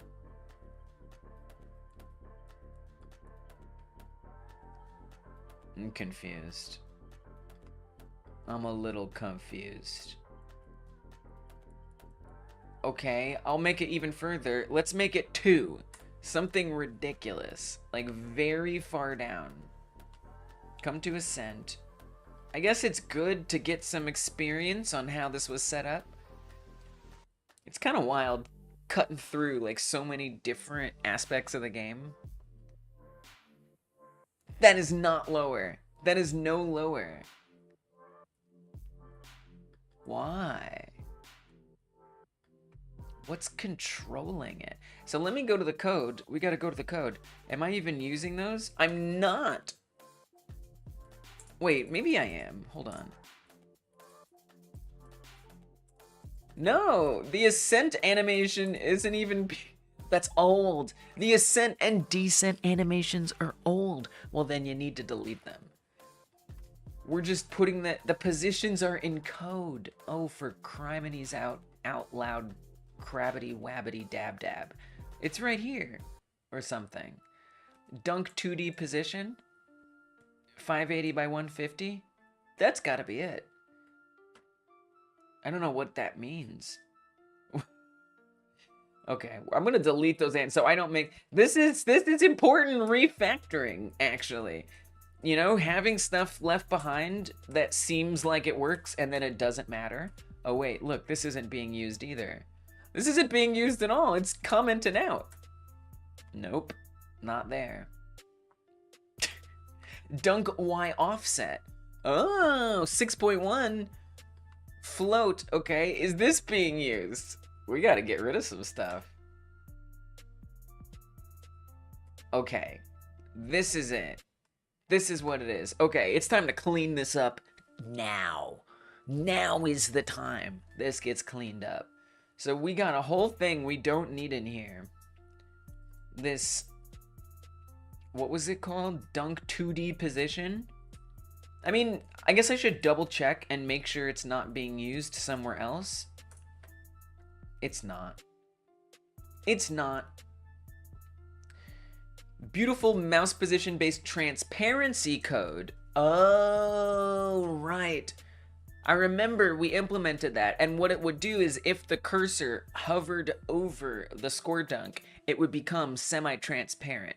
But then it turned out I didn't like it, and so we got rid of it. I think Joe Schmo helped me put that together. That's what that's for.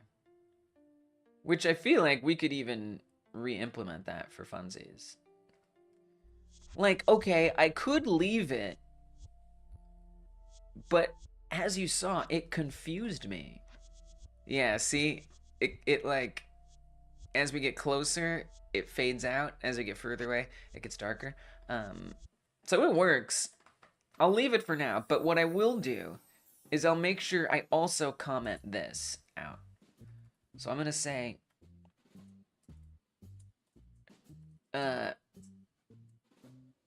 semi-transparent dunk if cursor is closer / further. And we'll just comment this all out. So that way I don't get confused again. And we can still keep it there if for some reason it seems like it deserves to come back. Or I decide it definitely is gonna come back. This is the key thing. So the dunk Y offset. So I'm gonna make this 10, which is ridiculous. But at least this way, it will be quite obvious. And it looks like I'm gonna need to adjust this, probably too. I don't know, we'll see. All right, now I should see that dunk come down considerably further. It did!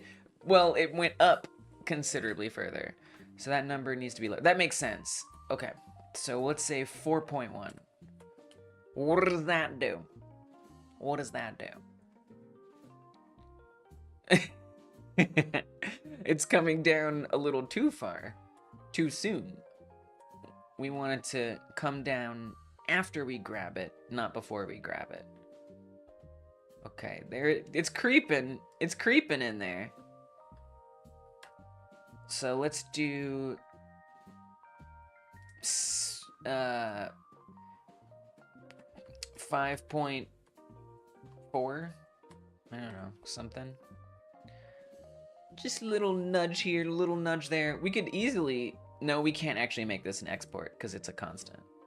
Okay. Great. Off screen, it comes down. It comes down a little too far because I don't want it to block the playing field. So I kind of want to push it a little further. Let's try 5.6. Really, the furthest I can push it, and enough of it comes down to like be like pretty visible. But not so much that it's blocking the play area in front of us. Yeah, that looks great. Cool. Alright, so that wasn't that hard to fix. That wasn't that hard to fix.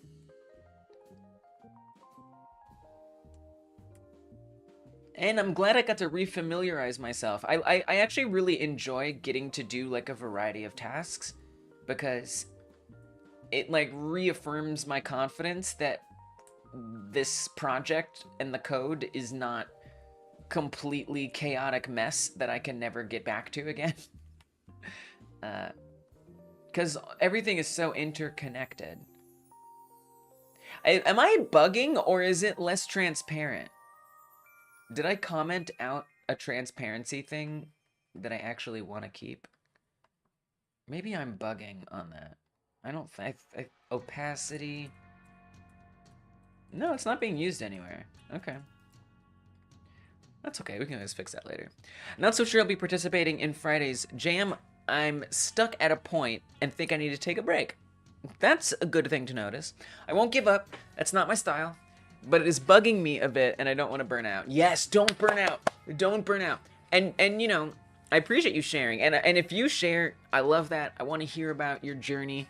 It's interesting. It helps me like feel more motivated to just hear that we're all like working on stuff together. But also know that I never expect you to join in on the jams. Anybody to join in.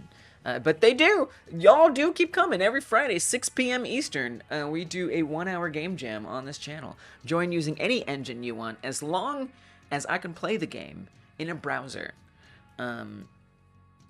But yeah, that is understandable. You know, you just started learning Godot and you're like going hard, you're like interested, and you're really trying to learn a lot.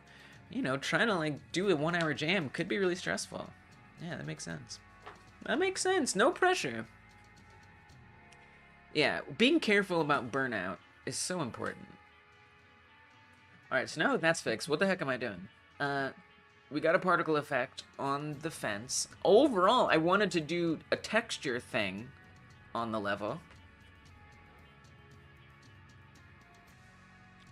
So that way... And I wanted to build out the level so that way I could see where to do it. I want to also maybe consider looking into setting up which tiles or which blocks spawn in when. That's something to think about.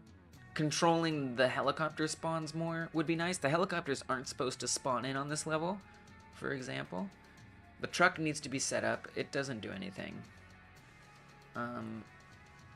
Actually, this tree could use some setup. It doesn't even disappear when you kill it. All the trees are missing particle effects. So that's one thing. It's very empty, but then again, you know, these cattle ranches are pretty empty. But they do have these patches.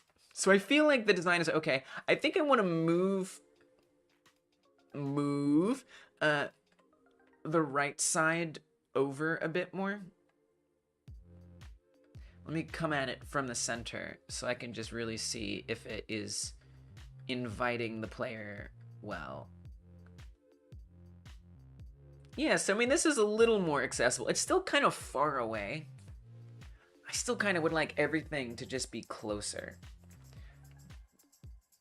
You know, just so that the player isn't having to run all the way over there. Like, I do want stuff that's further over there that the player can go to. But I also want stuff to be near the middle in case the player just decides to stay in the middle. Especially since this is level 1, right? It should really present itself to the player. So yeah, I think everything needs to come a little closer together. So let's do that then.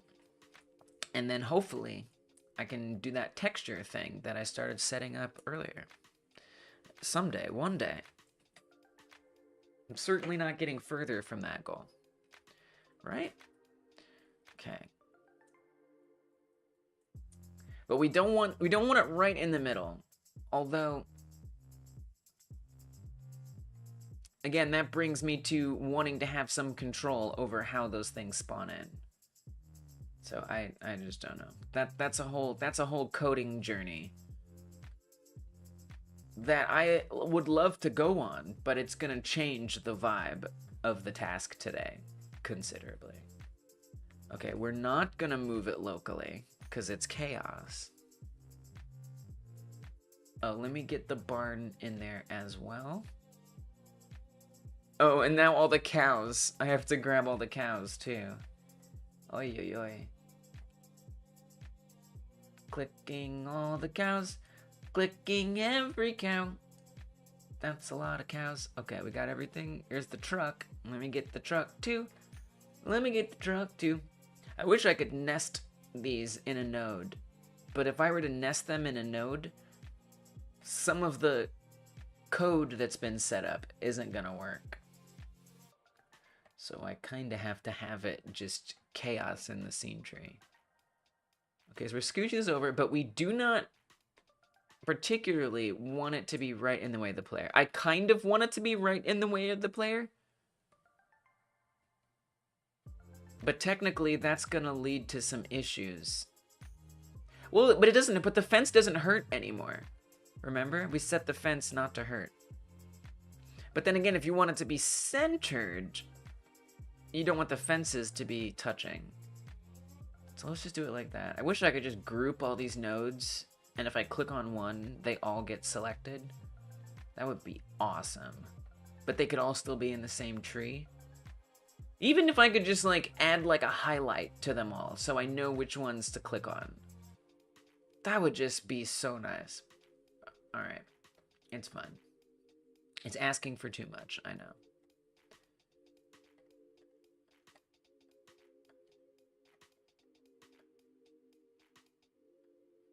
You know, and that's just in a lot of ways kind of endemic to the way I'm setting up these levels. It is what it is, isn't it? Bring all this down.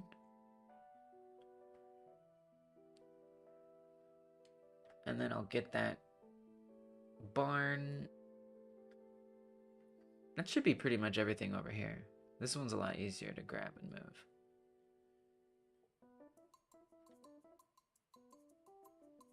Probably be nicer if it was like lined up. Just to guess. So hard to tell all the gizmos, and it's really hard to get rid of the gizmos. Like, it says that you can come in here and hide them, but first of all, you have to click each one, which is super annoying. And I don't find that all of them actually get hidden if I close all these. So like, there's like the particle effect gizmo, so I just got rid of that. That looks a million times better. This red line here, no idea how to get rid of that. That's the navigation 3D gizmo, but if I come to the navigation region or the navigation link, it doesn't do anything. So I really don't even think I can get rid of those. And then it's just like kind of annoying because I don't necessarily want to get rid of everything. And then for each one I have to get, it could be easier. But actually that particle effect thing being gone makes it a lot better. Okay. Cool. This is something, I don't know how I feel about this level design, like in general. Now that it's like closer together, it almost looks worse somehow. Like it's just a different vibe. But let's see how it looks once I actually get in there.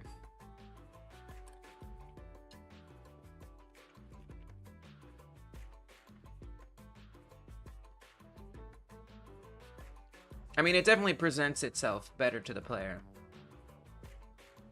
It's still all very empty, which it kind of should be. Kind of should be.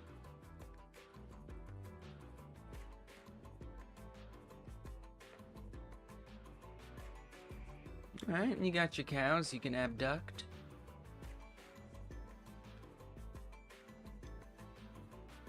I suppose it works. Oh, the other thing I could do is I could make sure that these barns actually break apart correctly. The barn on the right is not built to break apart correctly. The one on the left is, it's just a matter of setting up the keyframes. Whoa. Oh, that's another thing. Oh, now that the camera's moved, you see them go through the ground. Yeah, moving the camera has some consequences, doesn't it? Before, they looked like they fell off camera. So that means I need to change the point that they teleport to. So that when I let go, which I really can't change that point, actually. Because it needs to be in alignment with the player, so that way you can drag it to the player. If you want to heal the player, you drag it here, and the player should have like some UI that pops up to tell you you can drop it there, just like the score dunk starts throbbing to let you know that you can put it here.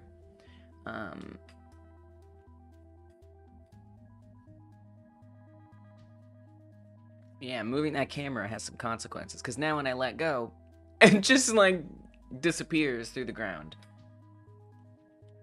And yes, we can tell it to reparent to the node underneath it. That has brought with it some bugs. Some very unpleasant bugs.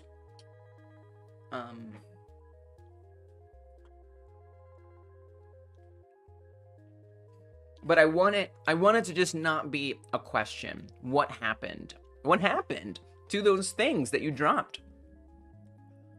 Either they land nice and neat on the ground and everything is fine, or I love the idea of them going off camera because it's just like, who knows what happened? I don't know, it doesn't matter. Don't worry about it. Just keep playing the game. What I don't want is it to be like, if you let go of them and drop them, they die. Or something, and they splat on the ground. I would frankly rather not have to worry about that. I feel like that's just extra that the game doesn't need to have in it. Scope creep. Not really scope creep, but it's like a small thing that doesn't really need to be there. So I might want to set up a way that they do reparent. Because once we let go of it, it actually gets added, I think, to a special group. I guess this is what I'm thinking about now. This is what I'm thinking about. Let me pull up that obstacle script.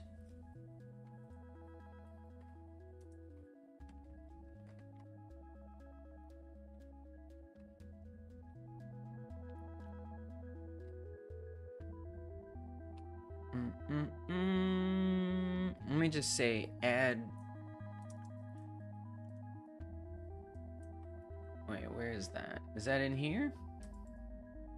That doesn't happen in the obstacle script? Oh, because it's not an obstacle. It's a health object. Here we go. Add to group dunked. So once we drop it in the score dunk, it gets added to the group dunked. Added to the group meet.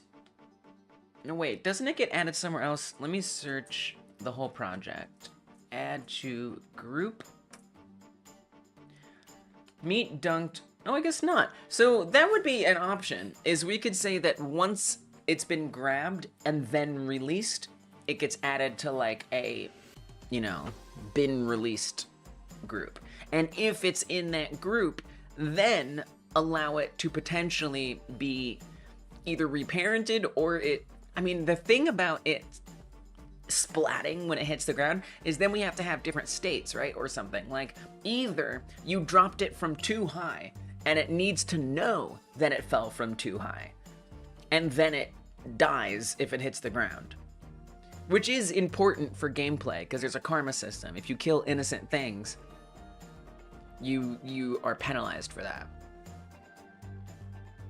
But that's kind of why I just want the thing to go off screen and you never see it clip through the ground. It just goes off screen and there's no explanation. It doesn't matter. Who cares? You know what? You know what I'm kind of thinking? I mean, I don't like this. I liked the way it was before. Okay, and so not only do we have to decide if it's too high, maybe it splats, but if it's not too high, it doesn't splat. Haven't hit the ground and just run away real fast. Welcome, Appleseed Games. Well, you know, that's interesting. It's like, so you know, thinking about like adding extra things, right? Now I gotta think about what that adds in. So first of all, I haven't set up animations or anything like that, which, you know, in theory, there will be, you know, walk cycles for all of them. I need to make sure that when they drop, they're facing the way that they're running, right? So we'd have to make sure they turn around and face off screen. So we'd have to drop it, add them to some group that says dropped, check to see when they hit the ground, and then, you know, we're kind of introducing this logic that you can just throw an animal up in the air and it falls and it's fine. So I guess to me, it brings up the same, like at that point, I would rather just not have them run away. I'd rather them just land on the ground and they're fine and they don't get hurt, right? They don't run away or anything. It's just, they just land right back on there like nothing happened. Because adding the extra runaway thing is fun, but it doesn't mean anything for the game. Other than just more work to do. I like the idea, though.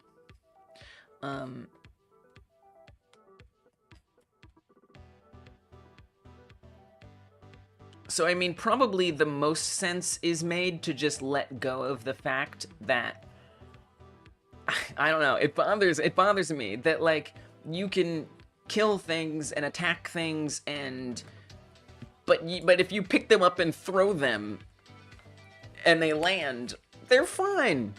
It feels like it compromises the world of the game. Whereas before, they would just disappear off screen. So if I were gonna have them disappear off screen again, I would have to make sure that they collide, like add like extra collision that comes, or not even necessarily extra collision. We could say if their X position equals a certain point. So if you pull them within a certain range, like between here and here on the screen, then it activates either the score dunk or the player. That actually probably makes the most sense, actually. Even though visually, you know, they're not, like right now, literally, it's actually colliding into the score dunk. Here, it's actually colliding into the player. They're right next to each other. And so when you put it in front of the player is gonna eat it. It's gonna literally grab it and eat it. And so that would mean that they would be closer to the camera and you'd be dropping them behind the player, and then it would end up in the player's hand. That bothers me, because I want the hand to be holding it. So right now you can see the cursor holding the person, but ultimately I want the hand to actually be holding the person, and whenever you move the cursor, the hand is going to follow it, which again gets really weird if it's behind the player. It like doesn't make sense. I mean, in my head, I have this, like, I'm like imagining that you let go of it and it just goes poof, like literally like a puff of cloud. But like that kind of feels weird because what happened to that? Like it raises lore questions. Like, are they getting abducted? I thought abduction meant this. Why did they go in a poof of smoke? Oh man, this is challenging me a little bit. I'm gonna keep thinking about this. I'm going to keep thinking about this while I use the loo. So I'll be right back. Give me like less than 2 minutes. Enjoy the music. Stretch your legs. Grab a snack. I am going to be right back. And then I'll either I'll just let this go for now, move on to something else, or actually try to deal with it. We'll see. Alright, be right back.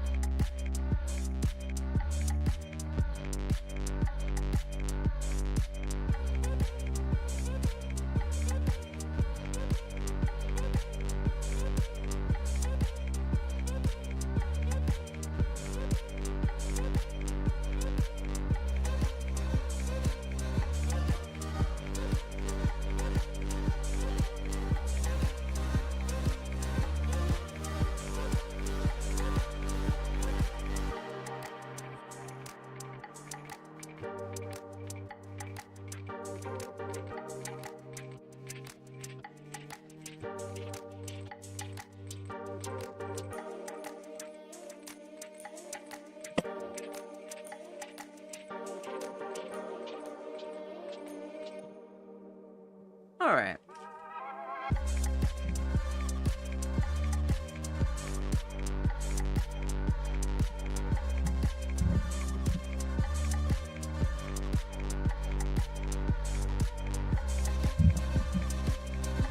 So I thought about it. First of all, Appleseed's idea is so cute and funny. Like,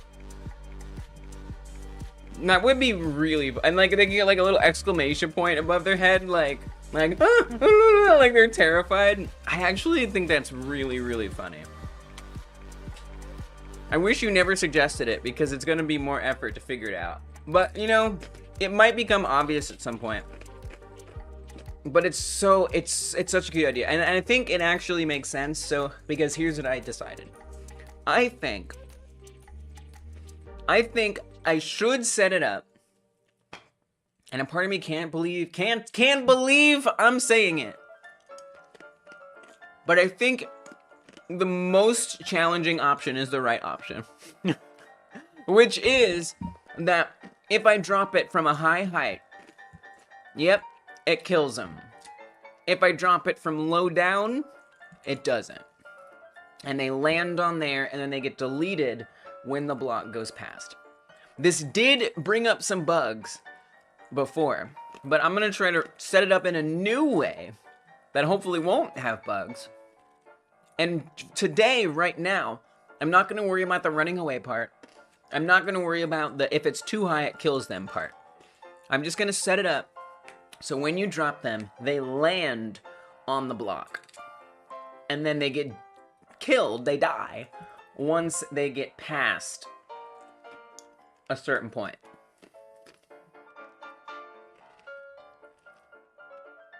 Oh God, I'm making a mistake because I'm worried about this. I'm worried about this because one of the bugs that was happening was it would delete some we didn't mean to get deleted. Whatever, I'm gonna try to do it. So Appleseed, thank you for that suggestion. Because I am likely to probably do that at some point, I'm gonna have to give you a credit. That's just how this works. Think of it as a legal thing above all else.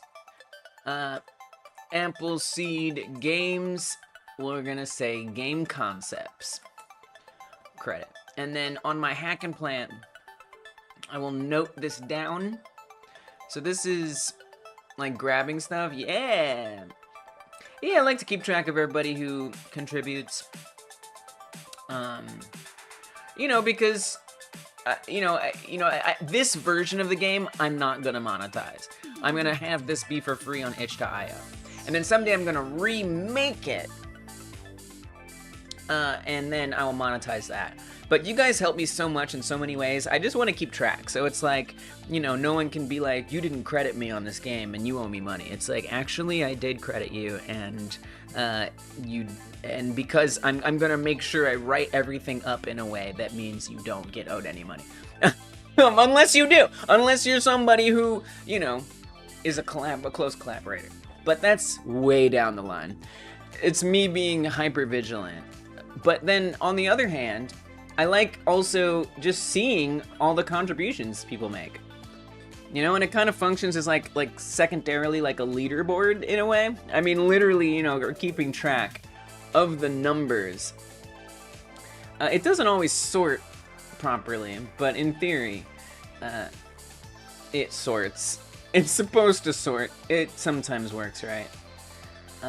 But then it also lets us see who contributes the most and stuff, which is kind of fun and exciting and good stuff like that. So yeah, you're on the board, Appleseed.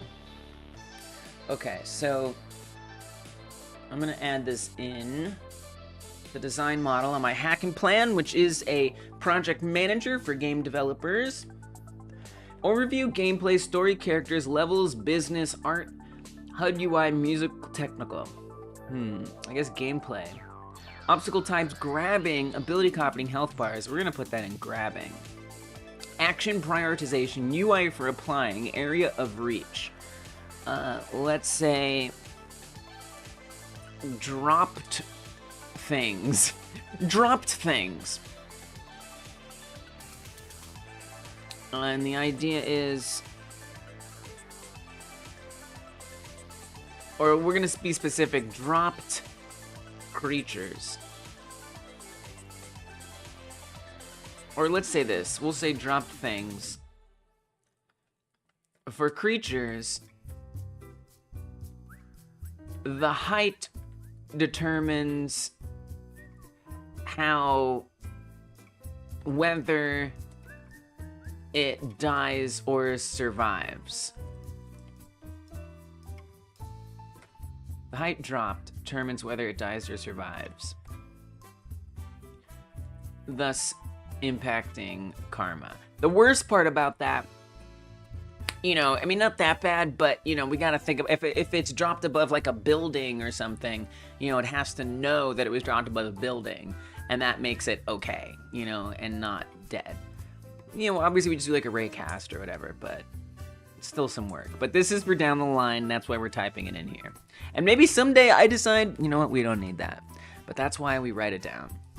For creatures, the height drop determines whether it dies or survives. If it survives, it runs away off camera towards the player. Appleseed game suggestion. All right. I've used Trello before, but this website looks 10 times more helpful. It is so helpful, yeah, and it is free. They have paid plans, but I've never used it. I don't think anyone needs it.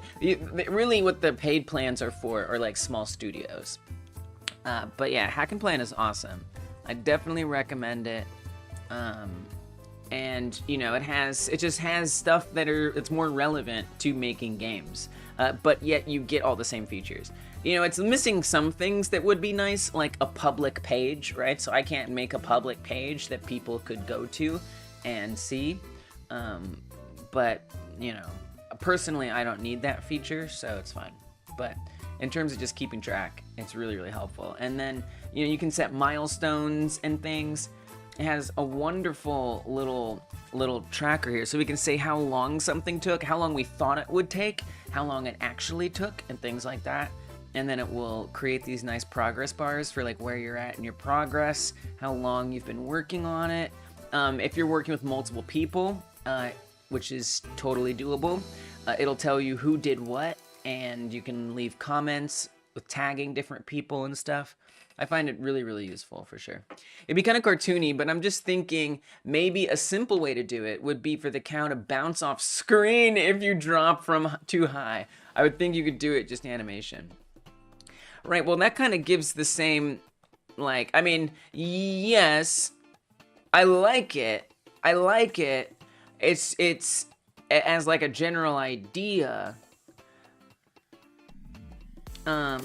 You know, for me, I'm just really trying to solve the problem of what the implications are in the world. Because, you know, if they just bounce, it's like, to me, I don't know that I like that as much, because what I want to establish is like rules for the world.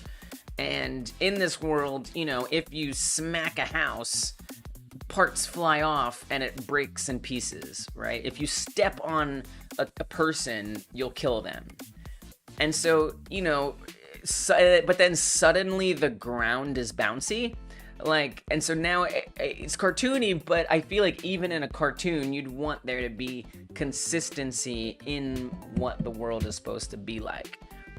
And like suddenly the ground is bouncy, and I don't know, I feel like that, to me that doesn't work. But it does sound cute. I do like the, like from a visual standpoint, I like that idea a lot. But I think it betrays a little bit of the world. Although we could say if it's a survived fall, so if it's like too high, right, it kills them and they die. But if it's not too high, we could still do the bounce thing. It's just kind of just adding, the problem is it's just adding more work. I hear you say though it wouldn't be hard. But you know, like 10 little things that aren't hard adds up to a lot. But I appreciate the suggestion, for sure. Yeah, it's just a thought, right? It's just a thought. Yeah, I got you. Okay, so what am I doing? So I want to say that after it's been let go, after being grabbed, it needs to be added to a dropped group. So currently, it does, and a lot of this code actually needs reworking, truth be told, but currently it gets added to the group grabbed when we first click on it. So if we let go of it, I feel like I've tried this and it didn't work. Why do I feel like I'm just doing something we already tried? I'm getting some deja vu, and I think it's real deja vu.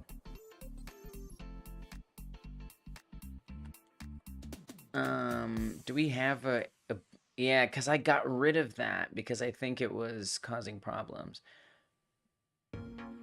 It was like things were getting set that I didn't want to.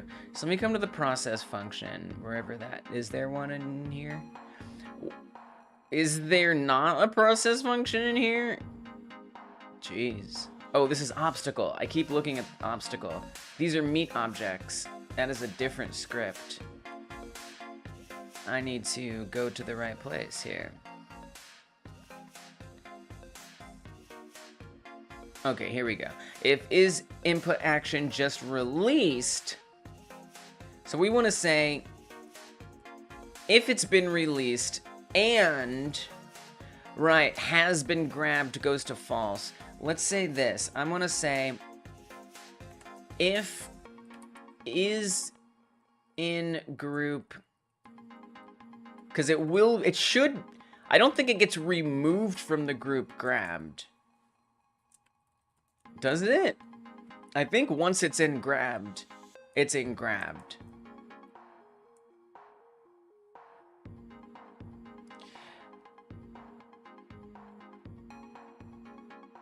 This also raises some questions, like what if you release it right in the ground? This is definitely problematic. It's okay. Let me just check one more time. Control-Shift-F. I'm gonna do grabbed. Remove from group grabbed. If you're not pressing the grab button. So it's going to get removed from the grab group.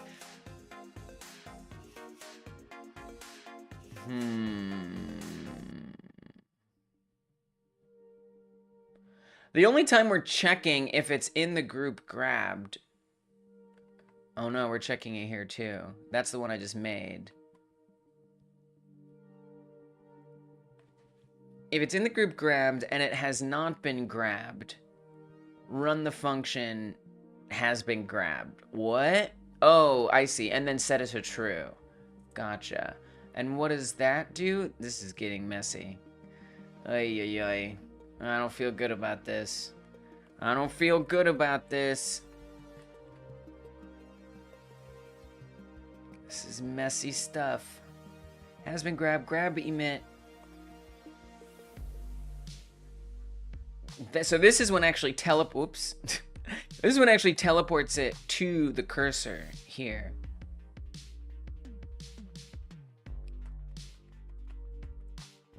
So this will, in theory, be marked as has been grabbed. But by the time I want to check it up here, it's not going to be in grabbed anymore. Has been dunked. Has been grabbed gets set to false. So I guess I could say before that, if it's...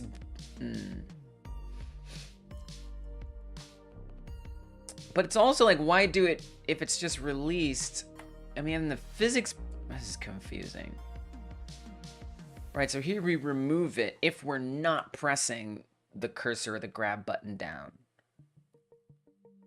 It kind of raises some questions, like what's really the difference between releasing it and not pressing the grab button? Like, they seem very similar. You know, this would just be running all the time, constantly seeing that it isn't grabbed. And if I were to click it and let go any old time, this is very strange. That's the other problem, is this stuff runs on every meat object every time we click and let go. Every single time we click and let go, all this logic runs on every meat object. It's going to report that a grab has ended, and it doesn't even call with anything. It's going to set all of the linear velocities of everything to 0, which, by the way, this causes a bit of a glitch. Not a glitch, but a bug. So, like, if I have this in the air, and if I multiple click, you see how it goes down more slowly? How they slowly go down? That is because of that. So, like, this code has some problems. So I don't know if you can see that I'm making it, like, jilted, like, fall down. This is kind of why I shouldn't be doing any of this, and why I just want it to go off camera, and I don't want to worry about what happens when it hits the ground. I really, and it was so much better. And by the way, the reason why I'm dealing with all of this is because I decided to move the camera so we could see behind the alien's feet a little bit. But that introduced a million little things, not a million, like 4 little things. And this is one of those little things that I now have to deal with. So see how it If I'm not spamming that, it isn't constantly resetting the velocity to 0. But if I am, it slows it down. So all that code is being run on every single meat object all the time. Every time we click. So if I were to say, when we release it, but then the difference is, if I say if it's in the group grabbed, you know, that means that's only going to actually apply to ones that I have grabbed. So that's better.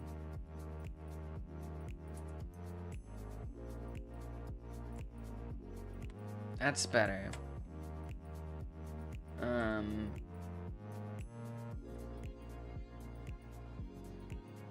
And I guess I would say, if it is in group, wait, no, not there. Don't put it there. Don't put it there. Hold up. Put it like here. I guess. I don't know. What is the difference between these? I feel like there's no difference. I mean, I guess I could just do that and just we're wading into uncharted tasks. Oh, oh, quite different.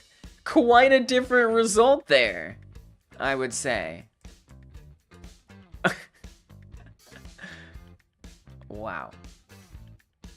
Yeah, that is a different result if I ever saw one. Wow, so now it only falls when I'm clicking. Wow. Okay. I wonder why we have removed from group grabbed. And what happens if I don't know what I'm really gonna notice if there's a problem.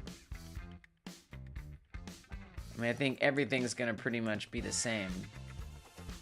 Yeah, that might have been for some other thing that I ended up not using. But I'm not seeing this at this time cause any problems. Not to say that it does not cause problems. You know, now I kind of want to go look at like GitHub and see when I first added that in. Oh God. I guess that's what I'm doing.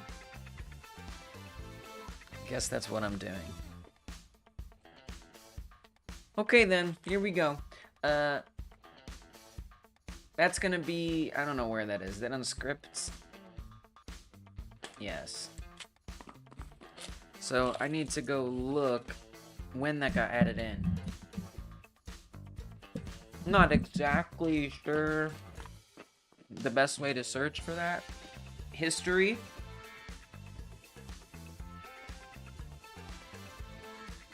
It'd be nice to, like, if I could like kind of like search the history, not just the repo.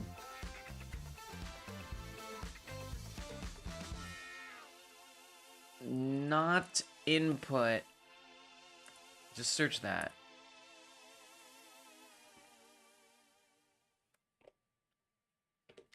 Possible Boolean operator? No.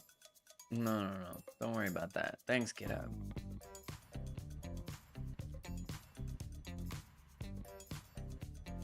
Three more matches.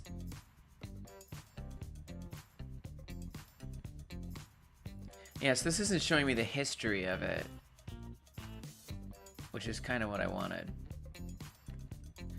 So if I want to search historically when that change happened, I guess I just have to look through the notes and figure it out. Just figure it out, as one does. Is there some way to see that? Symbols panel, copy new file, history, blame. Yeah, maybe in blame. Oh, wow. This is interesting. Wow. Oh, this is dope. Every line has a special version attached to it. Let's go. Okay, not input. Implemented more workable cow grabbing. Dragon Blade shared some code that made picking up... Oh, so this came with that code. So that's why that was added in this way. Wait, but then this line was updated here? That's a little confusing. So this was probably added in when the cow grabbing was last, okay, was updated. And this one seems later. The score dunk, March 27th.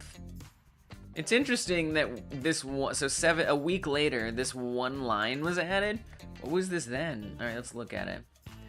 Blame prior to change. Whoa. What is this? Oh, prior. Interesting. Yeah, let me see what this looks like prior. Oh, it does have remove from group grabbed. Okay. Got it. Interesting. So I think there is no reason why this is here, because this was from a collaborator or someone in the chat who gave me some code to add in here, and they didn't know that I already had an is action just released. So to me, that means that we can safely move this down here, and that's not a problem. So that's what I'll do. Okay, cool. That was helpful. GitHub. Okay, so we can get rid of this, as far as I can tell. And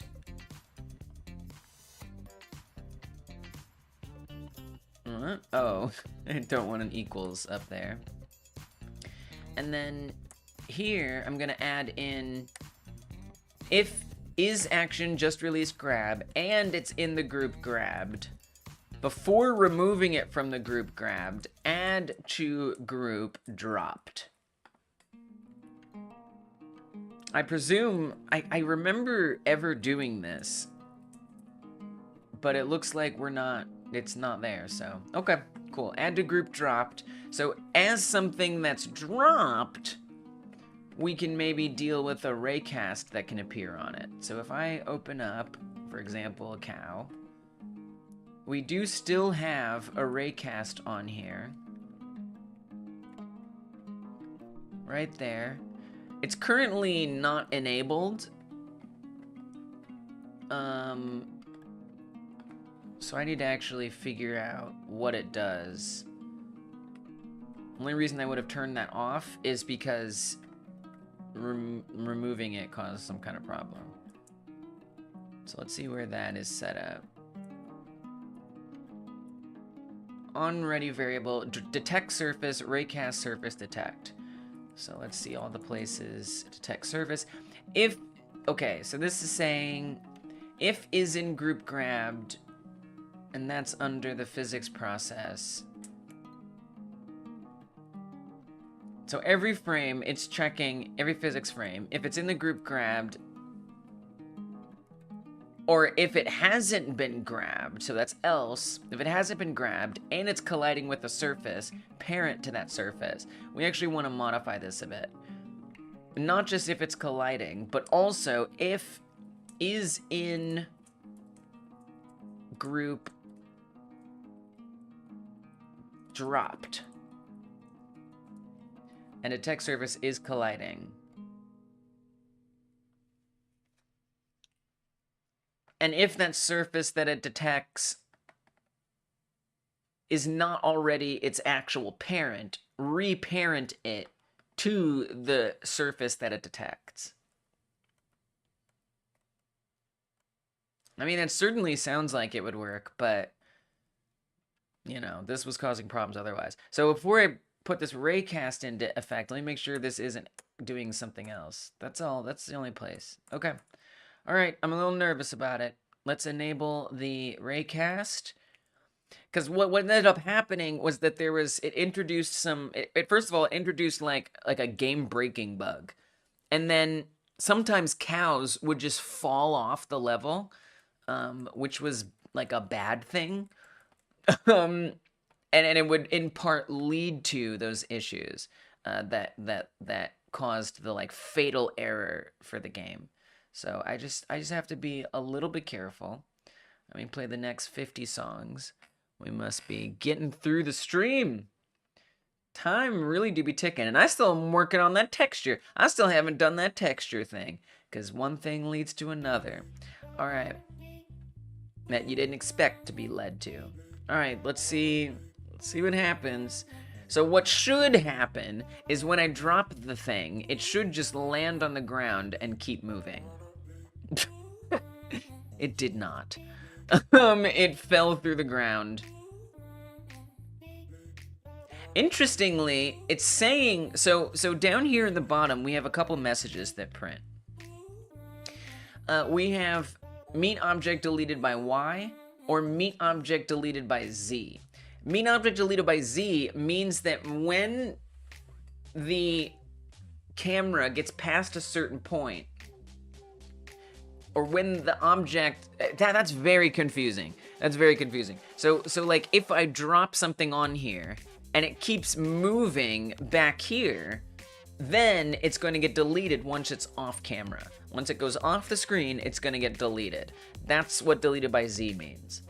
Deleted by Y means that when it clips through the ground and it falls on the Y-axis into eternity, eventually it's going to get deleted by its Y position. It's very interesting that something is getting deleted by Z, especially since we aren't visually seeing it attach to the ground. So there, that got deleted by Y. Oh, look, it said deleted by Z, and I was just holding on to it. That's not good. Deleted by Z. What's getting deleted by Z? Hey, Gino, welcome. Good to see you. Thanks for stopping in. How you doing? That is not good. No idea what's going on there. That one's gonna get deleted by Y. Yeah, we got, oh, whoa, I only enabled it on the cow. Right, so the humans, right, so that's why that, because I didn't enable the raycast on the humans, only the cows. So if I sit in place, we don't get any deletion by anything. If I start moving, still no deletion. If I drop it, it's deleted by Z. So, I mean, that implies that it is attaching to this. It is attaching. We're just not visually seeing it attach, which is really weird. Very confusing. Why would that? Maybe I got rid of the collision. I'm confused as to why the raycast is being used rather than the cow's collision shape. That, you know, that was something that we had determined earlier. I really don't want to try to explain it because I don't remember, and then I have to go and find out. But we did try that, and it wasn't working because the ground is a static body and the cow is not. So it's an area 3D, and so oh, actually the cow is a rigid body. It's not supposed to be though, actually.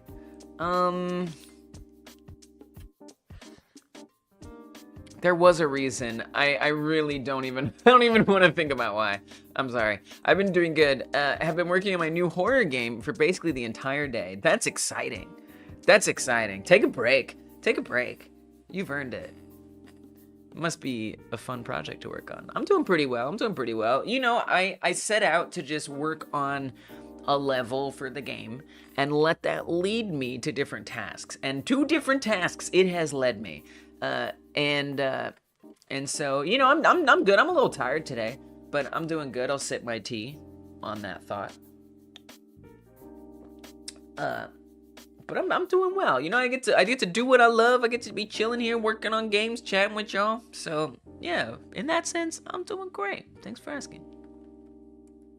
Yeah, the raycast thing, it proved itself to be better. I mean, yeah, you know, I could go on GitHub and I could say on here,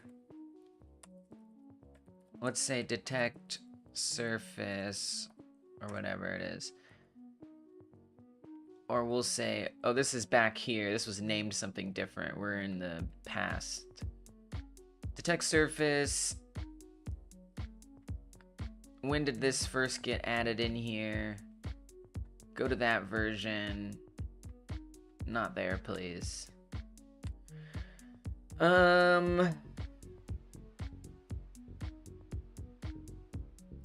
Updated last month. Can you be more specific, GitHub?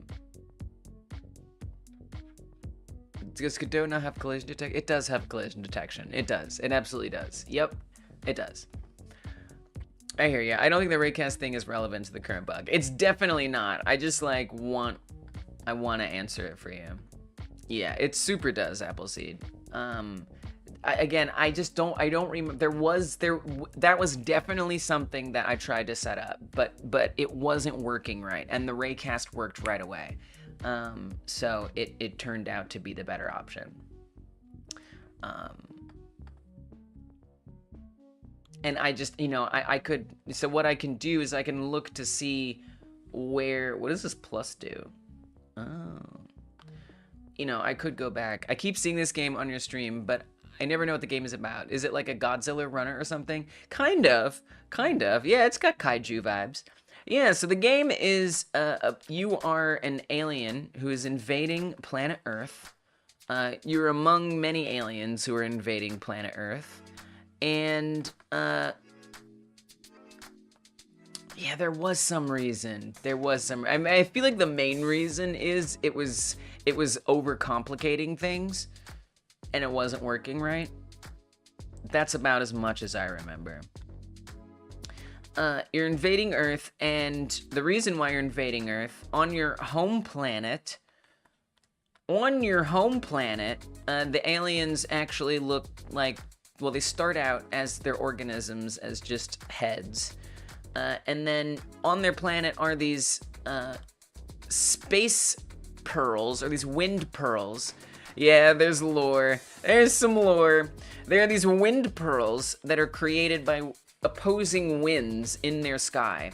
And these pearls are rather magical. They have some special scientific properties.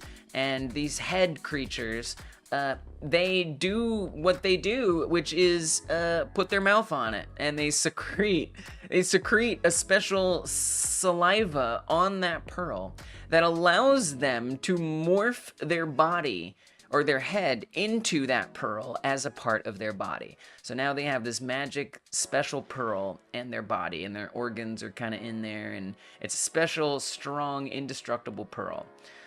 And so one day, humans decided, and this is true technically, humans, not just one day, but during the great space race in world history, different countries were sending animals into space to see what would happen. And one of those animals, this is the lore part, landed on this alien planet. And as the aliens do, they put their mouth on it. And the alien found that their magic pearl body grew limbs similar to that animal that they consumed. And you can see, we're gonna say it was a mouse. And so it has a little mouse hand. And it's like, yo, guys, we gotta go get more of this meat stuff from Earth so we can all have limbs. Obviously, we all want to have limbs because then we can secrete our juices all over more pearls and build our civilization to be great. We can make domiciles and all kinds of things, and we'll all have arms and legs, and it'll be amazing. And so that's why they're invading Earth. And that's where you enter as the player. You are a head with a body. You start out on this cattle farm, and it's okay to just attack whatever you want, no problem. And you're gonna actually grow cow limbs in level 1, because it's just gonna be cows. And you're not gonna have your arms yet, you're just gonna run a little faster with your cow limbs. And then at the end of level 1, you're gonna have to fight a cattle farmer, a cattle rancher. And when you fight that cattle rancher, you'll have to eat them ultimately. And upon eating that cattle rancher, you will get arms and legs. You'll be a human-style creature now. Yeah. And upon becoming that human-style creature, you and your alien friends are just out here wrecking humanity. And the humans aren't happy about that, so they decide to protest you. Yeah, they're putting up a little protest. Stop eating us, please. It's enough of eating us. We don't like it. And it turns out it wasn't just limbs that the aliens got from the humans. No, they also inherited human empathy. So they feel a little guilty. They feel a little sad for eating the humans. Well, while they're dealing with those emotions, this is a cutscene. While they're dealing with those emotions, the government, who's in some oppressive military force, is quite keen to destroy the aliens. But it turns out that this oppressive government doesn't really care about its people at the end of the day. And so they not only fire on the aliens, they fire on the humans. And it's this that brings together the aliens and the humans. And they now have a shared goal. To destroy violent, or to hate violent authority. So now you play level 2, and you have everything that makes the game the game. You have an empathy health bar, which is basically a karma system that will determine certain things, like, for example, houses or buildings where people live. You'll find special buffs if your karma is good. Special buffs like frozen meat from people's freezers that will give you some extra health, things like that. That's if you don't eat innocent people. So as long as this is the result of the empathy and the union between the humans and the aliens. As long as you keep up your end of the bargain and you don't kill innocent people, you will get those extra buffs. Otherwise, you won't get those extra buffs. And since your goal as the alien is to abduct, people, as long as they're just part of that violent authority, that military figure, as long as it's just those enemies who are trying to attack you, then it's okay to abduct them, no karma lost, everything is fine. And then that's your gameplay. You got your limbs, you got your arms, and you're out there and you're doing this stuff. So that's what the game is about. You're gonna have upgrades between levels that you can, use to, and in theory that's gonna be from your home planet, like as you abduct more things. So when you're gonna have like a minimum number of abductions that you need to make per level to advance to the next one. And then in theory, your civilization back home is growing and you're getting new technology. And so you're gonna pick up upgrades that, make the game easier or whatever. Or give you powers to help the game, in theory, be easier. So yeah, that's pretty much the game idea. Yeah, it's Alien. It's Alien. I'm gonna remake the Alien model eventually at some point. As for this strange reparenting problem, I don't even understand, because it looks like it is reparenting. Like if I pause and I let go and I drop it, we don't see any Z deletion happening. In fact, it got deleted by Y. You know what I think is happening? I think I know. Let me turn on. It seems like something is colliding. Thank you, Gino. Thank you. Yeah, I don't know. It's just an idea that I had, and I'm determined to make it, and I like it. Does that stay? That doesn't stay. So like, what is... But if I'm moving, it gets deleted by Z as if it was, and then it doesn't, nothing gets deleted by Y. So it's like something is reparenting. I wonder if it... Oh... I'm a little confused, but I wonder if the collision is turned off. I wonder if it isn't colliding with the ground anymore. And perhaps that's part of the problem. Which maybe the collision was causing problems. So it's... Well, it's set to the mask 1, which should be the ground. So it actually should be colliding with the ground. Mask 1 is true. That's the ground. And the ground is still layer 1, of course, right? We still got a layer 1 ground. I mean, this is a bit of a different ground. I guess I should try it on something else. Oh, we want to check this. Oh, I actually am not setting this in code, am I? I probably should. That would be a good idea.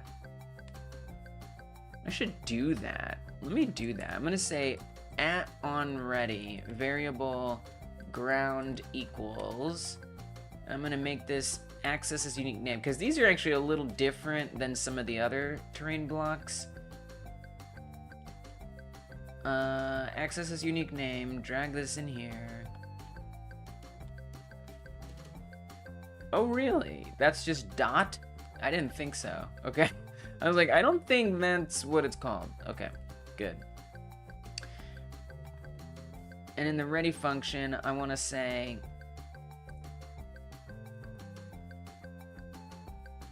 ground, and then what's the set collision mask? Set collision layer value to 1, true. I wonder, and then this isn't actually all of the terrain blocks, it's actually just the ones in level, okay, well that immediately didn't work. Why not? Attempt to call a function on a null instance on a null instance. Rude. Oh, because of the ready stuff? Okay, fine. So on here, we'll say variable ground equals ground. Is that why you don't like that? Is that why you don't like that? Null instance. Don't be that way. Oh, I see. I know why, too. Okay, so we actually want to say this. If has node ground, which isn't great, because that's very name dependent. So I hate that already. I like the alien model. It looks funny. I haven't really gotten into modeling. Even back in the Dreams times, I never modeled. Yeah, you know, and so I actually made this alien. Oh, geez. That didn't fix anything. It's still trying to do it. Even though it has this? Really? And it still doesn't like that? Okay. Now you're just being stubborn. I made this alien in WOMP 3D, which is much more similar to Dreams modeling. But, yeah, you know, I really didn't do it in Dreams either at all. But I really like Blender. I don't know how much experience you've had using Blender, but I really, really enjoy it. I like it more than SDF, like Dreams type modeling. It feels more like coding, even though you're not like typing text. There's like problem solving involved. Yeah, WOMP. That's what I originally made the alien in, but I'm gonna remake it in Blender because I just like Blender. I just like Blender, and I haven't had. I didn't have the experience at the time to do it right. Man, this whole endeavor is just bringing up all kinds of problems. Why is this a null instance? Okay, so what if I just say %ground and we don't onReady diddly squiddly? Can you handle that? It's so surprising. Attempt to call function secularization on base null instance on a null instance.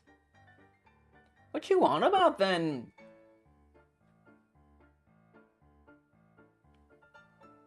But it's only... I mean, maybe this isn't how you set a collision layer on something. Like, maybe I'm just doing this wrong. I don't really understand why that would be a problem, but apparently it is. Blender intimidated me, but honestly didn't really dive into it. WOMP 3D, very interesting. Gonna look into it. Yeah, look into it. So,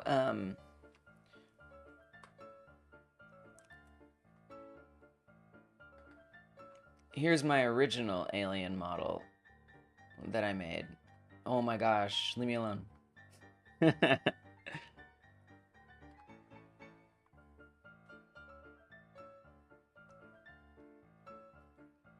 you know, it's apparently getting better.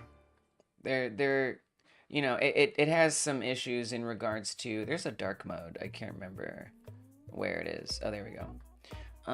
You know, there's some issues with it in terms of like exporting, because the topology is really, really complex. But apparently they've got some new export options that make that better.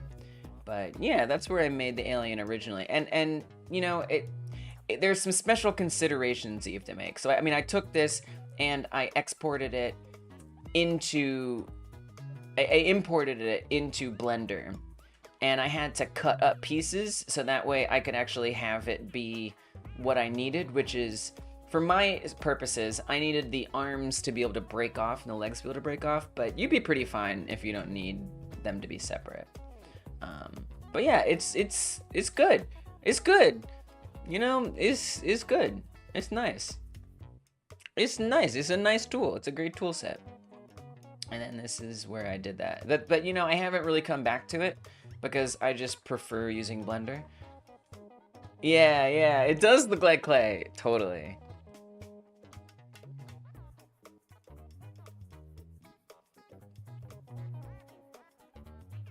Yeah, you know, it's a fun tool. Wonder why this doesn't work. I just don't know. I just don't know.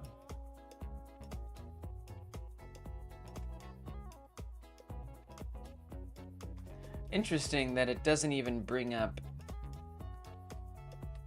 based on value enables or disables the specified layer in the collision mask. Yeah, right. But like,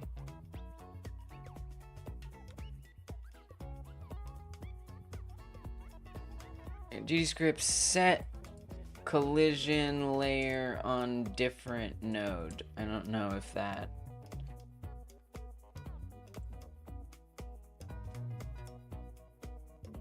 Right, set collision.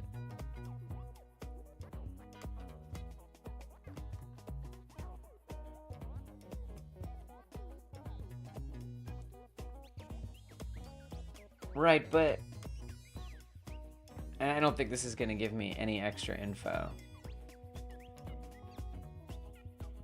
But how do I like define? Apparently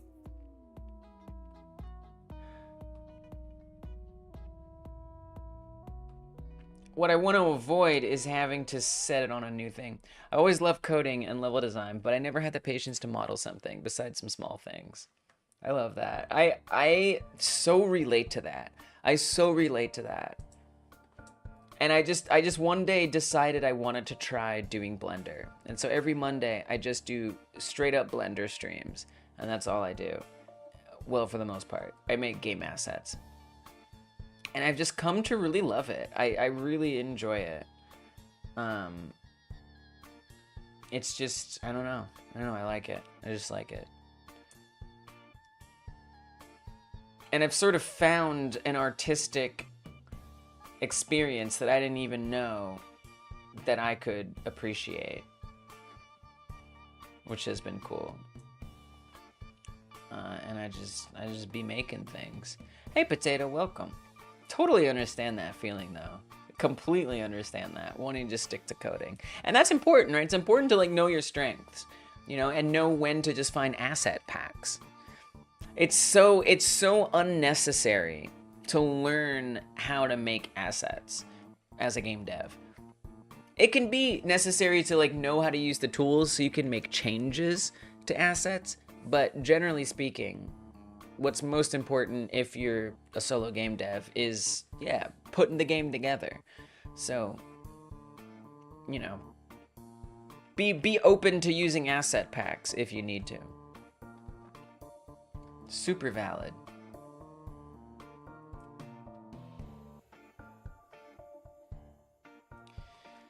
Well, can I make a collision shape with different shade? Weird behavior when setting collision layer and collision mask. This is my sign to start getting into modeling. Get into modeling! Let's go! I love it. I love it. You got this. I really like Blender. Try WOMP if you want. Like it's legit. It works. But if you're not sure about Blender because it's overwhelming, you know, because there's a lot of little like shortcuts and things to learn and figure out, but you know, it becomes intuitive. Like, you know, on Monday I just made these like corn stalks, and I didn't really spend that much time working on the corn stalks themselves.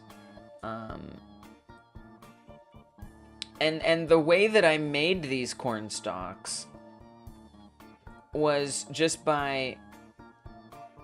I actually didn't start with the cube. I started with a cylinder. So I can just make a cylinder here. Where's my cylinder? Wherever it is.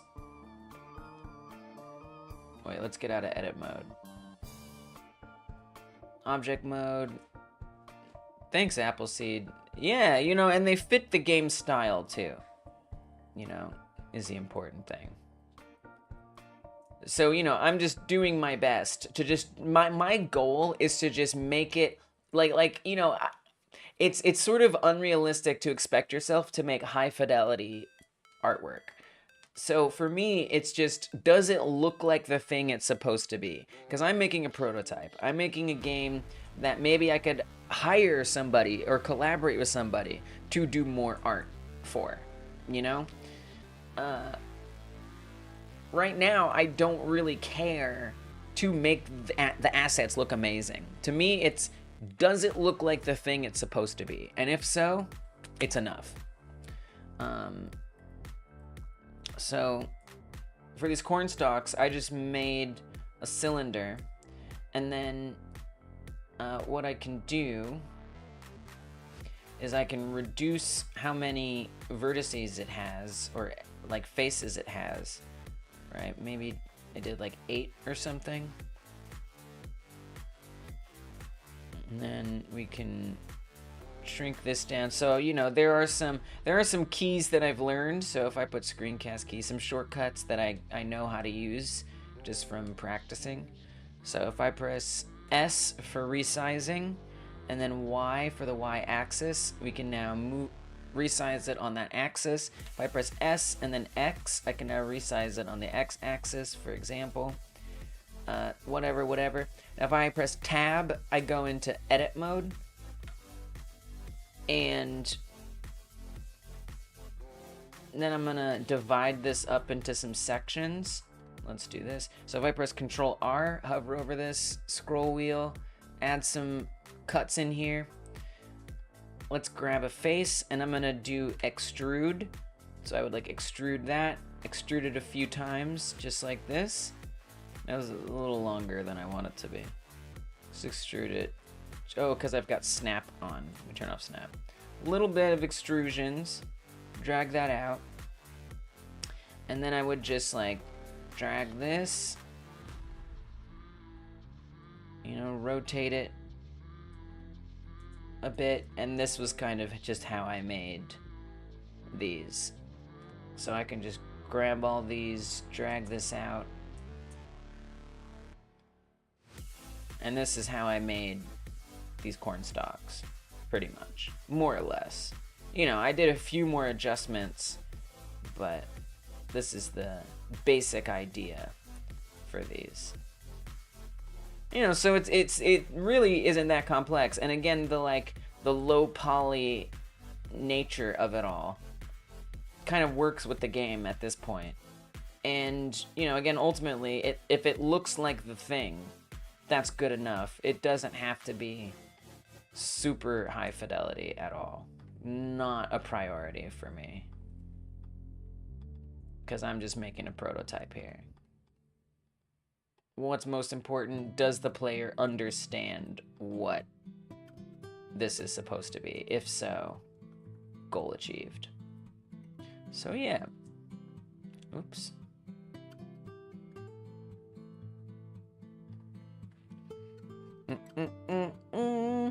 I think using Asset Store will always be the main thing I do. Do it.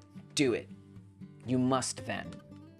It is deeply, deeply valid and frankly important. Oh, They changed a shortcut in here, and it's been messing with me. It's been messing with me. For simple games like this, it could be fun. Useful skill. Yeah, right. Because if you want to adjust an asset, knowing how to use the tools is really helpful. How easy would it be to create something like a pistol? I mean, well, of course it depends on what you want it to do, right? So for a lot of my assets, I want them to be destructible. So I need multiple states.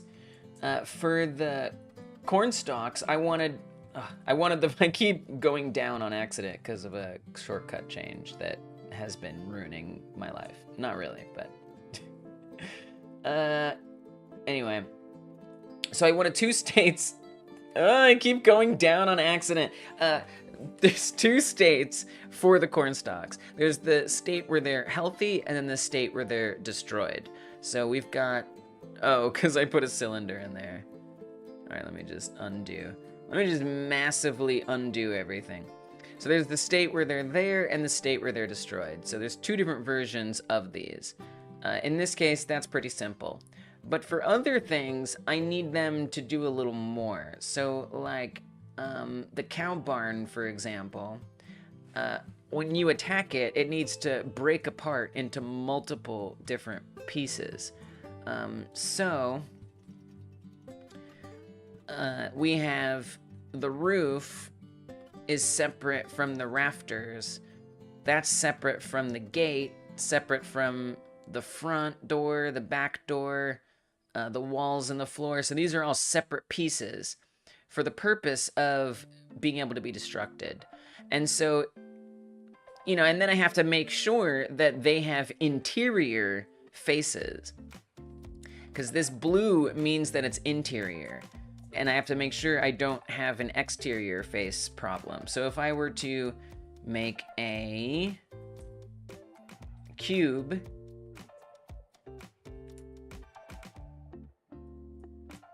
and let's just delete one of its faces. So right now it's all blue around it, right? That's good. But if I come in here and I get rid of a face, now you see all this red. And so this is like an internal texture. You might have seen that in games you've played, where if you like glitch through the wall, one side of the wall you can see right through, and the other side is solid. And so this is kind of what's happening there in part, is that the interior, the red part, isn't rendered by the engine. The blue part is. So for like this building, I have to make sure that the interior of this building is all blue. And that way that when it destructs, it's all visible. So if you're making a pistol, oh, there you can see the bottom is not visible. Doesn't matter, it's at the bottom. But if for something like a pistol, right, like you might want, you know, if you pull the, you know, if you're gonna want a reload animation, right, you're gonna need to make sure that that thing you pull back to cock the gun, you're gonna wanna make sure that whatever is visible, that becomes visible when you pull that back, you're gonna wanna make sure that that isn't red in there, right? You're gonna wanna make sure that it's a separate part that can actually be animated back. So it depends on what you need. If you just wanna like design a model that the outside of it is a pistol, I mean, you know, I would say that's like medium difficulty, like not too bad. It depends, like what style do you want? Do you want it to be super high fidelity, super realistic looking, or do you want it to be kind of low poly? Probably pretty not too bad, low poly. But then if you want it to be functional in different ways, that adds a lot more complexity. So that's stuff you have to think about. How long did it take for me to learn all this? I mean, I've been probably about 6 months doing Blender once a week for 6 to 10 hours. And at this, so yeah, whatever that equals. So maybe I've gotten between 300 and 400 hours. Is that how math works? 300 and 400 hours in Blender at this point. So just sitting down every week and making sure I do something in Blender. And I would say by, you know, like the first month or two, I had enough of these skills to make things that I want. And really, it's just been about learning how to not make mistakes. Like, for example, making sure there aren't interior faces where they don't belong, or making sure there aren't gaps between, you know, things. So, you know, sometimes I might, like, if I've ever, I mean, I don't know if I would make quite that mistake, but, you know, suppose I were to try to reattach something, you know, and I didn't realize that I didn't quite reattach it all the way. So there's like little things that I'm learning how to do better and better, and tricks to like make that be resolved. But yeah, it just takes time, practice, and then, you know, I'm lucky because I have people who come through the live stream chat and they give me tips, and that helps me learn a lot. So, you know, make sure you find a community, forums, whatever, some way you can communicate with other people and ask them questions, because that helps a lot. Back from your inadvisable nap. Welcome back to the world. I hope it was an enjoyable experience for you. Let's see. I don't know if I'm ready to do this reparenting thing. That's a whole lot. Making like the reload functionality and stuff for the game sounds complicated. Going to the asset store sounds a lot easier. Yeah, it is. It is. Like making your own assets is not necessary. I'm doing it because I want to learn it. Like, I'm interested in doing it, and I have the time to do it, and so I'm going to do it. But not necessary at all. And you know, the only issue that comes up is you want to make sure that the assets look good together, right? You don't want to end up with, you know, a pistol that has one art style mixing with, you know, trees and buildings in a totally other art style. So that can be a big challenge, is making sure that things look similar together. But yeah, just use assets. It's a skill unto itself, picking assets and integrating them.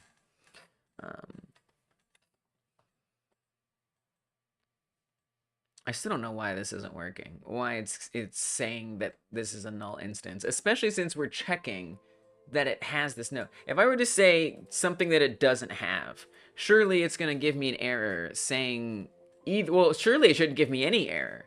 It should just skip over it. Yeah, so it skips over it because it doesn't have the node ground, right? So it's finding the node, and then it's telling me that it's a null instance after it finds it? I mean, that's just silly.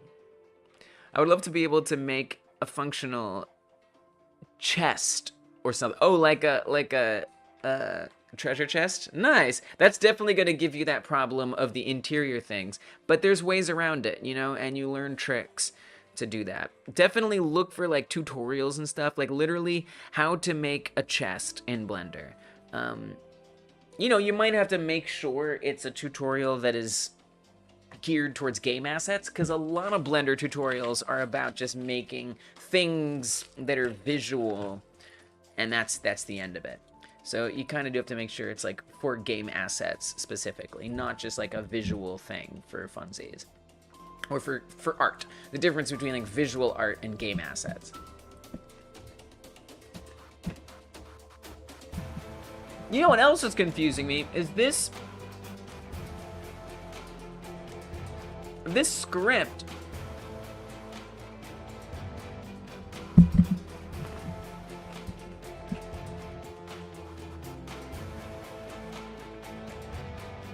This script shouldn't be on anything in there. Rogi says, I think Blender Basics is the most important to start with. Yeah, for sure. I mean, you can learn those, you know, as you make stuff. You're gonna use the basics in anything you try to make. I know, the music is kind of epic, right? How and when to use extrude, bevel, merge, etc. Yeah. Yes. But, you know, I feel like you pick those up. Like, if you learn how to do something, you're gonna pick that stuff up anyway. Otherwise, you can't do anything. Epic coding, epic music. That's right. So it's saying ground. It's saying ground is null.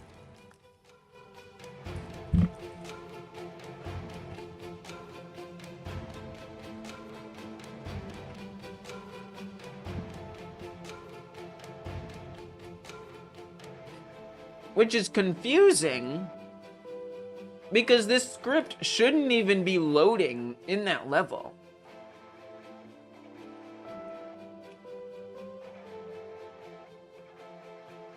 That's probably the most perplexing part. That level is the Asset Expo.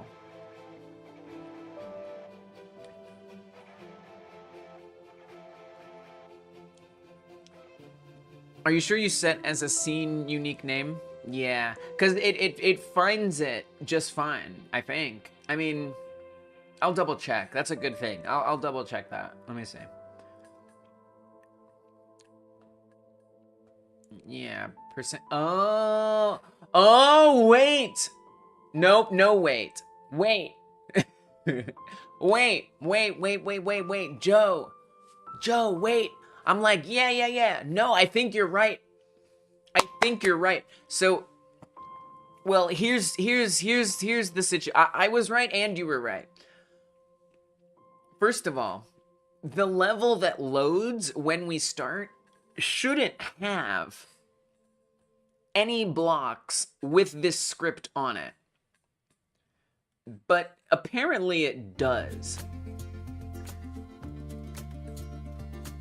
And the blocks that do have it on it are not all instances of the block that I just set up here to have the percent unique name. That's this one. So this block I added percent unique name to, and this there in level 1. Every block derives from this. But in that level that loads, the Asset Expo, they're not instances of this. That's something that I just hadn't done before. Yeah, change it to $. Yeah, change it to $. Just, yeah, right. That would fix the problem. That would be one way to fix the problem. That would be one way to fix the problem. You know, I guess I could try to update. What I don't like about that is I'd kind of rather...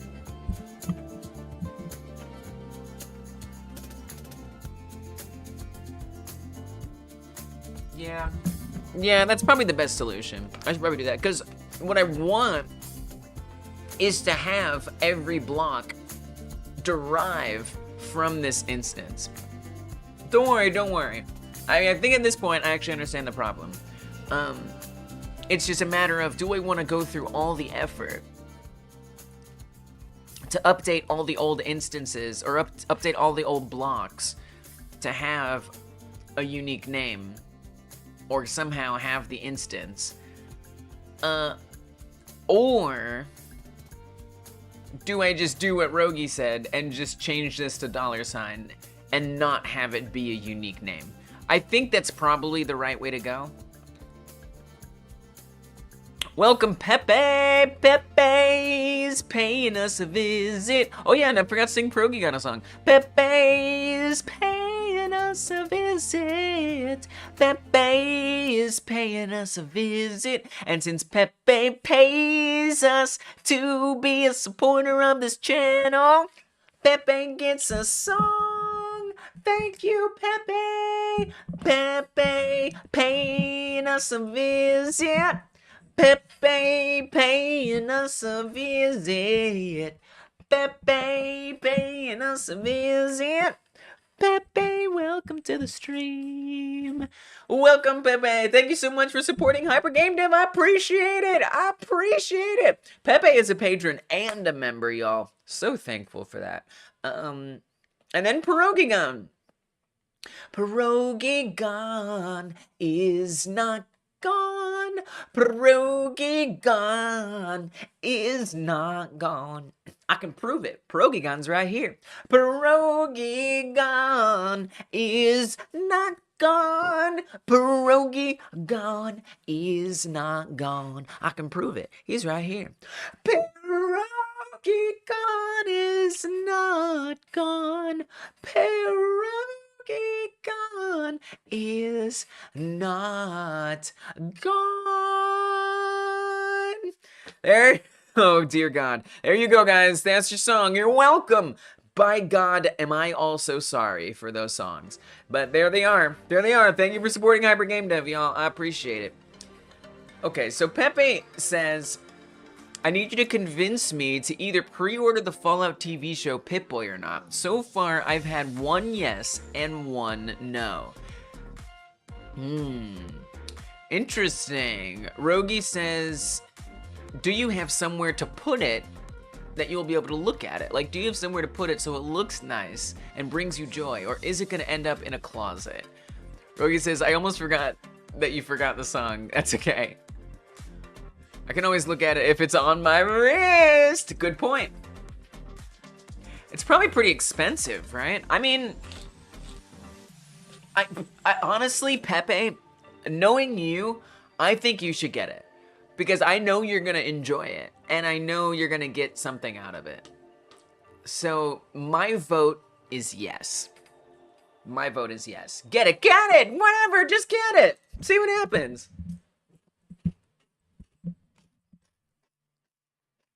Yeah, Pepe will want to wear it. Pepe's gonna want to wear it.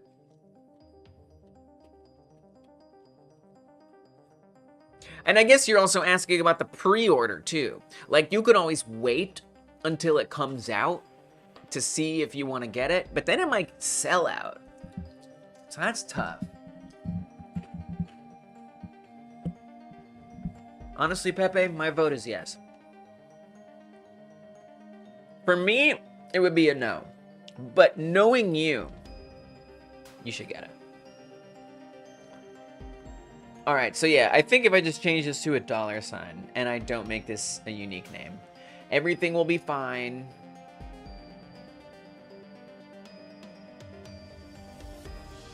And then I can probably go back to on-readying this. Doesn't release till February 31st, so you got time. Yeah, think about it. Think about it. So I'll go back to just doing it here, and we'll do a stupid $. And then we'll say ground. And this is all just to test something that might not work anyway. But that's okay. My non-vote is to think about how long it will make you happy. And if that's a long time, then it's worth it. Rogi's really like, no, we're gonna figure this out. This is important.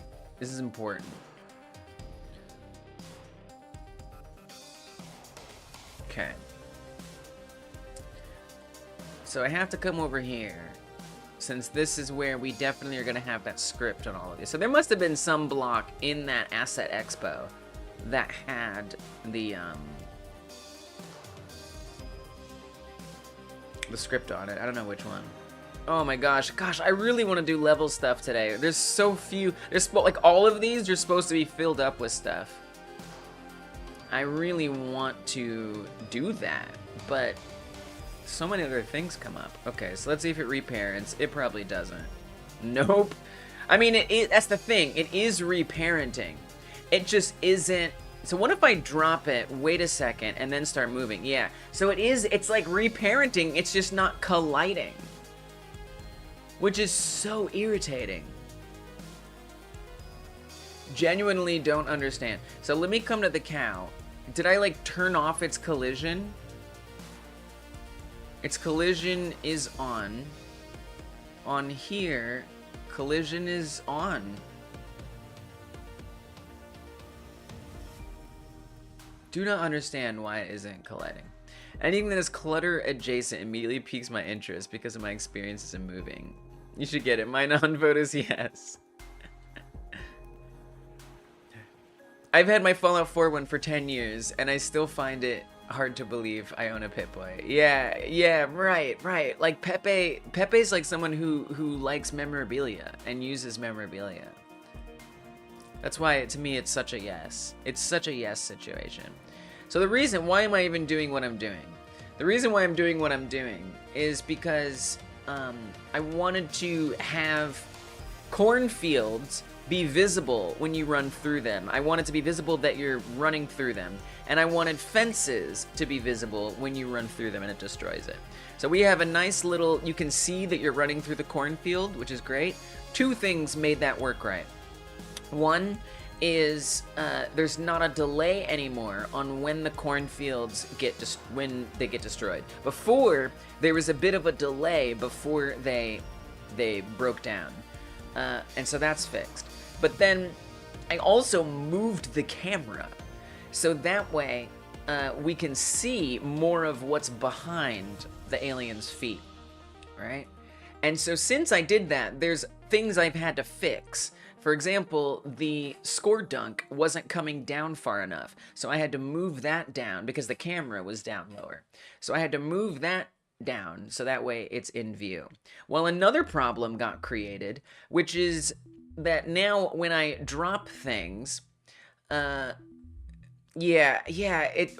well, there's a bug I just discovered. What? Invalid index collide. Did I just drag it off screen and that caused an issue? Oh, but I bet, you know what? I bet it has to do with this other stuff. Yeah, so I moved the camera. Yeah, it's good, but the problem is it created other problems. For example, when I let go of this, look what happens. It clips through the ground. Right? Before, because of the position of the camera, when I grabbed something and I dropped it, it appeared to disappear behind the camera, which was great because it didn't warrant any explanation for what happens to the meat objects when you drop them. It's just like, oh, it just disappears into oblivion. Who cares? Doesn't matter, right? But now you can technically see it clipping through, which to me is a huge problem, and I hate it, and I don't like it. So there's different things that we can do with this, and you know, what I don't want is to move. Yeah, well, the problem with that, Rogi, is that then it is not going to be aligned with the player or the dunk. And the problem with that is, before you say what I know you're going to say, because I already went through all the things, is that what currently isn't set up is that the alien needs to grab the thing. So when I hold the cursor on the animal and I move this around, right now you don't see the arm grabbing it, but that's going to be added, so the hand will follow what you're grabbing, which will make sense if the thing is nearby the alien. But if we change the Z position to be closer to the camera, then that means the player will be reaching behind them. Why would they do that? It doesn't make sense for the player to be like holding something back here and move. It's ridiculous. And then, you know, in theory, you would feed it to yourself, right? So then, once again, doesn't make sense. The player has it, and they're gonna have to like bring it forward and then put it in their mouth. It's just, it's silly. It's silliness. You know, I guess, you know, in theory, it's like they could be like holding it back, like they're about to throw it. But like then we're not delivering on a promise that you should be able to throw things, which then is not something I want to add in if I don't have to. So yeah, so it just, unfortunately, that brings up an issue. So what I was trying to do was re-implement reparenting, so that when you drop it, it reparents to the block beneath it, and it falls on the ground and sits there. But for some reason, instead of doing that, it's falling through the ground, but it is reparenting. It absolutely is reparenting to the node. What it isn't doing, oh, wait, I know why. I know why. I just realized its collision is probably being turned off. There, bam! Collision disabled true, right there. Good job, blammo. I mean, not necessarily right there. Hold on. Because this is only if it has been dunked. But somewhere along the line, it's being The collision is being turned off. That's why it's not colliding. And we just have to turn it back on. Which raises other issues, but who cares? Maybe you can give the cow Z velocity towards the screen when dropped so that it goes behind the camera before hitting the ground. Whoa! Whoa. That's kind of a cool idea. And I think that's what Appleseed was getting at before with the animal running away, except that's like more of a magical effect. That's a very interesting idea. That is a unique idea. Let me see if I can just resolve this problem. Please, God. Okay. Wait a minute. So collision isn't turned off? Uh-oh. Okay, wait, I was excited, but now I'm not so sure. The collision is on. It's not turned off because disabled is not marked on. If it has been dunked, then the collision goes off. Oh no, I really thought that was gonna be it. See, here we used to say, if it's in the group grabbed, turn off the collision. But that's commented out here. Oh man, maybe I do have to do Rogi's magical idea. But why doesn't it collide? It's a rigid body. Its collision mask value is 1, which is the ground layer. Wow, I was really thinking that was gonna be the solution right there. Dang. Why doesn't it collide with the ground? My magical idea doesn't work if you drop it right next to the ground. Right, there's not enough room. It's just gonna like zip forward. Yeah, okay. Still, points for creativity. 100%. I'm so surprised. I really thought that was gonna be the solution. Oh, we're changing. Oh, wait. If was ever grabbed, this is the dropped. This is the equivalent of dropped. If was ever grabbed, set collision mask value 1 to false. That means that it's no longer going to collide. That's why it's going right through. Okay. Now I have to also ask myself, why did I do that? And why is that important? And do I need to leave that in there? Okay, so was ever grabbed. Man. If was ever grabbed, print drop meat object by Y. Oh, that's just dropped. Not the same as deleted. Dropped meat object deleted by Y. Wait, just if was ever grabbed. Oh, I see. If global position Y. Dude, I'm not reading lines. What is wrong with me? I'm not reading lines right above it. If global position Y is less than or equal to -50, and if was ever grabbed, then print drop meat object by Y. Well, now that we have that group, I mean, we could not even worry about this.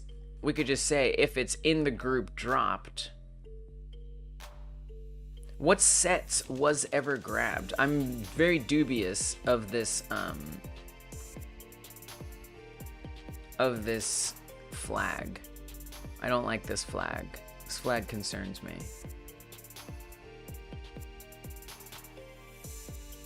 Was ever grabbed is not even set on here.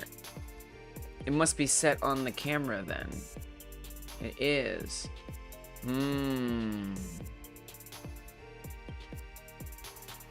Yeah, was ever grabbed. I don't like was ever grabbed.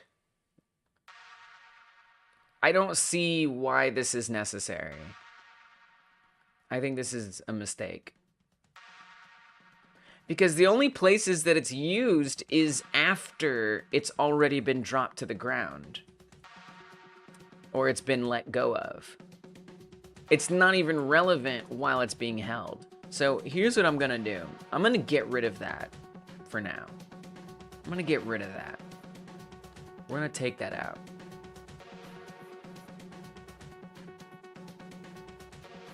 I have some concerns about that. And let's do this. I'm gonna say if is in group dropped, do that. And then I'm gonna comment this out. I'm gonna come to the other was ever grabbed stuff. And same thing, we're gonna say if is in group dropped. Let's come to the other one, same thing here. If is in group dropped. There might be some good reason why we're doing it this way, and I should rethink it. But for now, we're gonna get rid of this. Okay. Now, it should reparent. Now, that doesn't mean I'm not gonna end up with bugs that that made me not want to keep this feature in the first place. And what was happening was cows were falling off the edge, so we would just see like cows being deleted even though nothing was being done to them. Hopefully that won't be an issue now. Okay, grab this, drop it, bam, collision. Okay, that's good. That's good. And now we should see dropped cow deleted by Z, or dropped meat deleted by Z. So keep moving, deleted by Z. Great.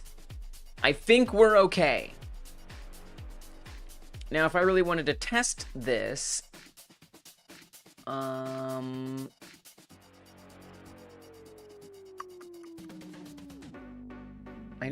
guess probably the best one is the Asset Expo, because this has tons of creatures on it. But we should be fine. I think this is good. So this is pretty much what I wanted to do. This is pretty much what... Oh, we need to change the Z position, because now it deletes too soon. Oh, the humans I didn't set up with the code yet. That's why. You can see it's... Because we moved the camera. Again, camera, it changes so much. Moving the camera is not just something we can do for fun. Like, it has consequences. So now that deletion point is a little bit too soon, and it disappears before it's off camera. So I kind of wonder, you know, I could say it's at a certain Z position, or I could say if it literally disappears off screen. I would rather not do that, because then I have to add a special node into every object, which is just going to be more things to remember that I don't want to have to remember. So we're going to come into the meat object script. And we're gonna go back here, and we want to say position if it's greater than. I guess we want it. Do we want it to be bigger or smaller? I don't remember. I don't know. And then I need to make sure I set it up on the humans as well, which is just a raycast thing. Great. There you go. It looks like it makes it all the way off screen before being deleted. So now, in the future, I'd want to set up some way for it to actually check how high did we drop it from, right? Like, if I dropped it from way up here and it hit the ground, I'd kind of want it to die. But today is not a day that I have to worry about that. That is not what we're going to think about today. That is a task for another day. You know, and we can think about Appleseed's idea where it lands on the ground, it runs away. If it survives, another day. But we've got that idea now. I'm going to make it a little higher. I don't know. I feel like it needs to be a little higher. No, we don't want to make it too high, because then the problem with making it... Let me actually look at it, because if I make it too far, it might get reparented to a block behind it, which is super not good. So if I am going to extend that, I have to... Well, it looks like it'll be okay, but I just want to make sure it doesn't reach this far.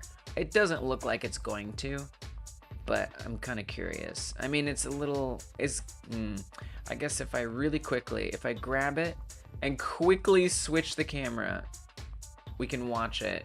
Oh, gosh. That's quick. That's quick. I don't know. It's very disorienting. All right, let me see. grab us a cow.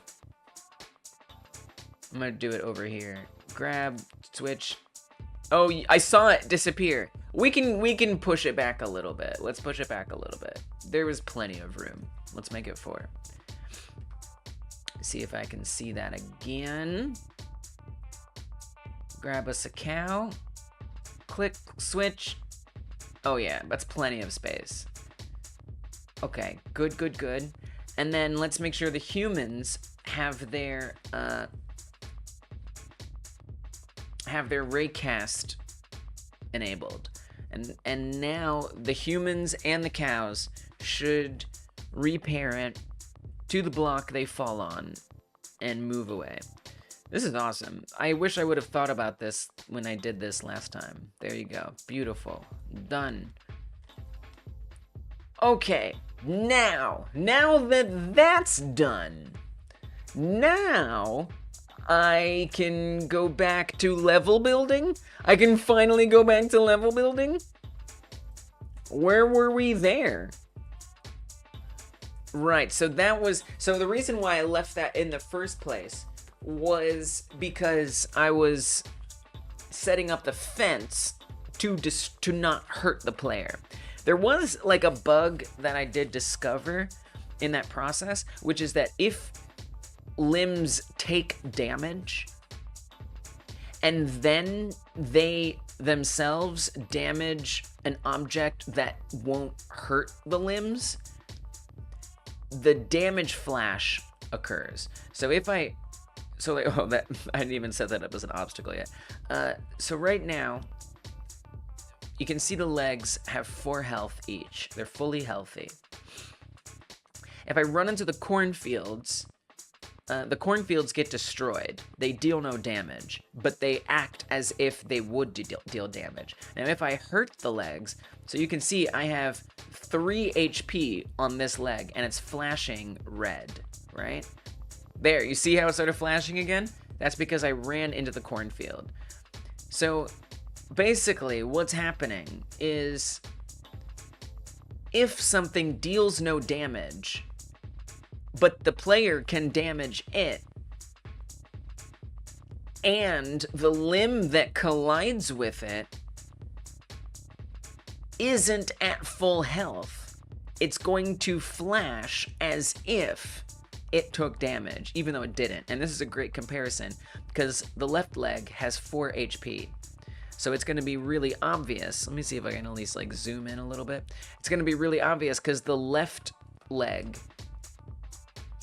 is not going to flash as if it took damage. The right leg is going to flash as if it took damage. So if we run through here, you'll see the right leg flashes.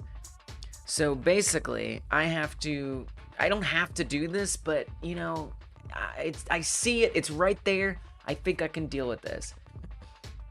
So I have to come into the body part script and examine where that flash stuff happens. So mesh flash. When damage is detected, so it's like it sees that it got damaged, even though it only took 0 damage. It checks to see, am I the thing that took damage?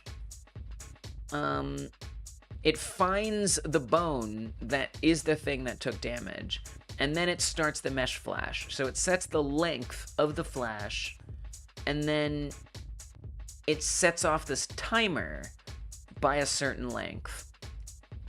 And then that timer ends. I'm still not sure why that only happens if you're at less than full health.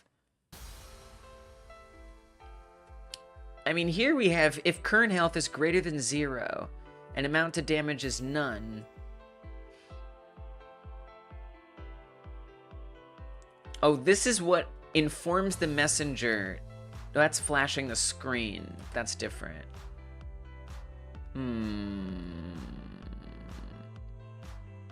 I thought this would be a little bit more obvious. So like, for example, if could you copy the code that's used to destroy the objects and removes the damage? What? What? Okay.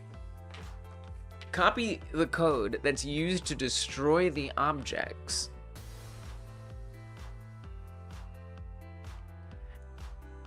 and remove the damage mechanic from it entirely. I mean, that... I'm gonna say no.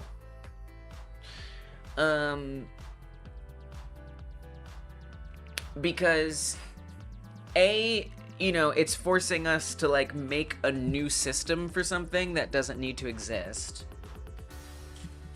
And B, you know, like, yes, like technically, yes. But I think that would be more work than it's worth. And not only in the moment, but like down the line, it would be more work than it's worth. So just to clarify like how this works. So everything that's destructible can either potentially hurt the player or not. So like, for example, the house is a good example. So there's the house.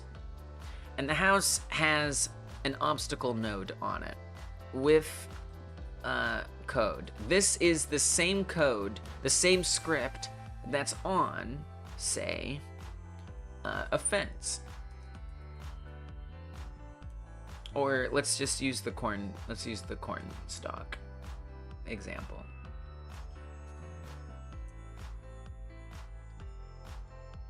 Okay, so here's the corn. Right?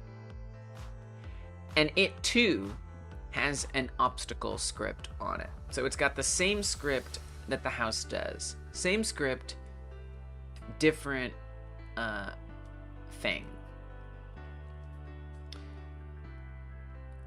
Now this script at once handles its destructibility and its damaging that does stuff to the player. I mean, look, you make like that's an interesting idea to separate them. It's just like most things. I think what you're saying makes sense, and it's possible that maybe someday I set it up that way when I remake the game, but it's just they share so many properties. They share so many similar properties.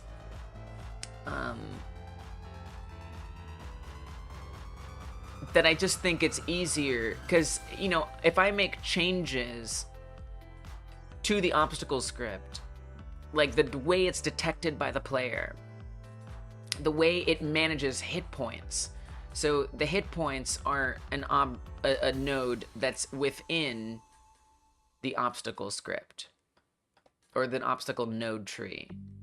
And the hit points are managing, of course, the hit points and how healthy it is and the animations that play. It's all... The problem with doing that, Pepe, is if I need to make changes to the way the house falls apart, or I need to make changes to the way the corn stalks fall apart, there's a very high chance that I need that change to also happen on the other thing. So if I change how the house falls apart, I'm gonna need to change how the cornfield falls apart. And so if I separate those, I then need to change them both separately. But if I keep them as one thing, I only have to update one of those. It could be done, but I think it isn't the right thing to do. That's all. But I think that's something to consider. But not right now. Because, you know, it works fine. It's just this one little thing that I know we can find and resolve. But I see how that could also be valuable. But because they share so many similar properties,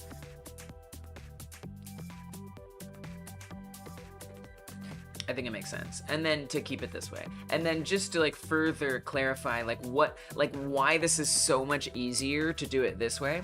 Just to like drive that home. So the cornstalk versus the house, right? So there's the cornstalk, there's the house. For the cornstalks, all I have to do if I click on the obstacle script is come over here to this drop down, damage amount, and I just change it. So I say none. This makes it cornstalks. Cornstalks deal no damage. Literally the only difference. And if I come back to the house, there's the house, and I click on the obstacle script, this just gets changed. Instead of none, it's lowest. And that's the only difference, besides their health being different. Which again, it's nice because I can adjust everything the same. If I need to change the way hit points work in the game, it's going to affect both of these objects. They have different slowdown amounts, right? So this doesn't slow it down. But when I say only change, I just mean it's all very easy to swap or to make changes between these two. You know what I'm saying? And I want to keep that ease of customizability. Whereas if I start making it a separate script, I'm not going to be able to configure all these things or update these systems without having to update two separate systems that essentially do the same thing, other than having different damage amounts. All right.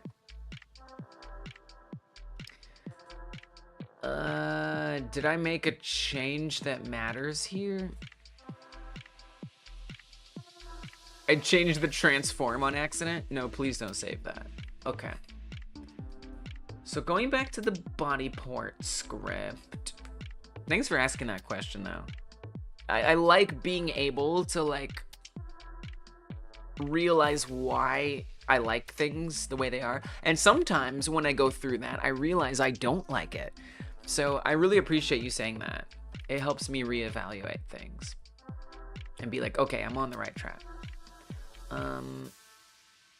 Okay, so when does damage detect it? And it gets okay. So it gets called when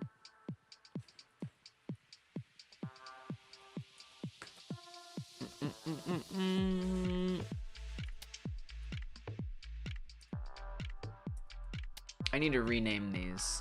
This is not a good name. Area damaged calls damage detected. This is some. Oh, I made this a long time ago.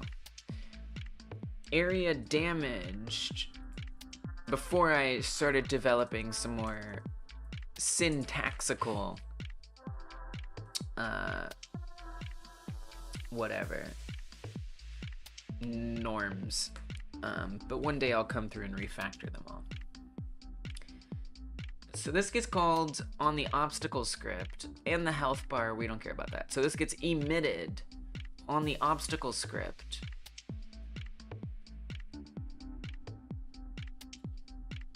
When exactly? Here. Check area collided body part. So literally just if and then check area not named well either. Also should be renamed.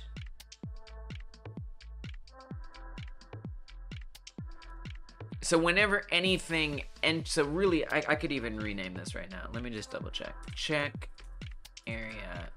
Sometimes I gotta do it if we're here and this is the right time. Oh, it's also on the health script? I see, but it's just the same thing. Let's fix it. Screw it. Let's do it. So really what I'd want to name this is on area entered. We're refactoring. Uncheck area. Please God, no. On area exited. Joe Schmo taught me to word these things this way, and I deeply love it. We're calling this on area entered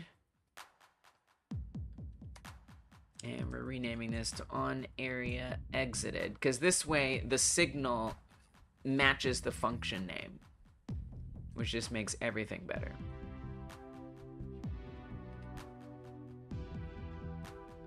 Okay, so now that's all gone. And then on here, I want to say same thing. Interestingly, I don't think this is even called on here. This is like just a function that's sitting there and it's not being used. This function never gets called. That seems deletable. Oh, right. This was used when you could like drag things. This might be used again someday, actually. At which time I'll just remake it. I'll just remake it. No reason to keep this here. I'll tell you what, I'll comment it out. How about that?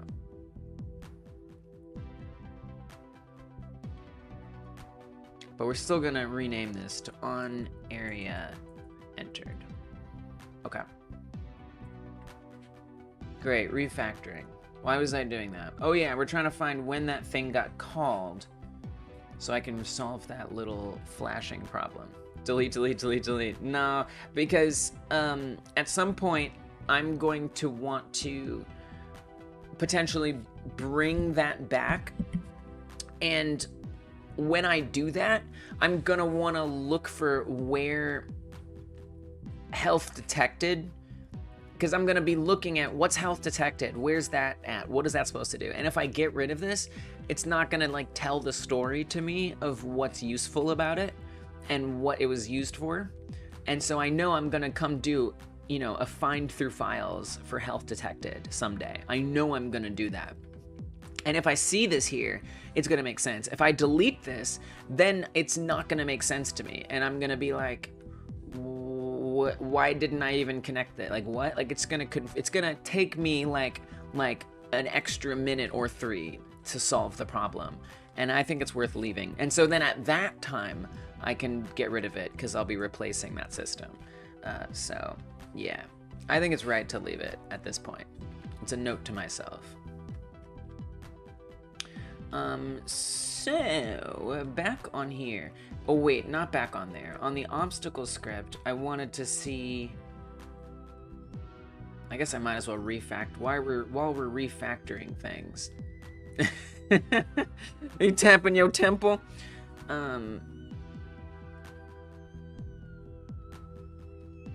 Hello again, Edward.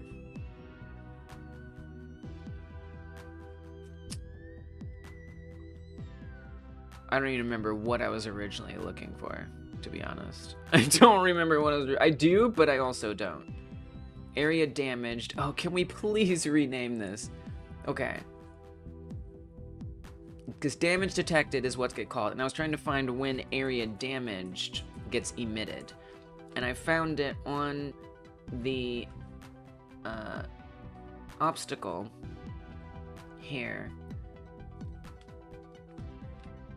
And it emits the collided body part when the area is entered. See how much easier this is now that it's, oh right, when the area is entered. I see, I know what that means. What is check area? I don't know what check area is, but I know what on area entered is. So when the area is entered by anything, it's going to emit amount damaged with a damage amount. Okay, all right. And then that is connected back over here. I'm gonna change this function name. And before I do that, I'm gonna search in files damage detected to make sure we're not referencing this function anywhere. I'm sure we're not. Looks like I'm using it again in empathy health script. Whoa. Another badly named thing. We're gonna fix it. On empathy consumed. This is something I don't even think I'm really using it right now, but we'll keep it. refactoring when I can. This is very much my vibe for today, is just like picking up tasks and fixing things as I come across them.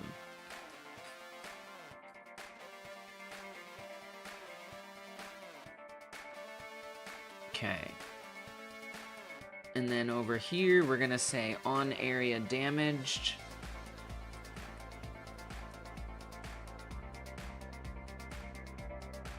Come down here, rename this on area damaged.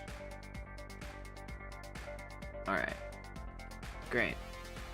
Refactored. Beautiful. On area damaged, if collided body part is set to self. So okay, what if I comment this out? There's no more flashing, right? Like that's true. There is still flashing. Oh. Oh, but it never ends because we're not setting a length. So that isn't the code that defines that it should flash. That's the code that defines how long it should flash for. Look how cute it looks with the little limbs. Okay, so this isn't start mesh flash. This is define mesh flash length. That's what this is doing. So what actually starts the mesh flash then? You know what? I think that actually, I don't know. I actually don't know where that happens. Flash damage. Oh, that sounds like where it would be. Wait, what calls that function? I see another refactoring potential. Damage flash timer timeout. See right there. Right there. I would want to rename this to... Really, maybe I could say like flash timer timeout would probably be a good name. Let me come back in here so we can make sure we find all the spots that it's at. Connect flash damage end. Wait, what the hell's the difference between these? What? Timer limb damage flash timeout. Damage flash timer timeout. What the hell is the difference?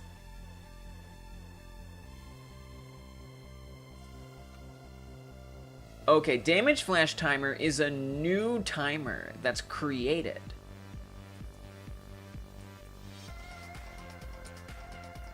We add the child, and we never used it again. Wait, do we? No, because because that connects to flash damage. No, this gets created in the ready function.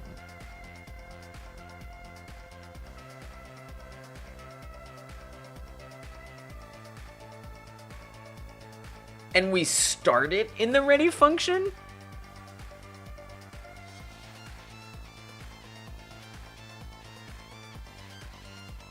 Why? Why would we do that?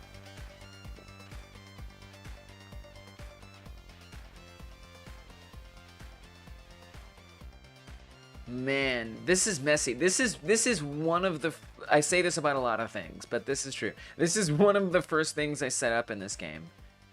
And I gotta tell you, I'm real confused. Alright, let me comment. I'm gonna comment all of that out, which is probably gonna create an error somewhere. It didn't. Good. Okay. So if I comment that out, the flashing never begins. Okay, that works. Okay, that works. I don't understand it, but it works, because we're not seeing any more damage flashing. But the limbs are shrinking. So the damage is being taken, we're just not getting the feedback that the damage was sustained. So this is crucial. What about this? What is this? Flash damage end?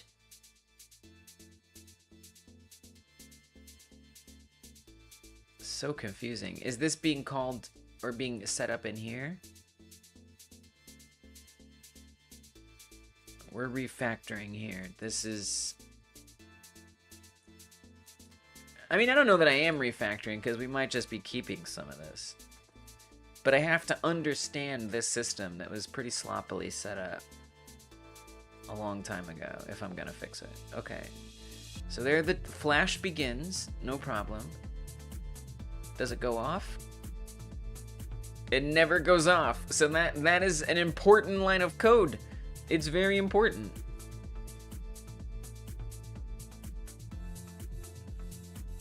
And when does this happen? What is that? That's gonna be on, oh, every body part has its own timer built into it. Every single one, every body part has its own timer that's named the same thing as referenced here in this code, right there. It's on every body part with the same name. Hence why this works. Wow.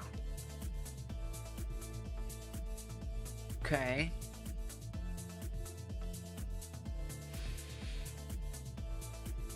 This naming has to be better. What if we say, instead of calling this limb damage flash, I'm gonna rename this all these timers.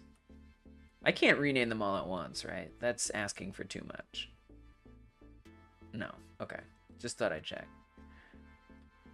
I'm gonna rename this to timer limb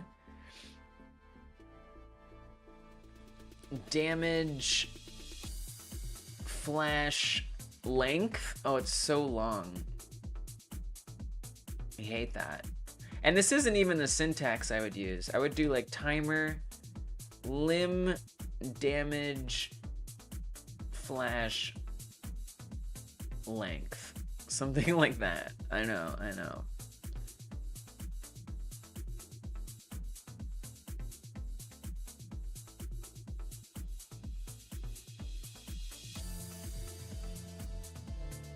But we're going with it.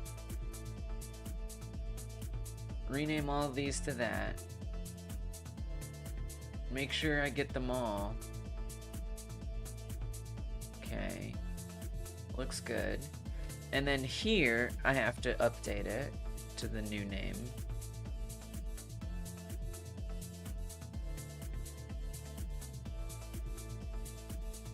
Oh, we have to put this in quotes because it doesn't like the hyphens otherwise. We gotta put it in there a bit like a string. And then I'm gonna rename this to on, what is that? Limb damage or flash end on. I mean, I hate to do this. Limb damage flash end. Devastating. Devastating function name.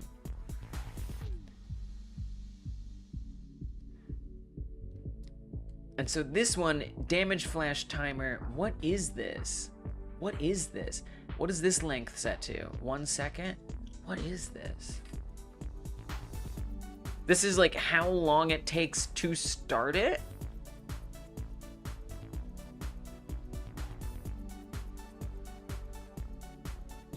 This still kind of confuses me, but I don't care. Alright, so coming back to flash damage end. It's getting confusing, but what's good about this is it will just help me understand better all of this. Unlimited damage flash end, good.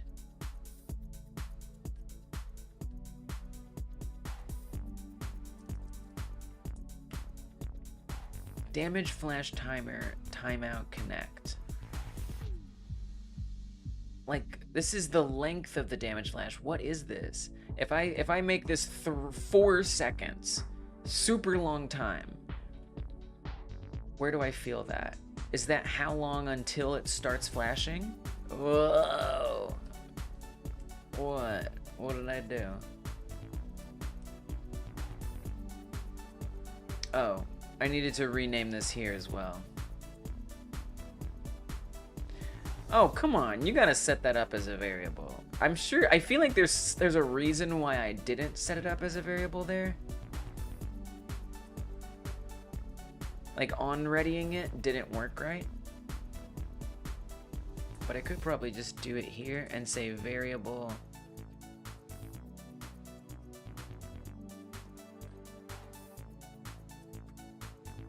on limb damage flash length. You know, just so I don't have to do this every time. But I feel like I would have done it this way. I seem to actually remember for how long ago it was trying to on-ready this and it didn't work. At on-ready variable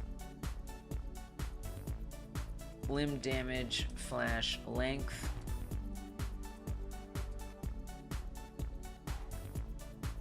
Right, because this is just, well, it's just a child of, it should see it. This should set it up just fine.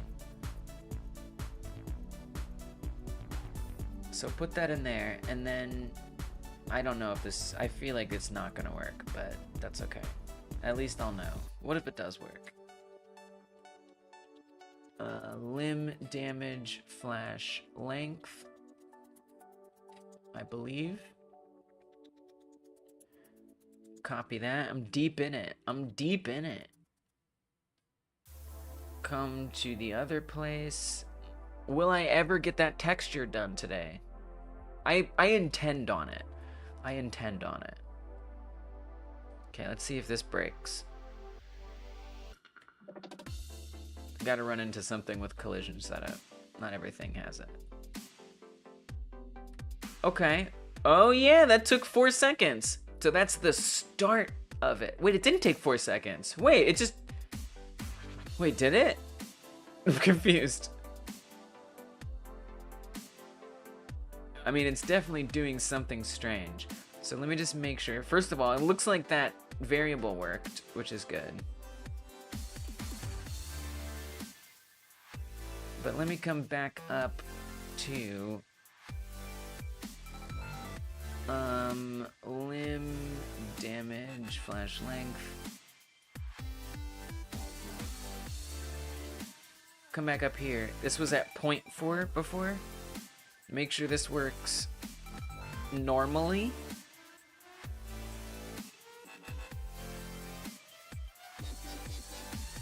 It does.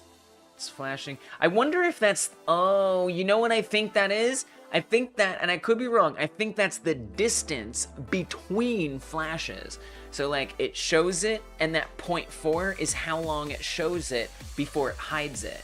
And maybe even how long it hides it. It's how long it's showing it and how long it's hiding it. 0.4 on, 0.4 off. 0.4 on, 0.4 off. I think that's what it's doing. I think. So if I make this 0.1, in theory, it would be like really, really fast. Oh, the opposite. Oh, the opposite.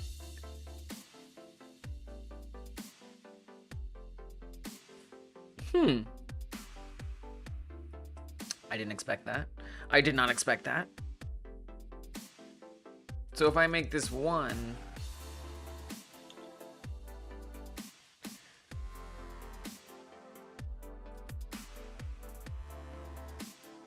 Interesting. It's definitely faster. It goes much more quickly, but it seems to stay off for the same amount of time. Very confusing. So what do I even call this? What even is this? So when this times out, it calls this, which I need to rename, and I'm going to rename right now, by the way.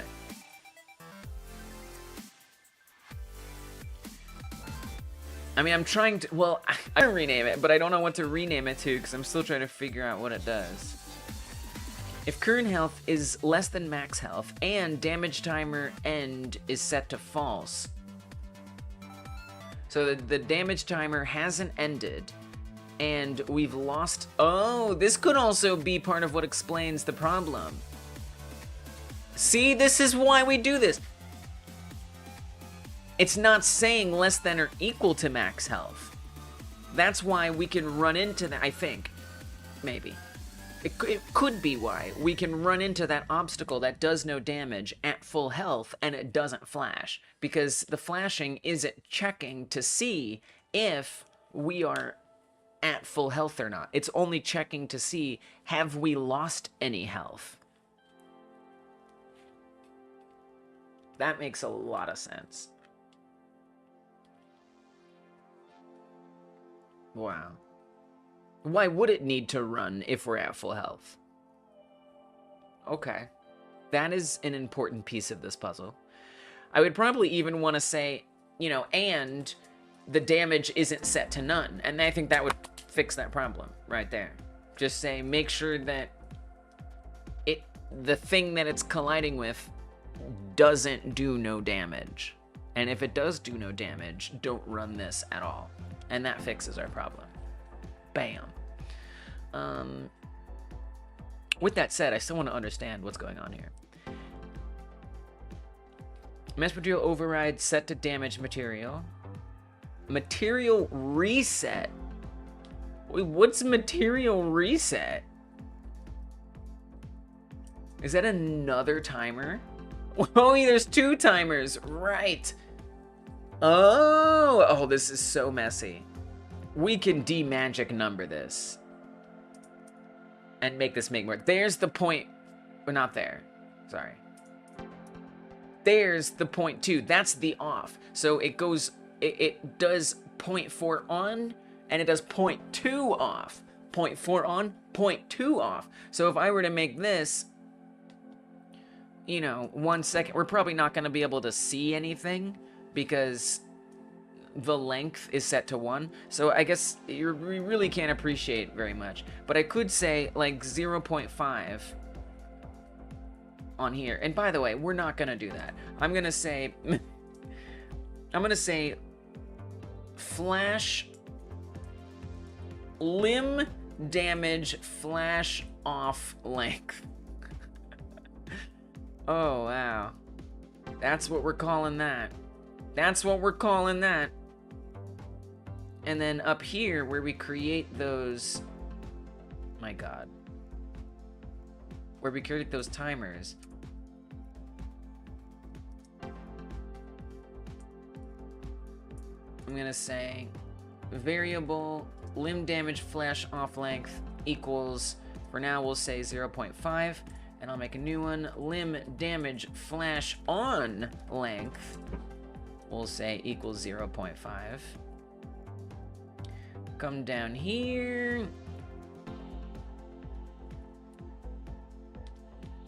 To this.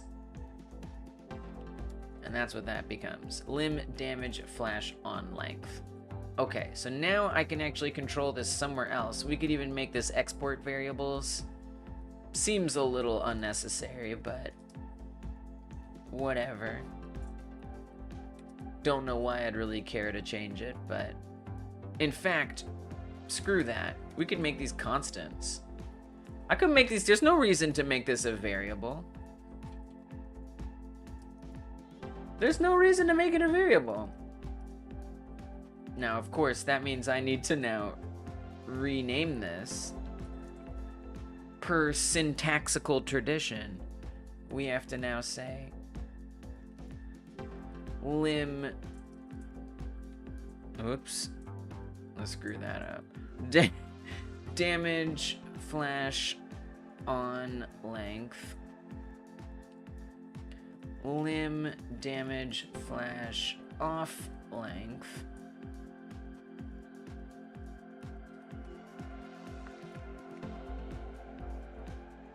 And then I gotta search for that.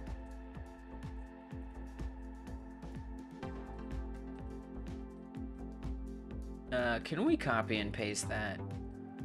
Do you think we could just copy and paste that? Like, that would be nice, right? That would be nice.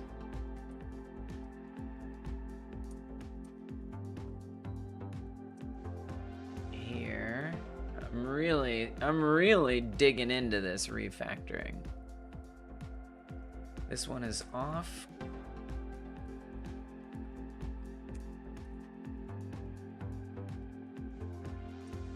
Find the other one here. That one is on. Okay. So now we'll see it's going to flash on and off at a steady, slower rate. 1 off. Very slow. But it goes on and it goes off. But we don't want it to be like that, because that's not 0.5 seconds. I don't know what this is, but it's not that. So we want the on to be 0.4. That seems wrong. Something seems wrong here, right? That seemed wrong. Is there still something else that I need to set up that I forgot to set up? Oh no, that looks great. Wow, it looks perfect. Wow. It made such a difference. Just changing those numbers just a little bit. If I make them the same, 0.4 and 0.4. Oh, wow, it's really weird. See how it flashes super fast? There's something weird going on, and I don't really feel like dealing with it. I still am a little confused as to how it works. But it works. Flash length, define mesh flash length. Right, then there's this. Limb damage flash, so the, oh my God. And then there's another timer. The overall timer. It adds for, right, because it extends the length if you take multiple hits. It needs to do the flashing for longer. So it continues going. It's actually like some very complicated stuff. I did not do this by myself. Okay, and you know what? We're just gonna rename this limb damage total flash length is what I'm calling that. Yep. This is a variable, and we need that to be a variable. For sure. 100%.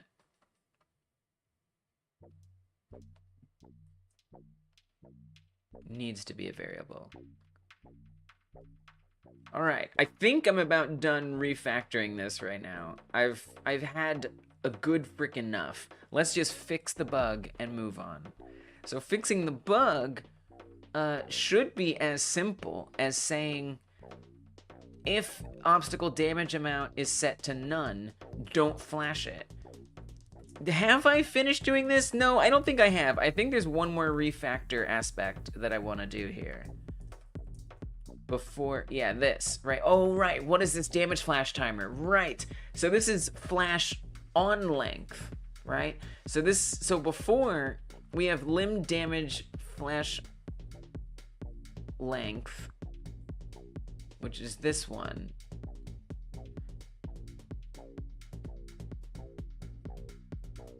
The material reset. So really this isn't damage flash timer. This is material damaged timer. Material reset timer would be a better name for that, if I'm being honest.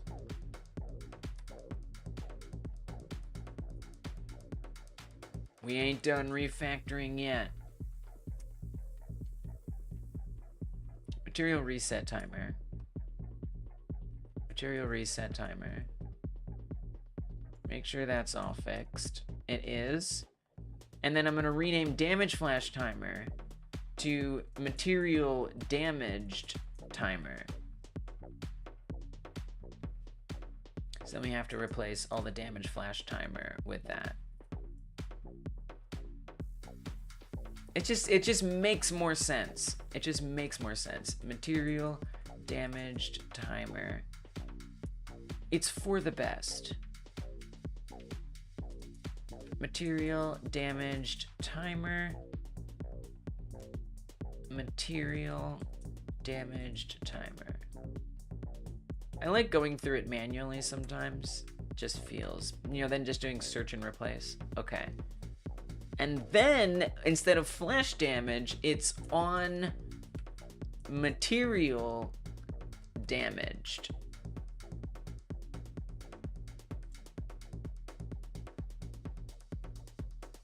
End. On material damage end. Material damaged timer end. It's kind of gory. I don't care. It's specific and it's informative. That's what I like.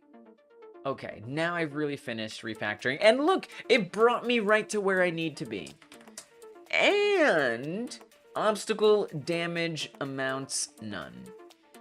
So, if the current health is less than the max health and the damage time... Wait, what's... Wait, what's that? And damage timer end is set to false. And obstacle damage amounts set to none is not set to none, right? We want to say that it's not set to none. Then do the flashing. Okay, but also, real quick, what's damage timer end? What is this? Damage time, what?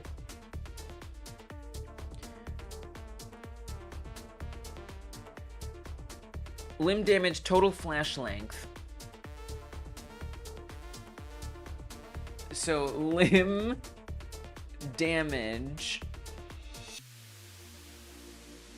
flash end. I feel like that's fine.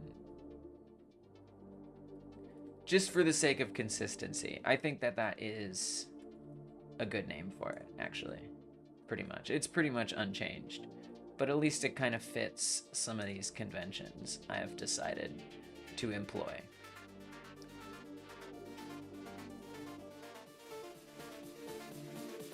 I mean, I probably don't need this. And rename that. We left it a little better than we found it. And potentially fixed this bug. Make sure it works in general. It does not. Oh wait, I've broken it. I've broken it! Oops. Oh, frick. Uh-oh. So that, oh dear. That function isn't being called anymore. The function that we're supposed to be calling, I've renamed to on material damage timer end. It's not being called, right? Oh, you know what? It's this.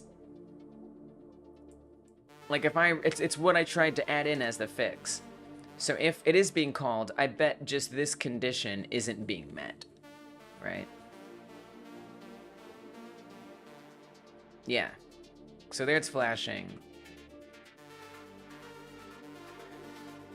So why didn't that work? Maybe it's just too many and statements and it's getting confused. Let's say if obstacle damage is not set to none. Let's see if we can understand that. There might be something else in the way that I'm putting this that needs to be dealt with.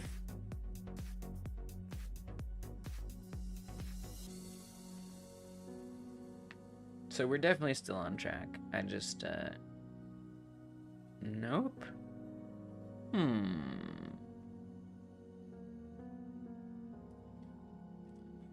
I mean, obviously we wouldn't want this to be true. I mean, I guess if I were to say lowest, which is what these objects or these obstacles are supposed to be set to.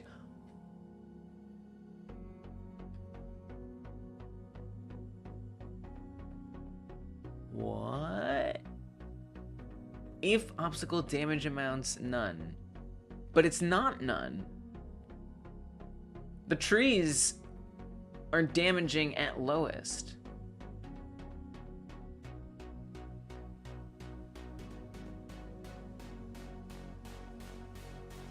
Oh, I know. Does anyone else catch it? I know what it is. It's because that's not how you reference an enum. That's why.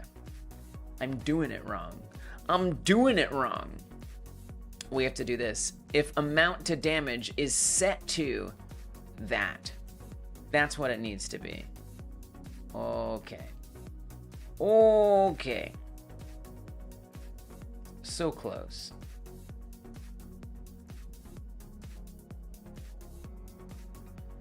Basically this right here.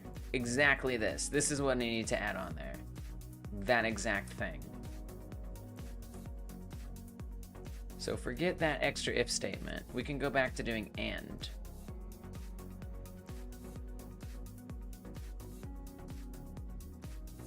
So now we're saying if current health is less than max health and limb damage flash end is false and amount to damage is not set to none, then run the damage flash. Otherwise, do not do this. So we're gonna hit this. Oh, I didn't hit it. We're gonna hit this. It's gonna flash. Beautiful.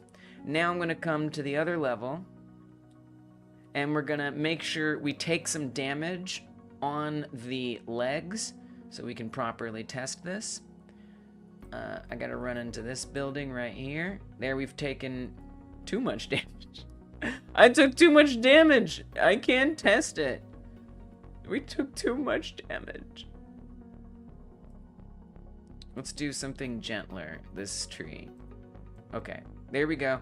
We took a little damage right there to the leg. So the test will be, will this not flash if I run through the cornfield? The fence is also, but we've decided cornfields. So it's gonna be a cornfield. All right, here comes the cornfield. So this should not flash when I go through the cornfield. No flash! Bug squashed. Ooh! Oh, I'm gonna need to eat some snacks for that. Oh! Wow.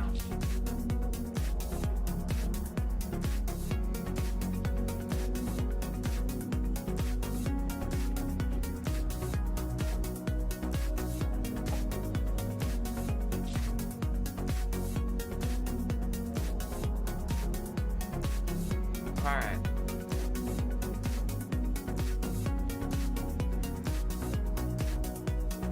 Wow. Good.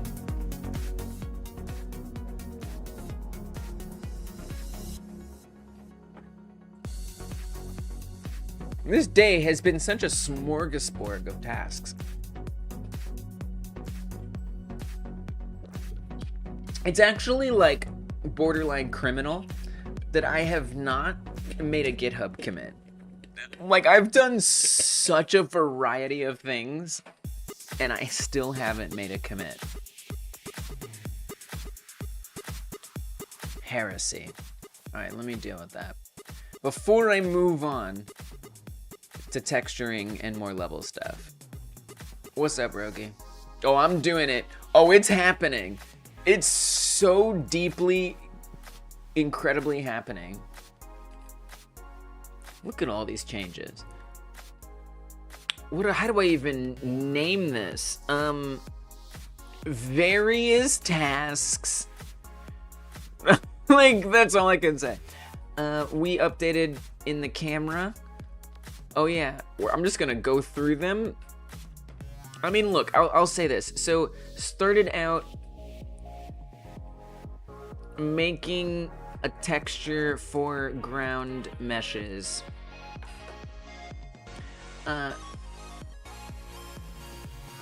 Redesigned obstacles and stuff on level 1. You got Omega distracted watching a YouTube video of someone who is really demotivated because of a bad game jam experience. Whoa, so I was writing a nice comment that might help. I love that. Send me that channel somewhere. DM it or I'd be curious to watch. I want to I'd be curious to watch. I want to know all of the game dev YouTubers. I must know them all.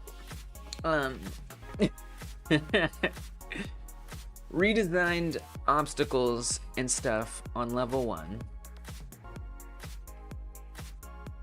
That led to, I don't even know. What did we do on the copter? Nothing. It's some bullcrap. Meet objects now. Changed the camera. Right. Oh, fixed or added delay. Added a delay boolean. Thanks, Rogi. Added a delay boolean for objects that take damage, i.e. it can be set to either need a delay or not, i.e.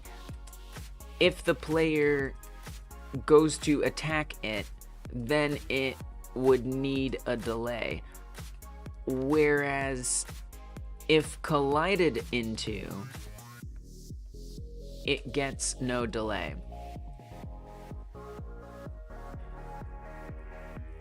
This is set as an argument when the I don't even know, the damage detection signal is emitted. Okay. Now, non-damaging obstacles like cornfields and fences, which are now, well, let's say this. Okay, I actually forgot to mention that too. Wow, this is so many things. Fences no longer do damage to the player. Okay. Now, non-damaging obstacles like cornfields and fences. This is so much.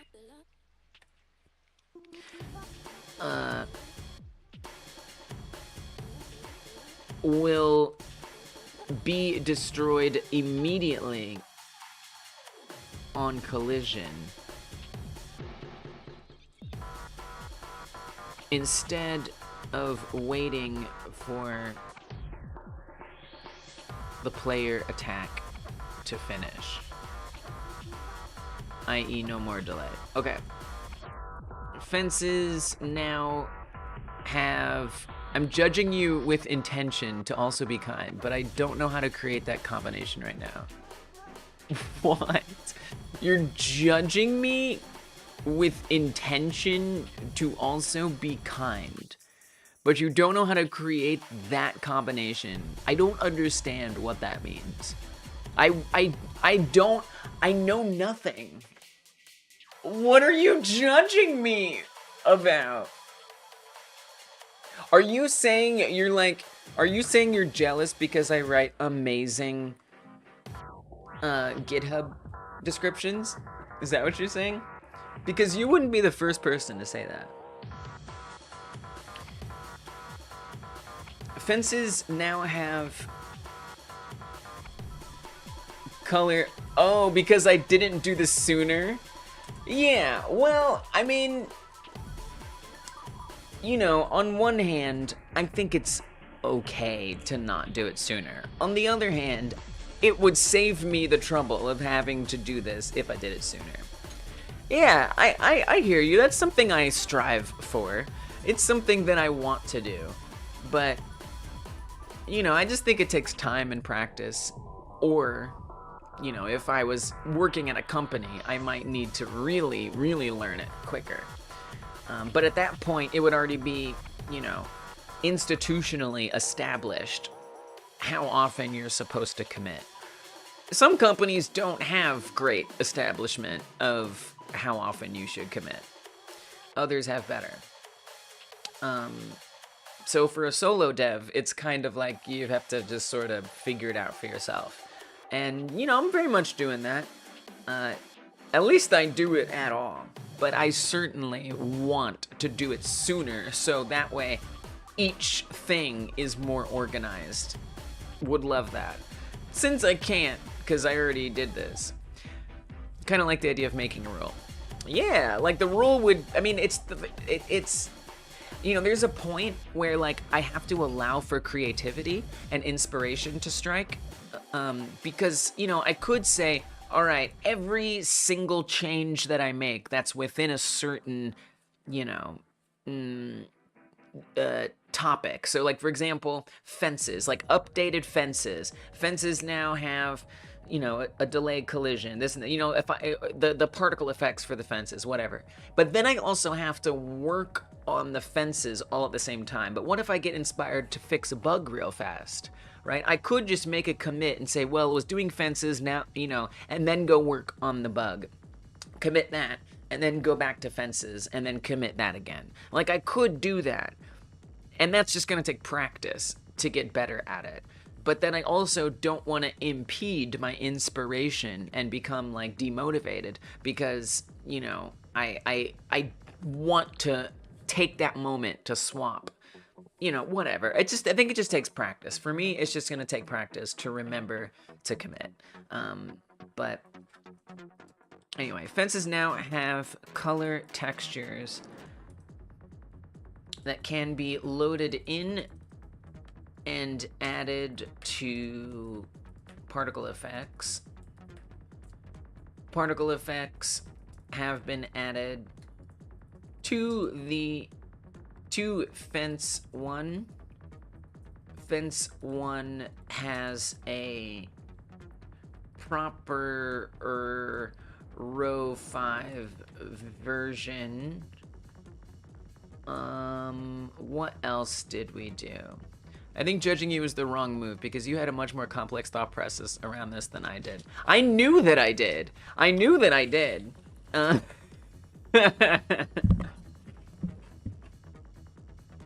But I'm glad that I got to talk about it. Because then you learn, others learn, and I get to, you know, better understand my own process and stuff, and refine it, and whatnot.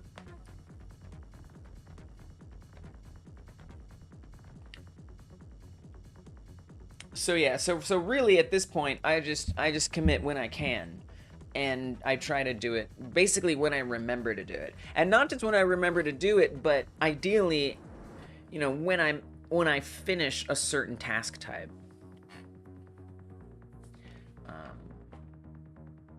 Particle effects have been added to fence 1. Fence 1 has a proper row 5 version. What else do we do? Did we talk about the reparenting yet? I don't think so. Meet objects now oh right, because I was gonna say adjusted camera position so the cornfield and fence destruction could be more visible. Dunk score, and a lot of the things are hard to know how to like even separate into different commits. Because the camera position affected so many other things. And it's like, how do I even bundle those things? You know, I don't even... Score dunk position needed to be adjusted to fit new camera spot. Refactored some of the score dunk code and cleaned it up a tad. What else happened because of the camera adjustment? Something that I forgot. Oh well. Meat objects no longer disappeared off camera since it moved. So I set up the meat objects to reparent to the block below them using the raycasts. Fixed and cleaned up that code and used a group dropped instead of setting a flag. No problems now. All right, I'm starting to be a little overly detailed, I'll be honest. But I also, like, enjoy going over what we did, because it's like, wow, I did so much. Adjusted the damage flash timer code to not flash when a non-damaging obstacle hits the player after the player has taken some damage. This also led to refactoring the damage flash timer code. Probably other stuff. Maybe. Alright, that's a frick ton plenty. My freaking gosh. What a beefy update. Okay, so now that that's done, how do I feel about the level design? Like the whole pretense for all of this was to set up the level 1 and then set a texture underneath based on what I set up for level 1.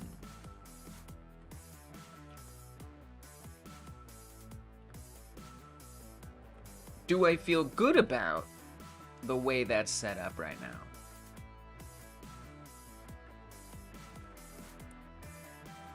It's gonna take a while to get back there. Okay. Whoops. So we've got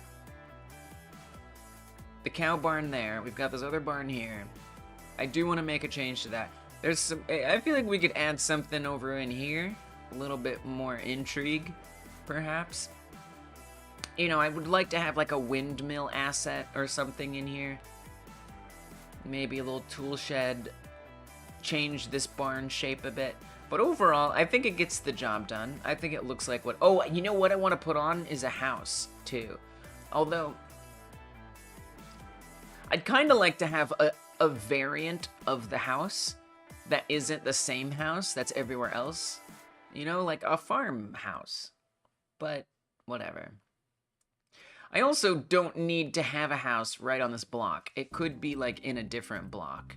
And then you just assume that those connect somehow, but it's fine. So maybe I'll add a house onto here. But then overall, I feel like this is pretty good. Maybe adjust these around a bit. I mean, it's interesting, the way these fences point at each other. It's something. I don't know. It feels like more intentional than it needs to be. Like, why does it do that? What's that for? Does that matter? I don't know. I just did it that way. But I can always update the texture. What I want to avoid is it being like stressful, the idea of moving anything, because then I have to remake the texture. I would like that not to be a thing. Ideally. Okay, let's say that this is good enough, and then I'm just gonna make a couple adjustments as well. Made it back to this. Let's put a house on here too.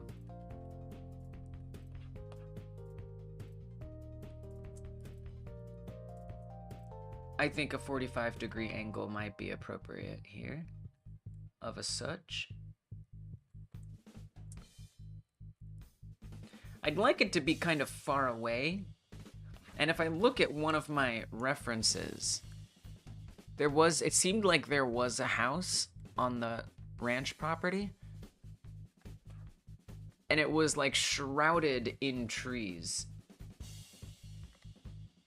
So I kind of like that. Was it this one? Yeah, I'm guessing maybe this is the house. And then, like, there's the cattle ranch stuff. What are these? Those are cool. Like hay bales? Oh, we need hay bales. We totally need hay bales. Oh my gosh. What am I waiting for? Yeah, so it's kind of like in some trees. Let's put it in some trees.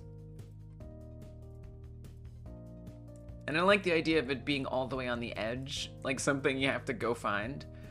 Now there won't be, now the problem is too, is will there be any people in there? Because you're not supposed to actually encounter humans yet. So you know what? I actually shouldn't put a house on here. You know what I should do? I should put the house off screen.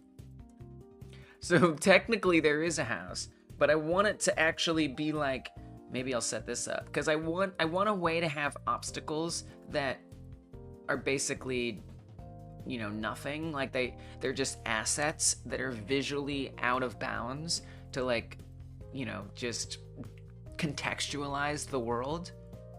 Because it's important that level 1 doesn't have any humans.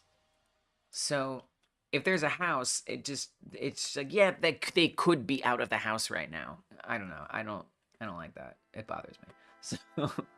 So I think I'm going to do that. But then I ask myself, do I want to set up a system right now for dealing with things that go outside? Now, ideally, they wouldn't be running all the logic that comes with obstacles normally, and they would just be like a mesh, just sitting there. But that's actually a little trickier to do. You know, in theory, I could just drag the Blender file over here. But, you know, then I give up some of the potential customizations, or I have to customize it. Like, for example, you can see the colors are different, so that's real. It's basically gonna have the colors from Blender, right? So, like, if I bring the tree in here, we can see the tree doesn't even have any colors on it. So every tree that I put in here, I have to color manually. Well, you know, I did want to set up that texture thing. Okay, here's what's gonna happen. Here's what's gonna happen. I am gonna set something up, and I think I know how I want to set it up. I'm gonna come to this tree scene, for example, and we are gonna export, just like I did with the fences. We established that exporting of textures before. Let's do it again for other stuff. So we've already set this trunk color. So I'm gonna save this trunk color as, in the tree folder, as tree1. How are we naming? What was the naming convention I was using for this stuff? I don't remember. Let me go look at the fence. Fences, fence color, brown. Okay. So I'm gonna say in foliage, we're gonna say tree1 color, tree1 trunk. No, let's say tree1 color trunk. Yeah, that's enough. Tree1 color trunk. I think that works. It's a little weird, but I don't care. Good enough. And then we're gonna save this. Tree1 color leaves. Now I'm gonna come to the house.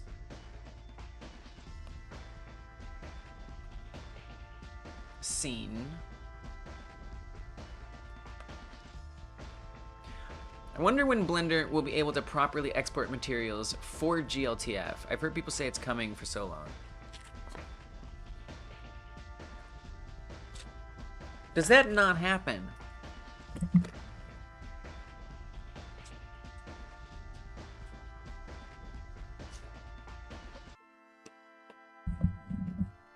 So I'm pretty sure, I'm like 89% sure that I am using GLTF exports. because I have Godot set up to be connected to Blender automatically, so it takes in the .blend file and it automatically converts it for me to be used in the game, which I'm pretty sure under the hood just exports it automatically to GLTF. And the reason why I don't bother with the Blender textures is they don't really look the same in Blender when I export them into Godot. Like, they kinda do, but not really. They're basically different. And you know, little settings like alpha and stuff. Why didn't the tree have materials? I don't know, I'm not that familiar with Blender. I think I just didn't set them on the tree. So like for the, I mean, I will say there are some things that don't import correctly. Just not all things. So let's see. House, is this one probably? So the house,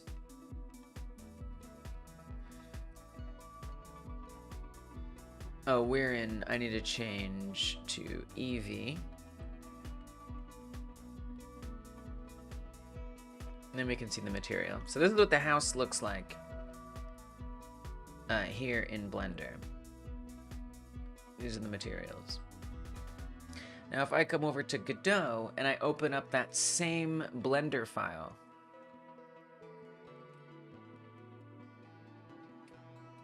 oh, I'm doing it in a weird way.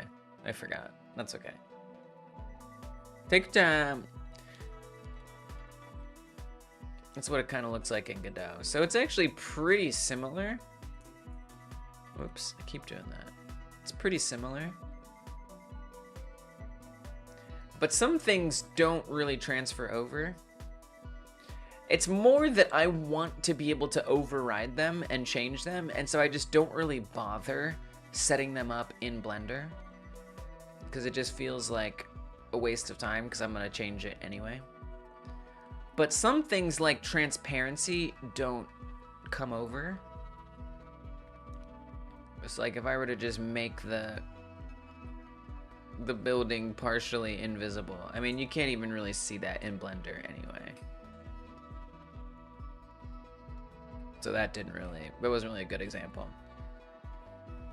But with the tree itself, it pretty well works. But again, there are some things that don't transfer over. Let's look at the tree. Not in that list. Tree. Foliage. Tree 1. Yeah, so I just didn't set it in Blender. This is with the material preview. Oh, I guess I added like a no. Oh, I tried to use nodes, like shader nodes, and these did not export into Godot. These did not export for whatever reason.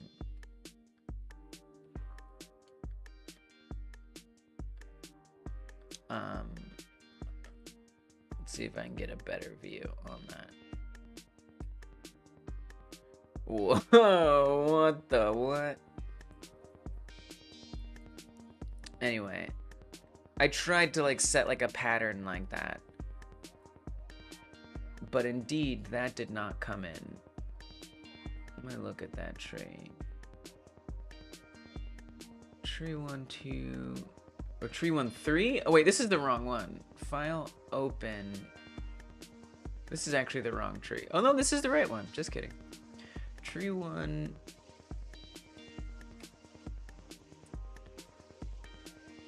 .blend.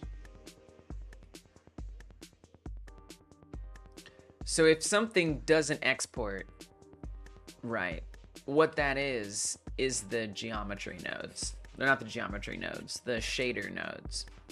Probably not geometry nodes. I actually have no idea about geometry. Oh, geometry nodes do. Geometry nodes do. I'm pretty sure. But these do not. So that's why it looks like nothing. But if I were to come in here and change those materials. Let's say instead of doing that, I just create some new material that's green.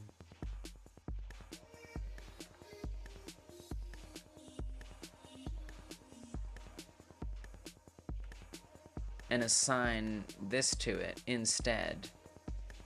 Come into here, add a new one. Make this brown.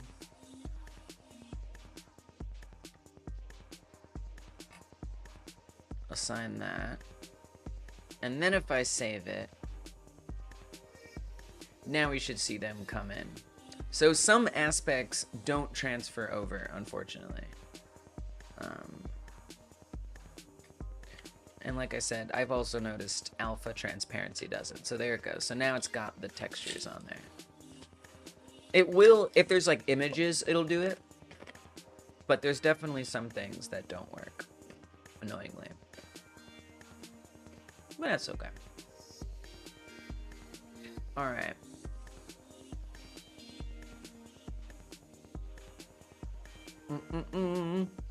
But I'd still want to be able to change things like on the fly. I still prefer, because to me, I can't really tell what it's gonna look like in Godot from Blender.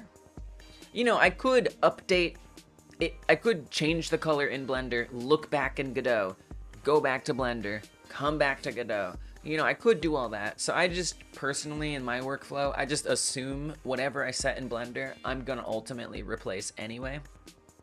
And that's just a part of the way I've been doing it. To even that nitty gritty, material stuff is just stick a snooze fest. So some things I truly don't enjoy. Yeah, I understand that. That's why I don't bother with it. And I just choose a color.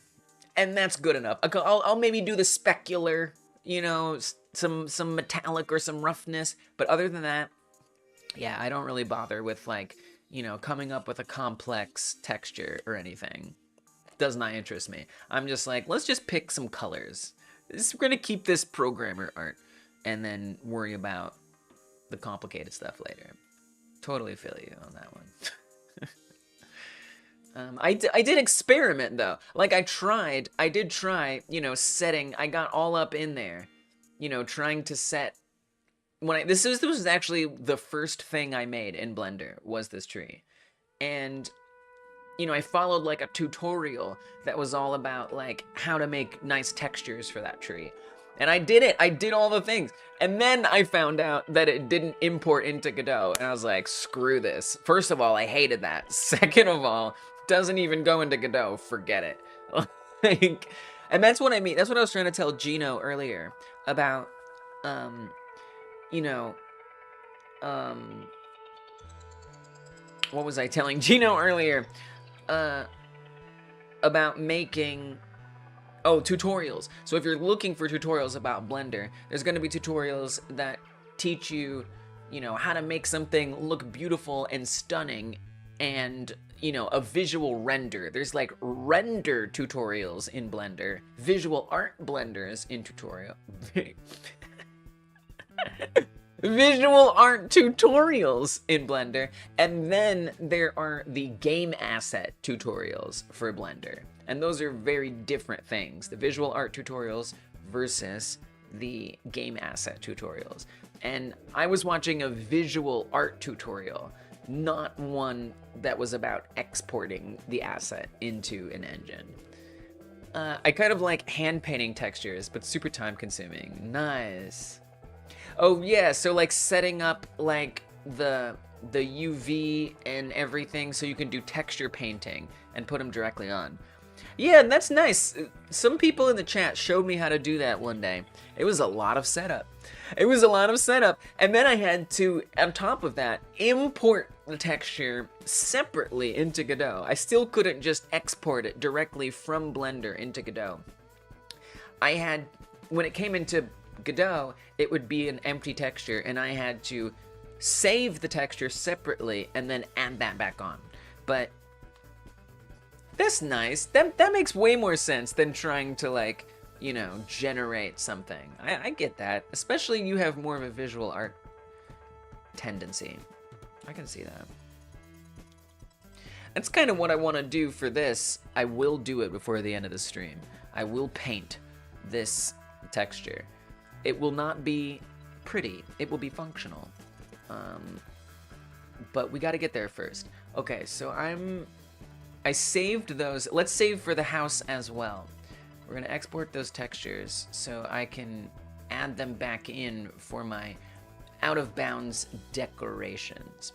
Watched a few Grant Abbott tutorials on how he does his stylized assets. Has a lot of good Blender content. Do I know who that is? Have I seen those? Am I subscribed? We're about to find out. We are about to find out. I am not subscribed. Subscriber is now done. Complete Blender 3 beginner's guide. Create a unicorn step by step. And so this is one, you know, and again, you can still watch tutorials that are by people who are making visual art stuff. But see, this is clearly like a render, right? Like a visual art thing. Not everything will necessarily import into an engine, right? Which is fine, but true. Still, a lot of good useful stuff. It's just worth keeping in mind that certain things might not necessarily be the best for a game asset. But for the most part, it'll transfer over. Right up here with Donut Guy. Okay, I feel like I know who Donut Guy is. But yeah, this looks awesome. Very, very like touch and feel. More like sculpting and stuff, perhaps. I really like that. I like how they're using like a reference and just, yeah, they're sculpting. Nice. Nice. That's a really good way to do it. I like that more. Yeah. I like that a lot more. He has game asset tutorials? Nice. I prefer this to, you know, using technical tricks to make things. I think it's nice when you can just touch and feel a thing. This is cool. This is a really good, I like this. This is awesome. Nice one, Entropy. Wow. This is awesome. It's hard to look away. Whoops. I didn't know this was a method of modeling. Yeah, I don't know if I mean, maybe I don't know if I really knew. It makes sense. Like, I see it happening and I'm like, oh yeah, that would work. I don't know that it ever occurred to me to do it that way. You know, I have seen it. Someone modeled a trash bag this way, but it was a freaking trash bag. I don't know. It didn't really feel like I could do that with something as detailed as a freaking unicorn. Look at those details on the face. This is astounding. You know, obviously this person has a great, you know, hand gesture. You know, they're probably, they might, I don't know. I mean, it actually looks like a mouse cursor. I don't think they're using a tablet. But they're good at that touch and feel. Wow.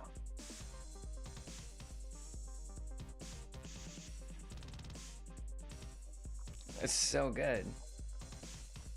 I love 3D modeling. I love it so much. Tablets still show mouse cursor. Oh, okay. So it could still be a tablet. Okay, you're right. Cool. Probably tablet. Yeah. Because that's what I was thinking. Like how could you do this without a tablet? But since I've never really used one, I just assumed, well, there's a cursor, so it must be. It must not be. Gotcha. Thanks for setting me straight. This is amazing. I can't look away. I have to look away.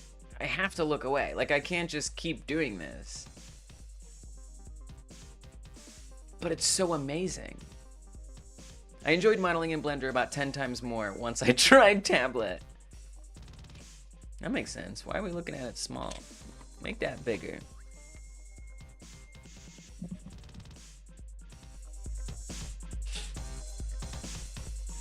I drew a lot of assets on a laptop trackpad. So you'd be surprised what you can do with a mouse. Yeah. It's just a bit annoying.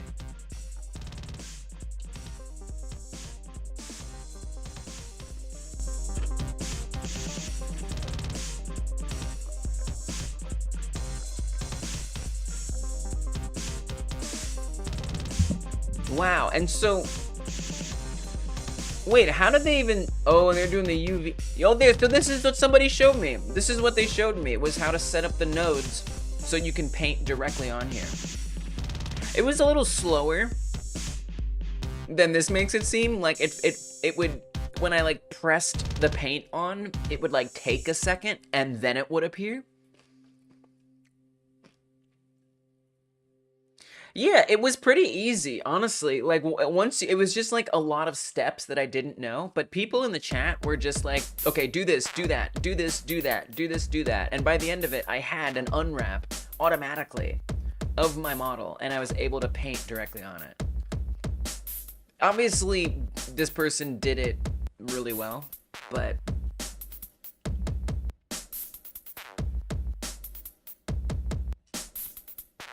you know, if you know the steps, I think it's pretty doable.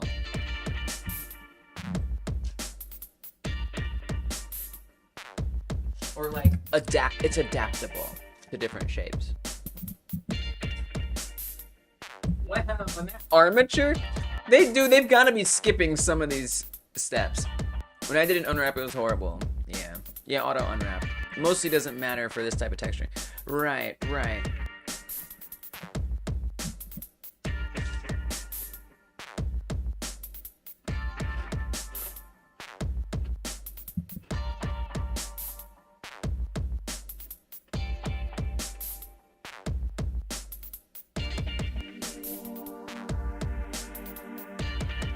That's a big horn.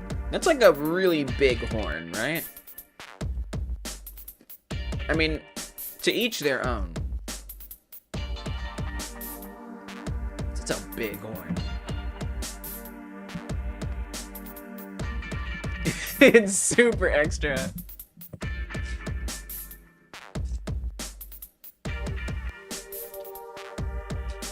I feel like it'd be all like walking around like this all the time. So much neck pain.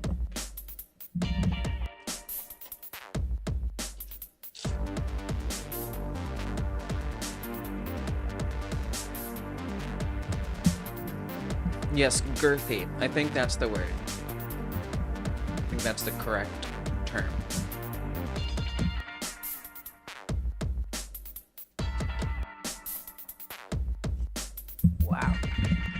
Wow. I had to watch. I wasn't gonna stop watching this amazing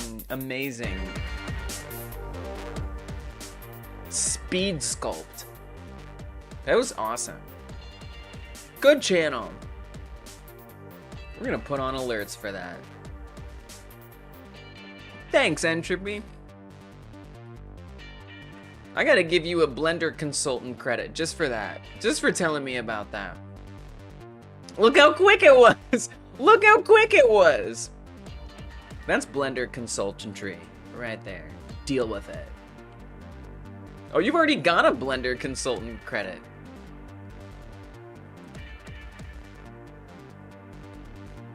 Give you another. Alright. So easy. Not hard. Who are these people talking about things being hard? So I'm actually gonna want like different size or different. What I ultimately want is I want the houses to randomly spawn in with different colors. I don't feel like setting that up at all right now, but at some point I'll do that. But I don't want it to be like completely random. I don't want it to like go from like the full color spectrum. So what I'll do is I'll just pre-design a bunch of color combos and then have those get randomly cycled through like an array or something. So this will just be one of those color options. So this will be house 1, color 1. It doesn't need anything fancier than that. Color 1, but this is different. This is walls. We want to say color 1 walls. And I might actually end up using these with like a delimiter at some point, like for that randomization. Like, say, load all the color 1s, but then do I want to have walls be first? I don't know. I can rename it when that time comes. But this is where this naming convention will come in handy, because I can then set one of these underscores as a delimiter and make sure it only loads certain things for certain parts. But for right now, I'm not going to worry about that. Oh, there's 2 door colors? Oh my gosh. I'd actually want this to be like a frame color. So this frame should match the window frame. So actually, I want to say, so it's a little complicated, but that's just the way it is. I made a script for my game where I could set a gradient value, and it picked the random color based along the gradient line. That's awesome. That's a cool script. That's a really cool script. Wow. I used it for literally heaps of things. That's really cool.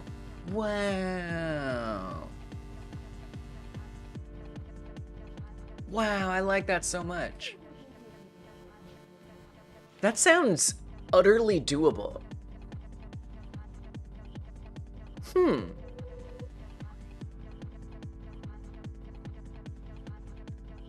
You know, I'd still need to kind of think about how I would set up that gradient line, but that's such a great idea for like coming up with like a palette, basically.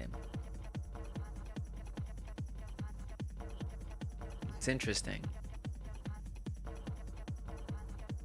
I'm trying to like create a memory. So when I go to work on the color randomization, I actually remembered to consider that option. I mean, I've definitely put something in here.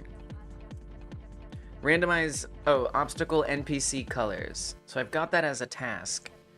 E.g., different houses have colors, cars, etc.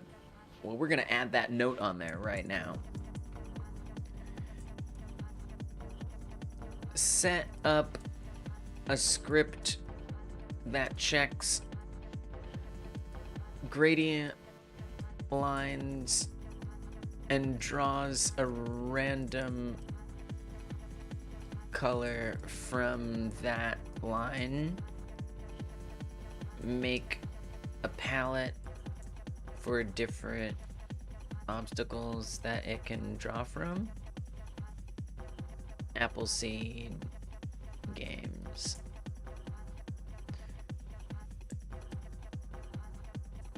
Could just save textures and have them load in randomly, and or okay, that's another credit right there.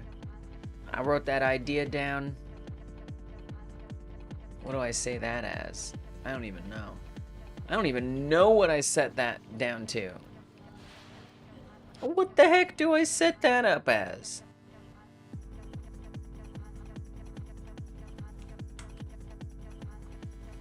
I need a button for the long chat when there's multiple messages that I'm behind on. But I'm still experimenting with the long chat. Oh, I hate that color. Anyway. Damage flash. Yeah, no, it would definitely work in Godot. There's totally a way to do it. I don't know what it is, but I bet you there's a way to do it. Level design, obstacle design. Obstacle design? That seems general enough to fit. Art direction? We could even be more specific, and I could say... you know what? We're just gonna say obstacle design. I think that's good enough.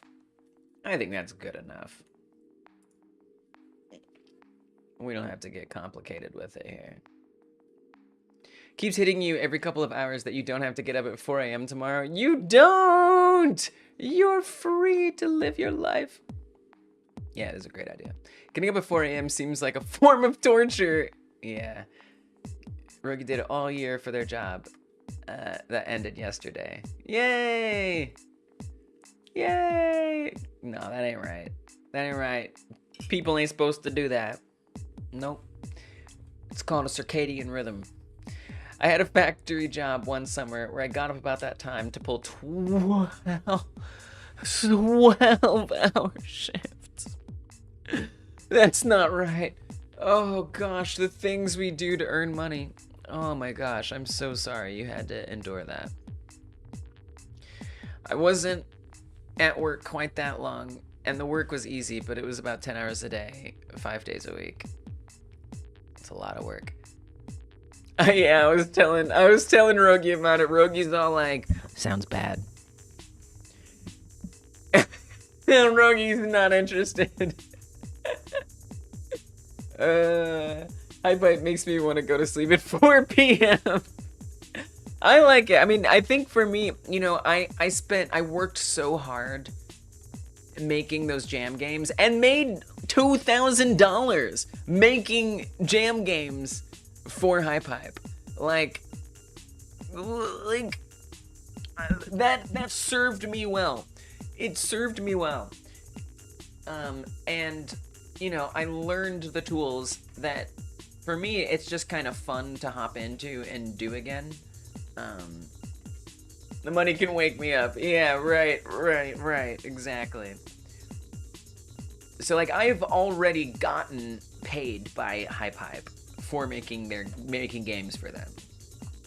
So to me, it's just kind of like, I mean, if there's another opportunity, I'm gonna consider it. The only downside is I might not make any money because it's a competition, which is kind of messed up. But I'm desperate, so I'm willing to do it. Plus, again, it's just I actually genuinely enjoy making games on Hype, so it's all good. All right, I've saved the house base, and then I want to do the trim as well. I'm not gonna sweat it. Not gonna sweat it. Same. I really sweat the last one, and I lost that game jam. I lost it real bad. I did not win. I super did not win. But I realized it was because I was taking it too seriously. This is color 1. We're gonna say trims is this one that we're gonna save. House 1, color 1, trims. This is door color. House 1, color 1, doors. We're gonna say doors in case there's other doors. Well, there might actually be different doors. If there's like a sliding door or something. We're gonna say door dash front. I'm sorry, but that's what I said.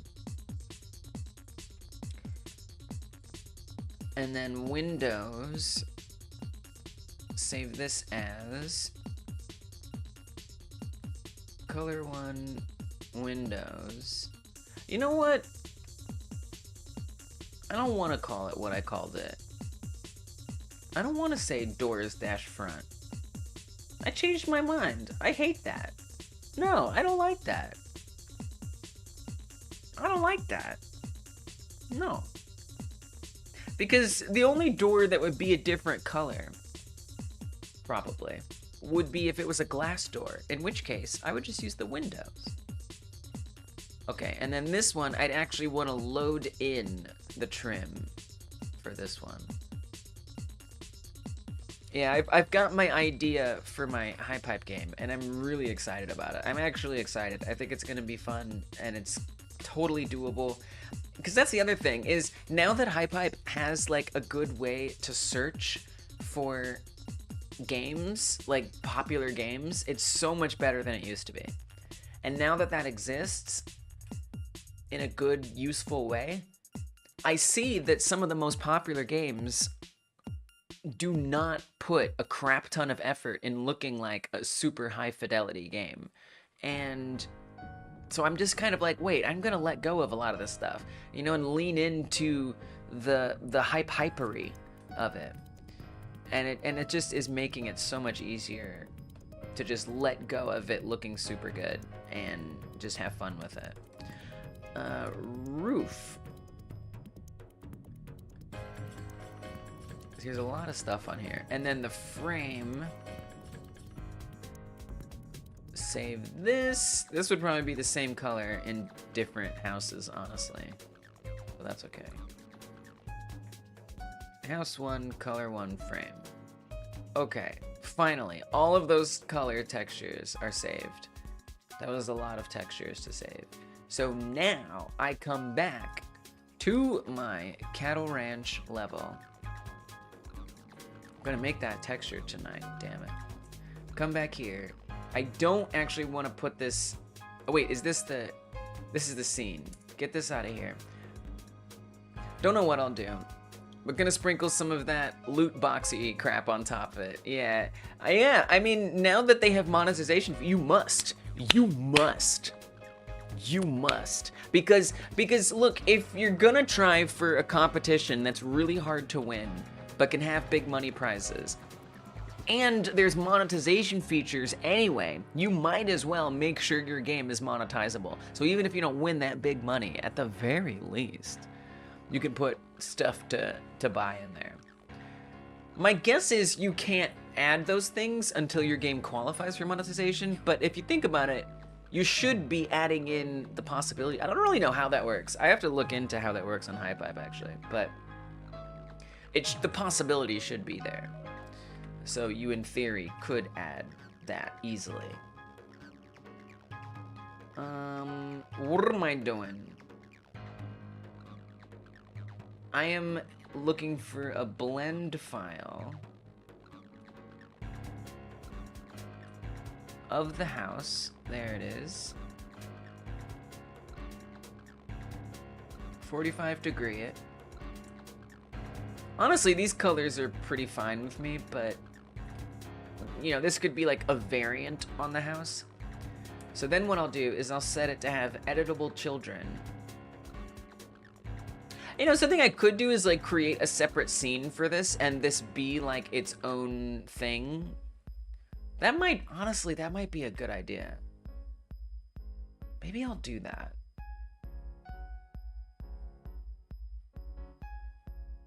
I feel like that's gonna get a little confusing, but you know what? I kind of want to try it. You know what? Forget it. Delete it.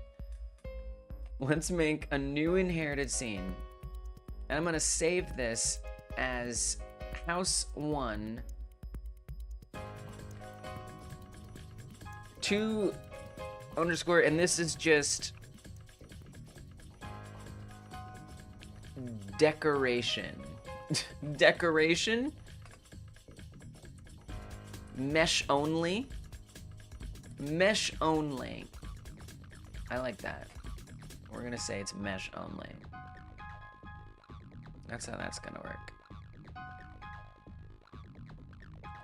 And then for the base, we're just gonna load the walls in there. Objects, buildings, house.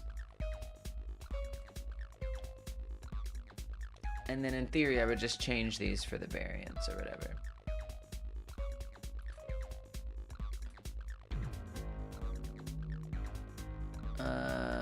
Walls. Oh, I put it in the wrong place. Wait, what? The selected does not match the... What? What? Oh, that is the wrong thing. What did I call it? Oh, walls. I see. Oh, this is the particle effect. Oh god, that was confusing to me. Okay, that's the particle effect. We want this. I was like a little confused. This, I think trim is the first one. This is something that really annoys me importing from Blender, and I don't know how to deal with this, but it doesn't name the material slots. It's just like an array. So it's 0, it's 1. Which one is which? I don't know. You just have to figure it out. I have no idea if there's a way to name these exporting them from Blender, but as far as I can tell, you can't. But I could be wrong. So I'm probably guessing correctly that this is the trim. Buildings, houses. I wish I would remember the folder. Trims. Looks good. That was correct. I could have guessed wrong, but it turned out I didn't. I got lucky. I got a little lucky there. Objects, buildings, houses, doors. This is a bit tedious. There's really no sugarcoating that. Now I think here it's reversed. So the trim is on the bottom. And the interior, or the center of the objects on the top. How come they lost their materials? So there's the mesh that I bring in from Blender. And that is this .blend file. Let me adjust this a little bit. Zoop, zoop. So this .blend file down here is from Blender, right?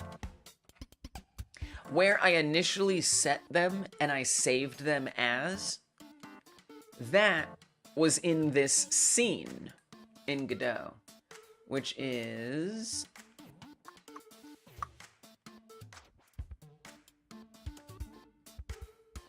this right here. This is the scene that I added them in and I saved them from right here. Now I'm creating a new scene that didn't exist before.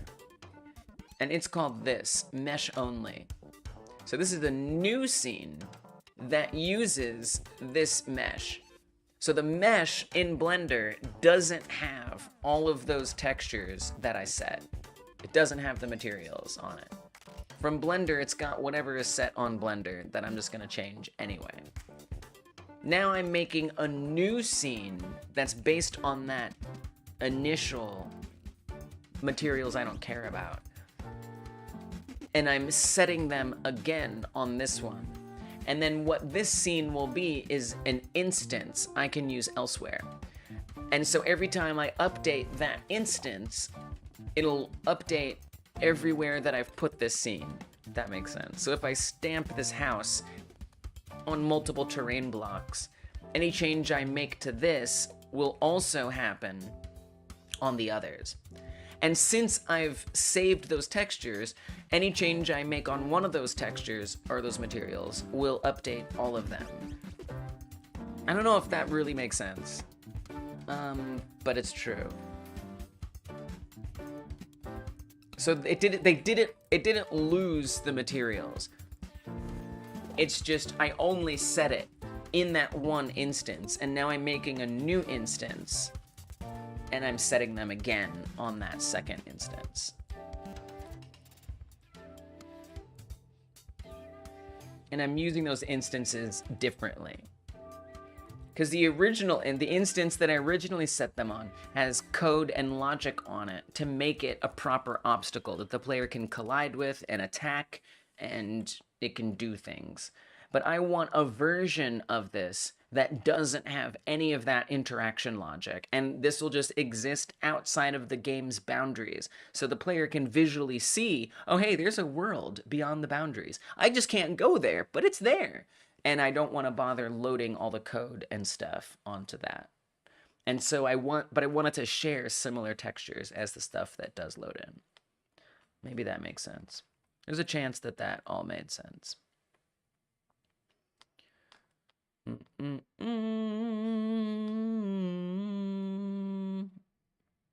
Reaching the end of the royalty-free music. We're not there yet. Okay, so this one is the window. Objects, buildings, house, window. This one, objects, buildings, house, trim. And then the roof, surface material override, load, objects, buildings, house, roof. And you know, is this the best way to do it? Probably not. It's a way to do it. I'm still kind of learning what ways are most useful to me. Seems to always be changing, but for now, this makes sense to me. Okay, so now that that's set, and then I'll show you what else I can do too. So like in theory, I might put a script on here that randomizes the colors, so it could load different textures, or maybe set up the suggestion you made at some point down the line. But for now, this will be fine. So out here, I'm gonna take my mesh only and add this in here. Now let's say I wanted to make a change to this so it looked a little different. I could take this instance, this mesh only instance. I actually want to rename this a little bit. And I could hit editable children. And now we're gonna see all of these, which I could then further change. So I could make this, I could clear this and make this a different color entirely if I wanted to. I don't, but if I did, I could. I'm actually gonna take this out because I want to make sure I rename this up here to mesh only. That's not what this is. That's the wrong one. Another thing I realized I want to do, first of all, this is -02. Mesh only, oh. Another thing I wanted to do is make sure I put this in a folder here. Alright, that's what I did for the fence? Did I? Fence. Oh no, we're just throwing them all in the same folder. Alright, well if that's what we're doing, that's what we're doing. Okay, now I'm gonna come back to this and I'm gonna add the mesh only. So now it appears in here with the name that I want it to have. Set it to 45 degrees. And maybe now I actually have my house on the outside. We'll put it about there. And then I'm also gonna want some trees that are like that as well. So something that I'd like to set up with the texture would be like a road or like a path. So in theory, it would make sense that the cattle rancher could go from their house to the ranch or something like that. What is this? We just got a lost tree. Poor little tree.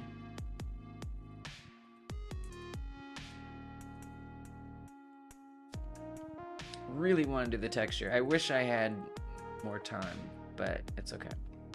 We still have some time, right? Kinda, sorta, a little bit.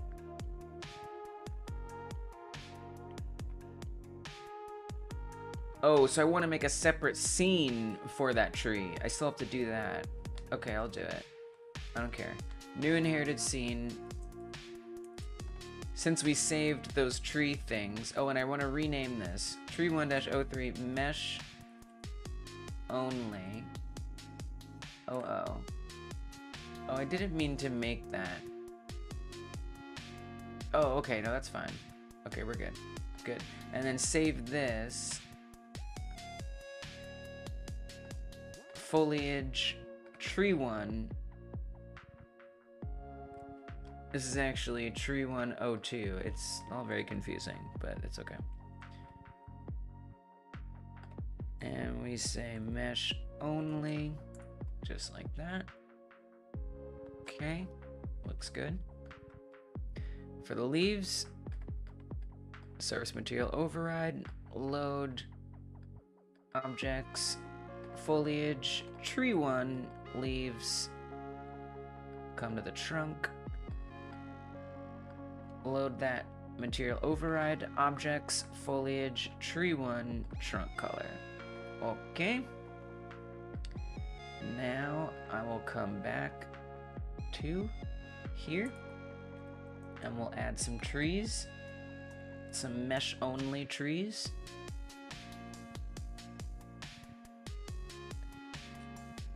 Technically, I'd love to even make like a truck. But you know what? Not gonna worry about that today. More just getting it generally set up. So, you know, maybe I'll add more trees, you know, I'll design it more at some point. I'm not gonna worry too much about it right now. Oh, I didn't even rotate the trees around.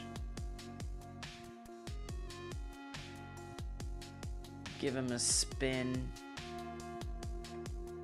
Now they're different because they're spun.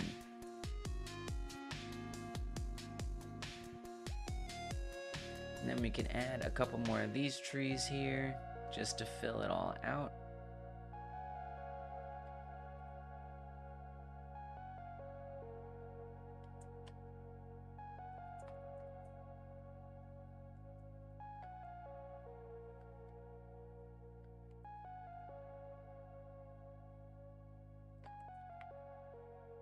Okay, over here we have a tree, but that one is a rigged tree. If you're gonna put a tree over here, make it a mesh only.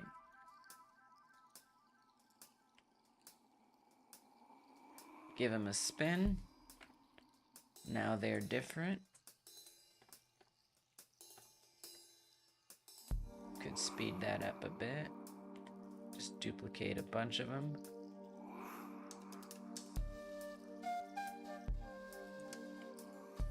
Alright. Now that that's done, I think I may finally be ready to paint that texture. I think I may be ready at long last. I need to get rid of those helicopters. Maybe I'll do that tomorrow. Control the spawns of things. Oh, I didn't even take a chance to see what that looks like. Or I'm barely gonna get to appreciate it. Okay, so here you can see past the boundaries where there's just random fog. You can't even see the house. It's so subtle. It's so subtle. Oh, and then some of these trees are actually a little too close. I mean, you know, I could, you know, maybe I should widen the length of the boundary wall so it's a little more useful as a guide. You know what? Maybe I'll do that. Maybe I will do that. Let's see if it'll update it. Probably not, but maybe. If I'm lucky. Oh, it's set to not visible, so we won't see it. I'd have to come in the code and change it. Alright, I'll do that. I don't care.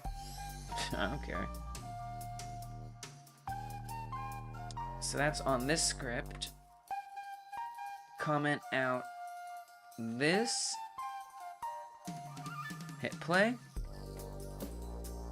It's just gonna be a more useful guide if it actually is the size of that, so I don't put things where I don't want them to be.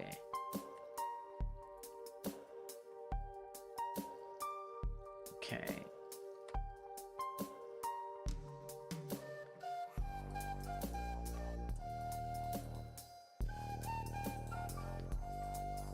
And will it update? Maybe. Yes, thank you. Some things don't update live like that. Other things do. Yeah, maybe like there. Like a little fog is okay. Alright, so we'll say maybe like that wide. And then we'll come back in here, comment that code back in so it hides it. And then it'll be a little bit more obvious. that those trees are in the fog. Let's get them out. Get them out the fog.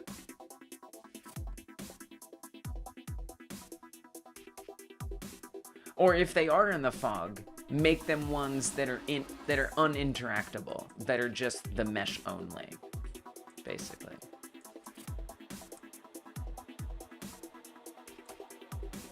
I mean, this is basically impassable. Like, the player is going to get hurt if they try to come through here, which kind of sucks because it's like then the player doesn't even get to see that little house that I put there. So maybe I should make sure it is passable, so that the work that was put into there can be for something. It kind of raises questions, what's the point of putting stuff on the other side? But you know, I could always make the fog be less thick or dense. Totally a possibility. I'll hide this for now, so I can know where to sort of add these in here. It's kind of extra stuff. That's okay. That's alright.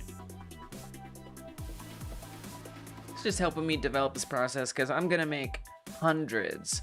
I'm literally gonna make hundreds of these tiles. Yes, I am. Yes, I am. 8 hours minimum, typically. Typically, we do 8 hours minimum. Hello, Dungeon. Welcome. At least for these streams.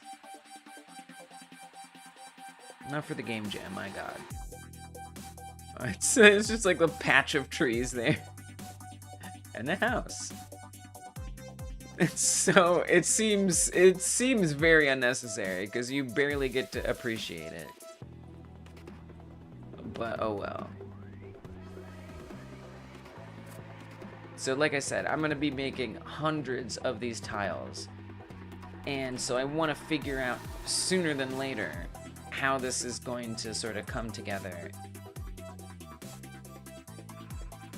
What the implications are, what that workflow is, and whatnot.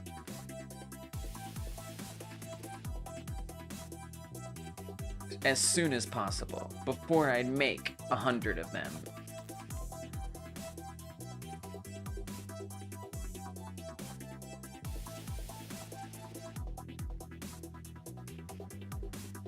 I've done a lot of stuff today. It's been a many-tasked stream, which is good. I feel like I could add some more, like, at the boundary. Oh, and then beyond, actually more, rather, beyond the boundary. Because it's just like suddenly there's a bunch of trees, which kind of sucks. But then the player can't navigate in there to see the house that I so painstakingly put in. What a travesty that would be if they couldn't see the house that was put in there.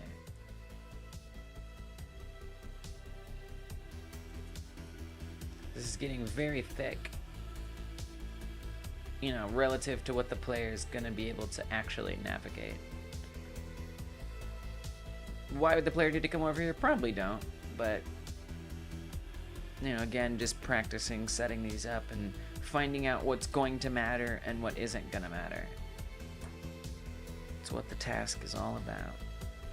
And of course, it also looks weird because there's not other tiles. These tiles are all blank.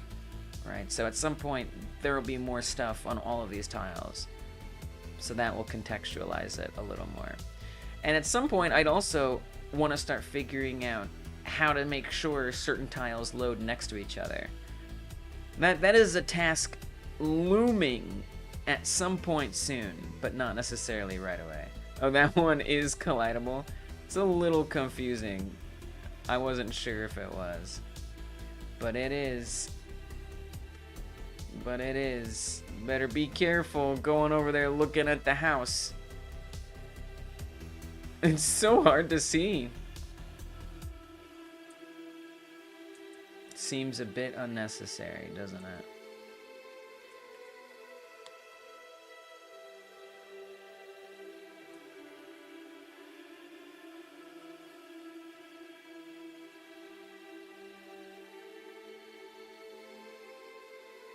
That's okay. That's okay. Okay, I think it's finally texture time.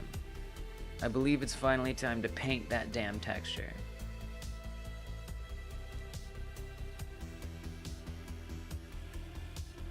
The house is so hard to see in there.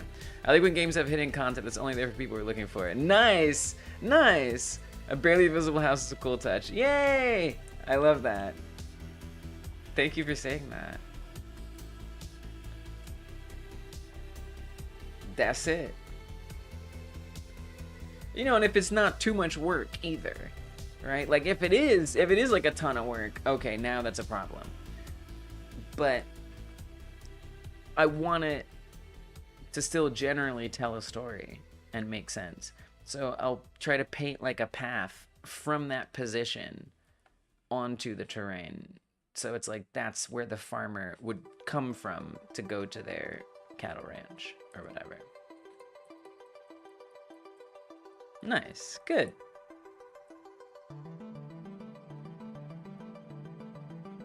It's kind of in there. You kind of see it. You kind of see it. And that's just how I feel about boundaries. Like I want boundaries in a game to be something more than just, oh, it's a cliff and you can't go past it. I want a little more than that.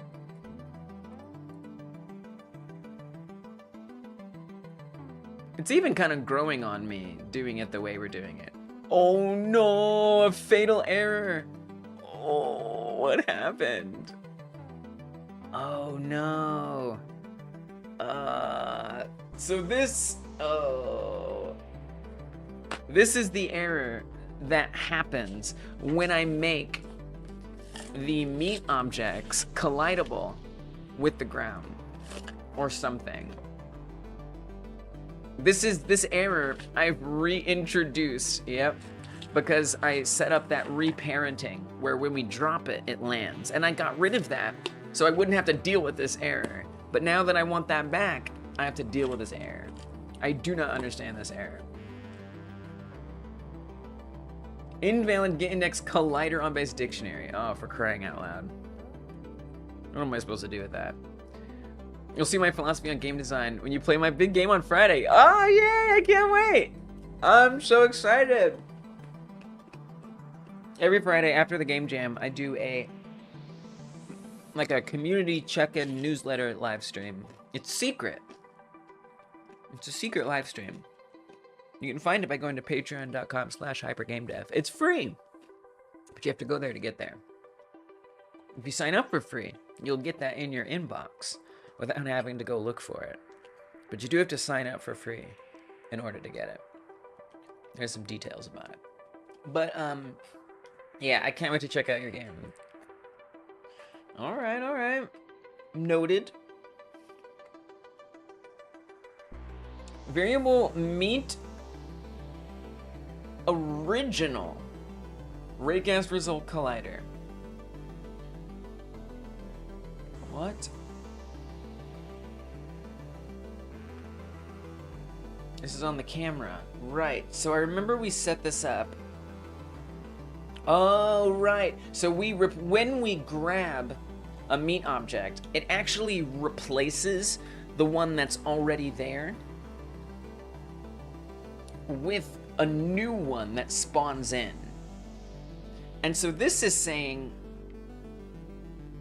if input, I didn't press grab. I didn't even press grab.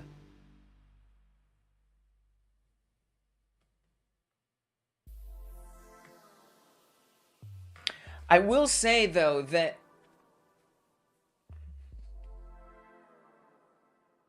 meat original equals raycast collider, raycast result collider. And so if the raycast result doesn't have a collider on it, so why can't we just say if raycast result, I don't even know how to word that. Like to say if an array has something in a dictionary, a key in a dictionary. Is that even something I can do? GDScript.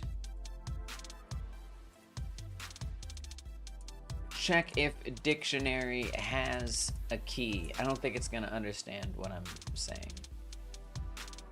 In! Oh, we got it. Let's go. The in keyword returns a Boolean value if the key is present. Frick yeah. Yeah, that's what I want. If rarity in item. Yes. Oh, please just fix this.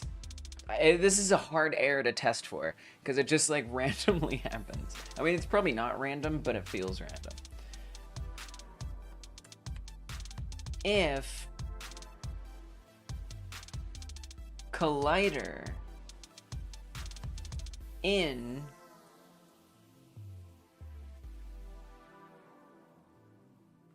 raycast result,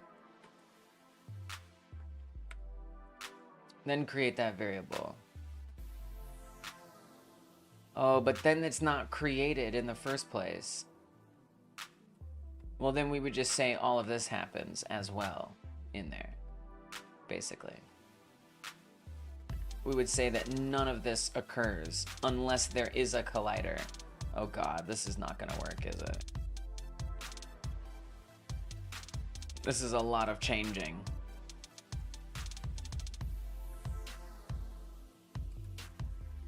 Seems like a lot of changing. Okay. And I think we'll find out pretty quick if this doesn't work. Because I would think that it would break the grabbing. Oh, it didn't break it! Okay. Alright. Well, we'll see. We'll see if that error returns. Wow. Ooh, that might have been a good save. We'll find out. Basically, if I never get that error again, then we're good. If I do ever get that error again, we're not good. Wow. Okay, texture time, right? Yes, no more questions. Well, I want to look at the little outside detail. Thanks, Martian. Yeah, I did just add that today. Yeah, and we got these breaking better. They don't put up a particle effect yet, but you can actually see them going down. There's our little secret house. Yeah, and that came along with the cornfields getting run down. And now the fences don't hurt you, because I was like, you know what? The alien's just gonna smash it. The alien can smash it. He's a big kaiju monster. It can handle a little fence without taking damage. So now they're just like a fun thing you can run into. And I made sure to change the entire camera just so that you can kind of see them. Praise the corn! We do praise the corn! We must serve the corn here. It's very important. Very important. Speaking of which, not really speaking of which, because I'm not going to do the terrain for that yet. Instead, I'm going to do the terrain for everything else. Okay, so let's do it. Let's get it done. So I actually made some changes to this now that the shape is much thicker. I'm going to need to adjust my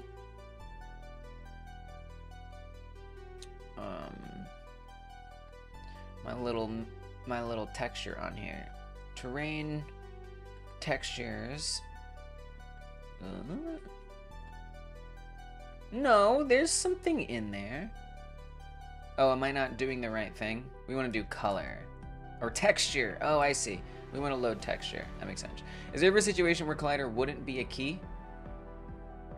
I mean, yes, there would be. Yes, because the way corn level with corn cob texture ground and the helicopter shoot kernels.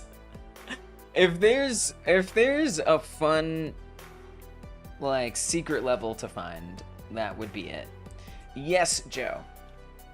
So the way that it works is these things, these meat objects that you see, there's actually a bunch more that are actually on there.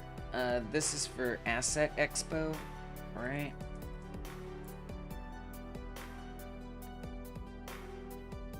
And in that folder,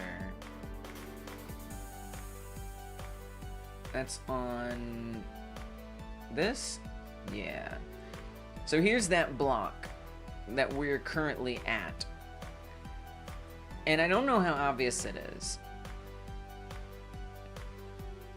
but some of these, let me get this out of here. Some of these cows are not actually spawning in. So see these two right here? Those are these two. But these aren't in there. These ones are just, actually these two are, but these ones aren't. These aren't even appearing. So that's because every meat object has like a probability. I think it's like 50-50. It flips a coin. Every meat object, individual one, flips a coin. Do I appear? And do I have collision? So whenever this block gets recycled, when it goes away and it comes back and it moves forward and it goes away and it comes back, I'm calling that recycling. So every time this block recycles, it flips a coin for every single one of these and decides if it's going to appear visually or with collision or not. And so these right here don't actually have collision. They're not appearing and they don't have collision on them. And so what probably happens is that the block recycles and something loads in without collision. And then somehow, for some reason, it tries to assign that variable, not being able to find a collider on. I don't really understand why, because it's only supposed to do it if I grab that meat object. So I'm kind of confused. It almost seems like I would be trying to grab something that doesn't have collision. You know, one of these phantom spots. So like in theory, you know, if I were to click around here, which I am, you know, eventually I'd click the one but I shouldn't be able to click on it because it doesn't have collision, so I can't click on it. So I don't know, but that's why some of them don't come in with collision. And so the way that it works, when I click on it to actually grab one, what's happening is that coin flip is being forced. So the coin flip can either say, yes, I'm appearing, no, I'm not appearing. When I click on it, it switches it to no, I'm not appearing. And then it spawns a new meat object at the cursor. And so really that cow just got hidden. So this one right here, it just got hidden. And then we spawned a new one at the cursor. And we're moving this in here. So that's like how the meat object stuff works. And that's why there might not be a collider. Okay. So I'm gonna load in the texture that we made earlier as a guide, our measuring texture. So I've actually adjusted the size a little bit so you can see this line is like partially there. I actually want this to be right up along that edge. So I'm gonna finally come back to the image program and let's make some adjustments. We're working on the left side this time, so I will do that then. We don't have to extend it much, but a bit. So if I add that in there, and now if I export it and come out here, this should move forward. Way too far forward. Not that much.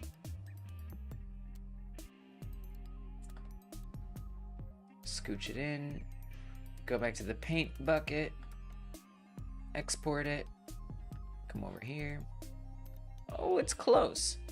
It doesn't have to be perfect, but it's nice for just helping me know how to design this, where the boundaries are supposed to be. So I'm gonna guess we can do about 2 pixels there. Or take 2 pixels off. And that be just about at the edge. Nope, not quite.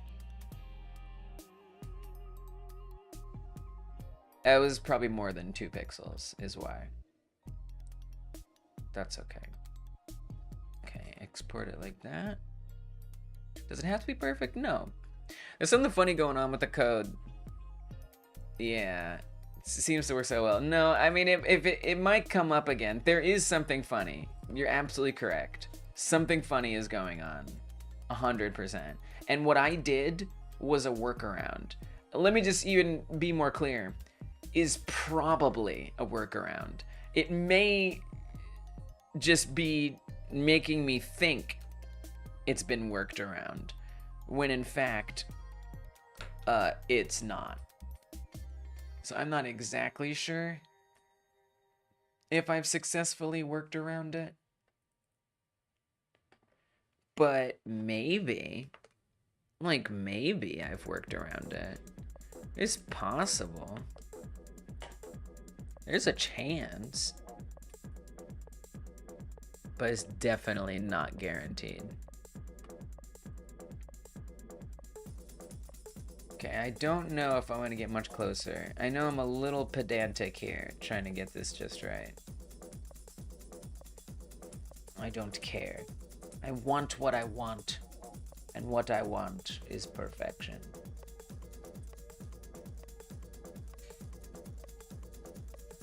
Nice. That's about as close as I care to be. Looks good. Okay, and then I just want to do that on the other side of this image. So that's the same length. Or I want it to be the same length. I'll tell you what I'm gonna do. I'm going to delete this.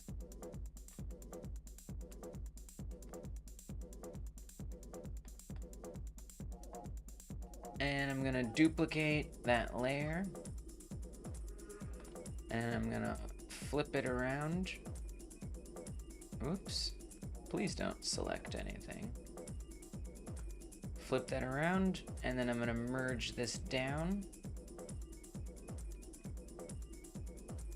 And now we'll have that boundary on each side.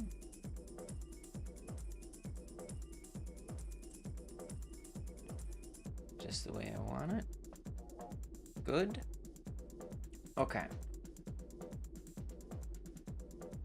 And now I don't really want black in there. What I want is probably more like white.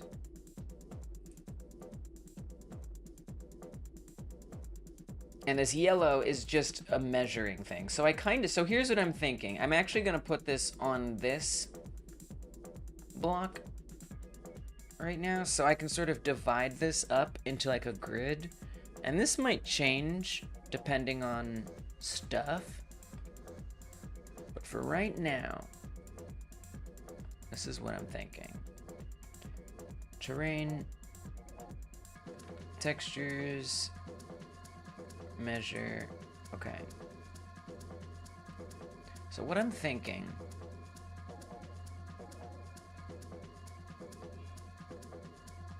I don't know. I guess, I don't know about the grid thing. I don't feel like doing the grid thing right now. Maybe at some point that'll make sense.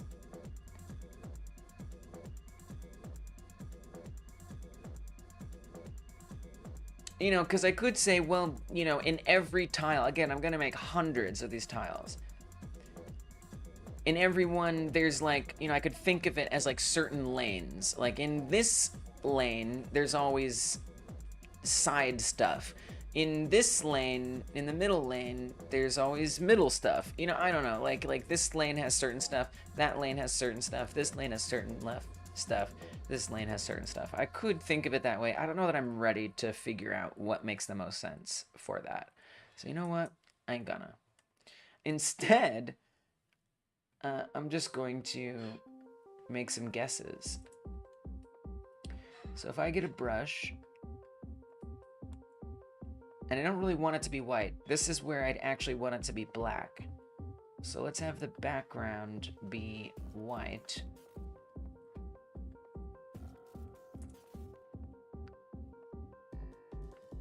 And then again, the yellow is just a guide for me. I don't want this to really export.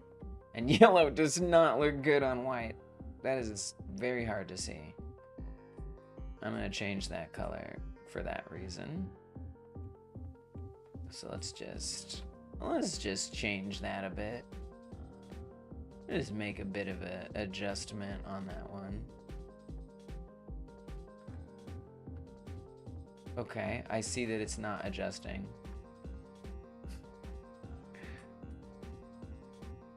For some reason. I could use colorize.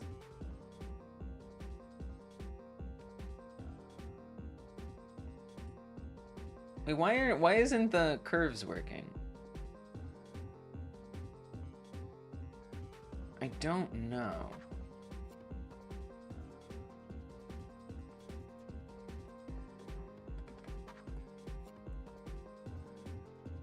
Yeah, just make it... Okay, hold on. Colors... I swear, I know this program. What if I just use this? Yeah, just change the hue for me. Just change it. Make it darker. Okay, that's better. And then in here, we'll use black. So if I want to make it in this area, I guess I could just draw it on. Let me not do anything too dynamic.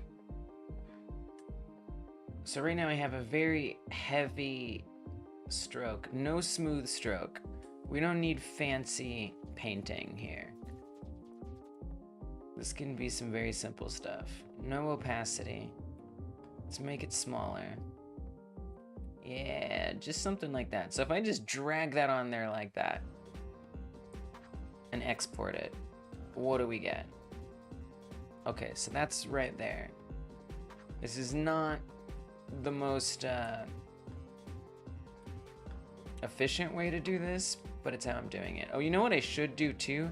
I should set up guides, which this program has, and that can be representing the boundaries. That way I can hide this red stuff and not have to show it every time. So now we have some guides on there.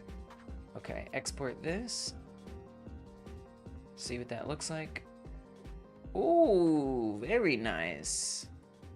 Yeah, I'm okay with that. I'm okay with that. That works for me. I don't know about that brush, but but that line works for me. I'm impressed with how much that detail shows. I mean, it makes sense. It's an acrylic brush.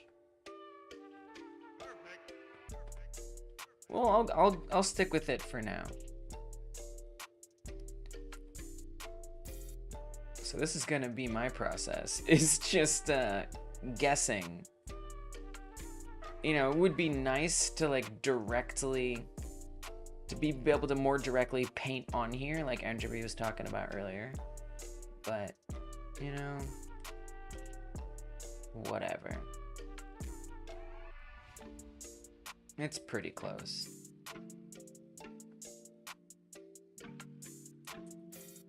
It doesn't feel that cumbersome. There's something I kind of like about the challenge.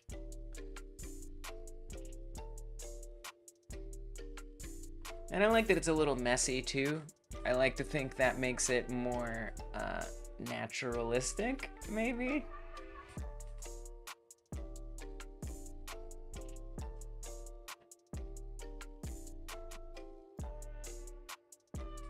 Okay, see where we're at, just a little bit at a time.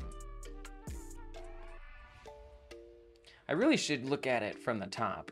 That would probably be easier.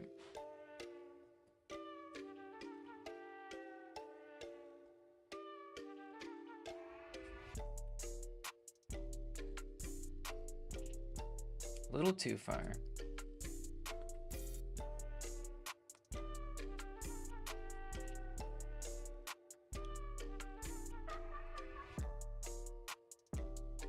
I'm okay with that.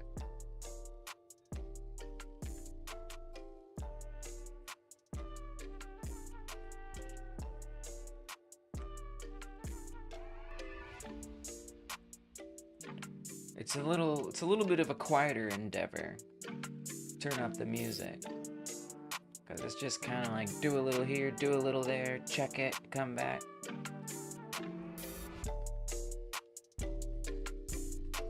Not a lot to say. But plenty to concentrate on. Let me go a little further out here.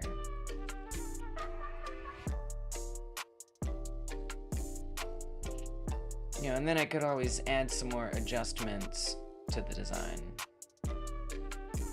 if I wanted it to be more complex or detailed. It's kind of hard to get that angle I want. And then ultimately what I'll do is I'll replace this black with the dirt color that I want it to have. I'm gonna need to get used to this workflow. This ain't gonna be the first one. This ain't gonna be my first rodeo at some point. Today it is my first rodeo, but I have a feeling we're gonna be doing many of these.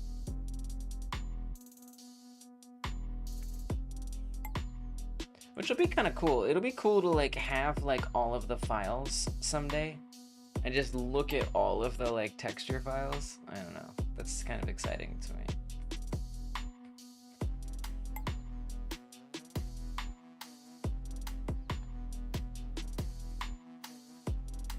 I wonder if I could get AI to do this for me. I'm not going to. But I bet I could like train a model to like, or like find a model that could generally, you know, take a screenshot of this and have it like figure out where stuff is and just paint something underneath it.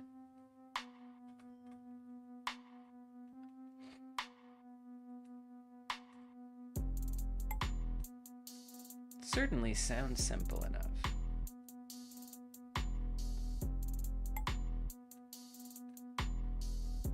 This would of course not be the kind of AI that steals art. It would be a custom thing. Just trying to get that little corner.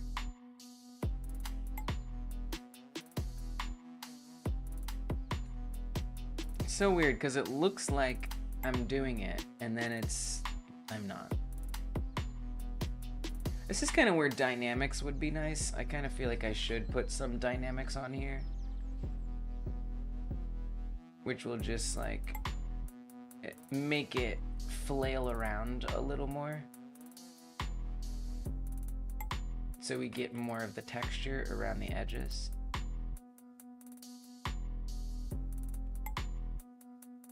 Which is basically the most important part, are the edges.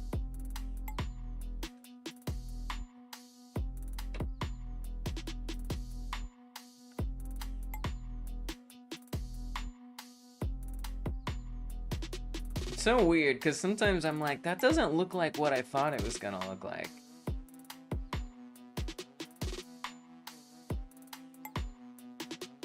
There's some kind of weird stuff going on.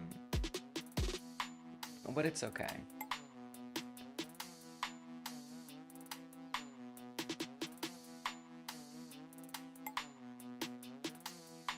And honestly, I kind of should be overshooting it.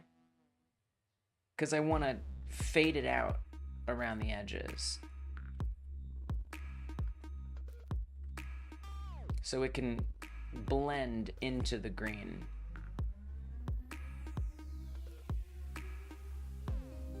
And if I overshoot it, then I have more to blend with. Oh geez, that was a little too thick.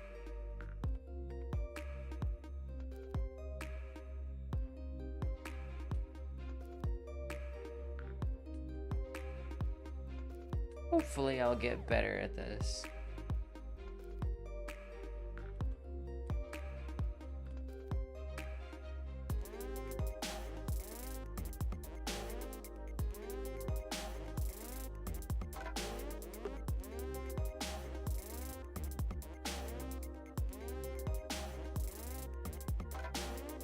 Alright, that has to be good enough, I think. And then for the blending portion, I'll get a bigger brush.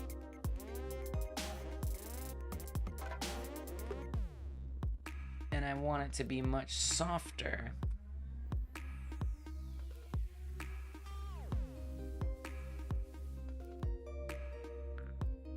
Considerably softer than that. I might even want a different brush. Let's make it bigger. Yeah, just like a gentle fade.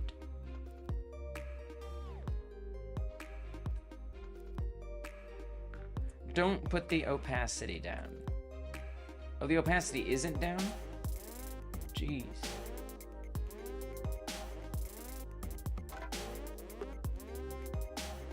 Yeah, that's not gonna look quite right. Oh, that actually looks quite right. As it happens.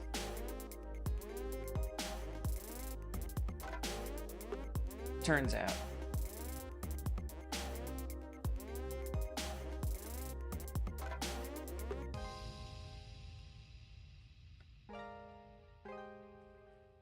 Yeah, maybe this becomes more of a Monday stream thing. Because it's just so artistic, and I tend to prefer doing those in the comfort of a member stream.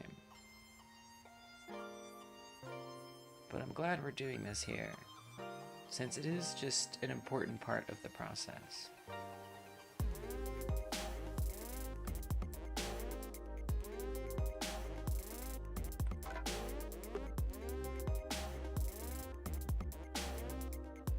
Not the most technical of tasks.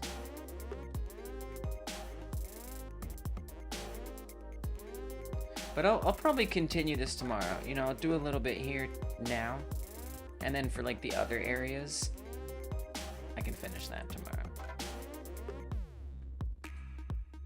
It'll be a good way to get started.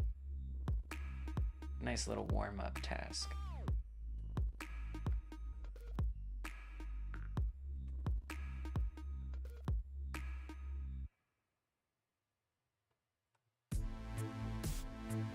So I'm gonna do it a little harder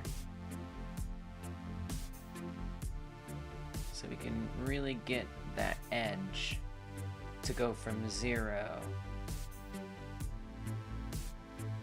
to the full black color.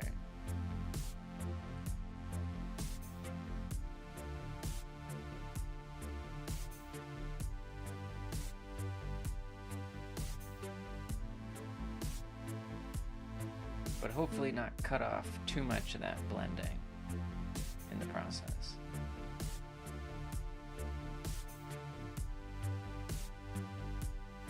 No, I'm not using a tablet. I'm using a touchpad. Horrifyingly enough, I'm using a touchpad. Many folks have come through here and said I should get a tablet. And because I'm financially stingy, because there's so many other things that I want and need. New headphones. Look at these headphones. They're held together with a binder clip. There's so many other things that I need that I'm just like, I can't get a tablet. I have to buy my other stuff first before I get that. But you know what? My wrist is hurting. I don't like it. It doesn't feel good. It feels bad. You know, it would help. A tablet.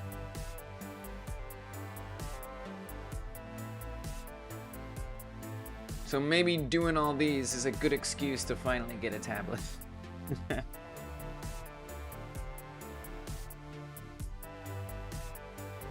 Yeah, I hate mice. I like touchpads, which is, I know, is like really weird.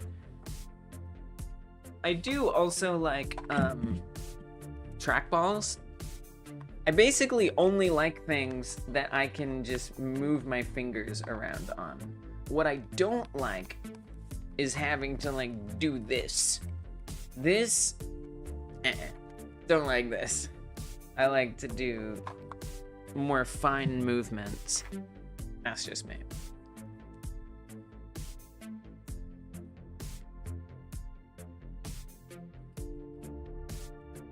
Okay, I'm just gonna add a little more. We kind of lost some of the edges here. Yeah, I still need some practice making this look good. But we'll get there. Doesn't have to be perfect.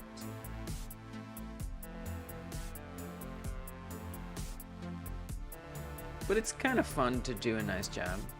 The sight of a regular mouse makes my wrists hurt. Same! Same. I can't stand them. Can't stand them. Don't like them. And like trackpads have problems, for sure. But still better than a physical mouse. And then the other problem too is like, you know, I don't know, I have to like navigate the size of my desk. Like the width of my desk affects how far I can move before I have to adjust it. Ugh. Ugh. So unpleasant.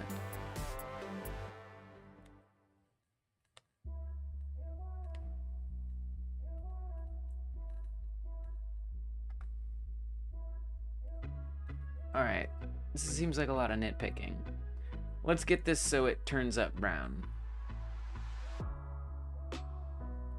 This is supposed to be my measuring one.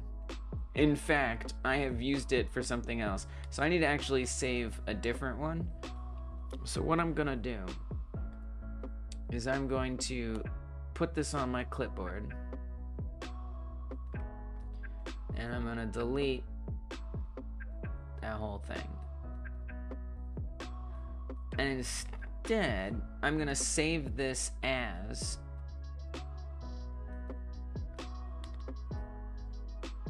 so this is for terrain textures. I'm gonna need to organize these a little better, aren't I? I guess I should do level 1. Probably should name it the same thing. Which means if I rename any of these, I have to rename. It's fine. So we're gonna say this is cattleranch.png, which I assume is the best one for this purpose. Oh. I didn't mean to save it. I meant to well, I actually do want to save it. Actually. It'll make it easier to edit it.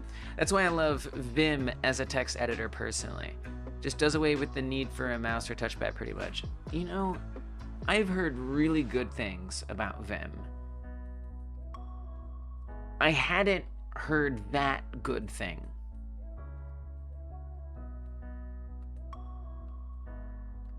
Consider that considered. Takes over to memorize all the keyboard shortcuts. Right. I like keyboard shortcuts. Heard.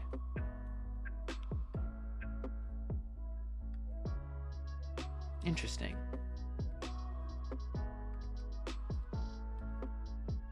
I'd love to be Vimming around. Are you kidding me?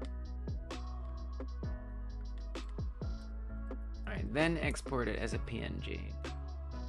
I might want to reevaluate exporting it as a PNG. It'd be nice if what I save it as is the same thing here, but whatever. All right, so we're gonna change this from that texture. Oh, actually, and then let me open the measurement one.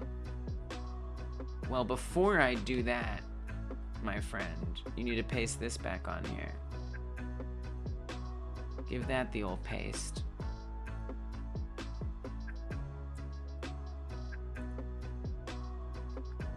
Save and export that.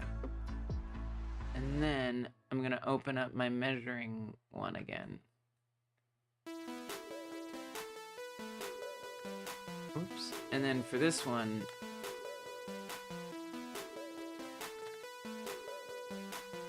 I'm gonna make it empty.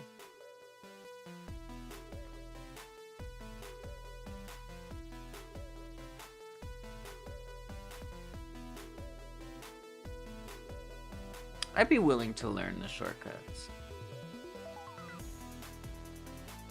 You know, since Godot and GDScript are my first real coding languages, I haven't had much of a need to learn anything else. But maybe someday. The more that I learn text code, the more that I want to learn other languages so I can do other things besides just make games. I'm just like, you know what would be nice if I just made my own like program, like this did this or did that or something. Or I coded my own website. Maybe someday. What am I saving? The new measurement one? So that goes in here.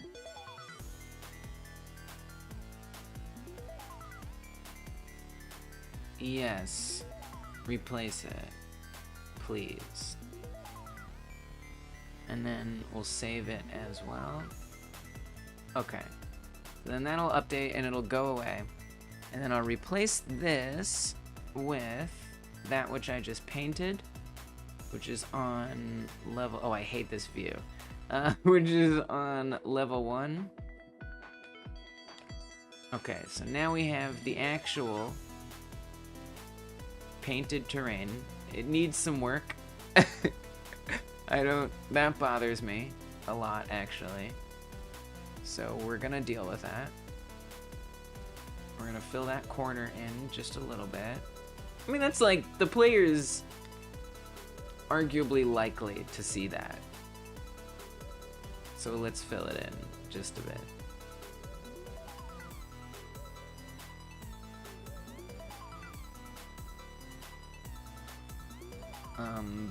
But better than that?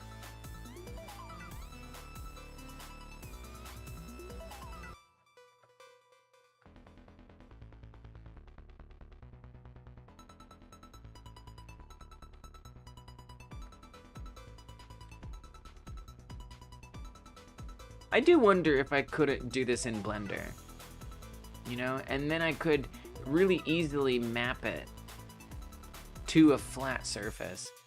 You know, I might do this in Blender someday, because it would be a few less steps.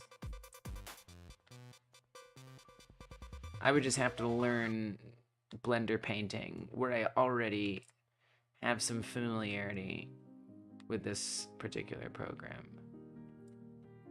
But that doesn't mean that it's well optimized for this use case.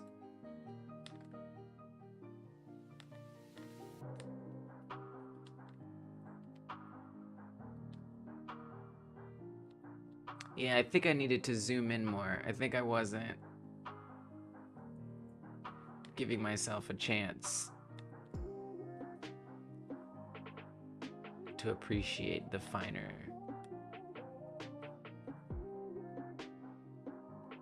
details. All right, this is good. So then if I'm gonna make this brown instead of a black asphalt type of thing, where the hell am I even gonna do that?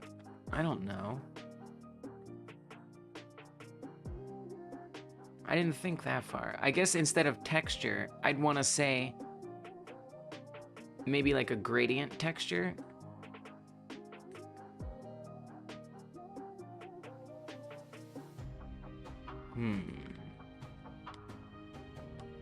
Where do I want to... How do I actually want to do this? Image texture, canvas texture. So I didn't really realize how I would do this yet.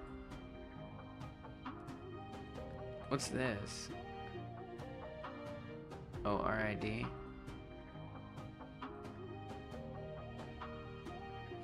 Or would I do like a normal map or something?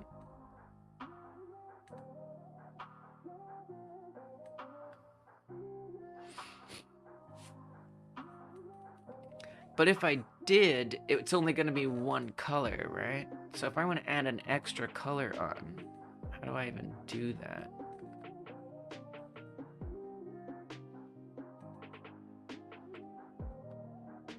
Technically, I don't know how to do this.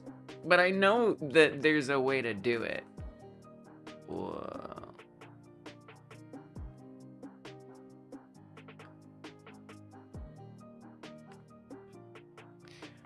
I want to make this black area on this material, this texture that I painted.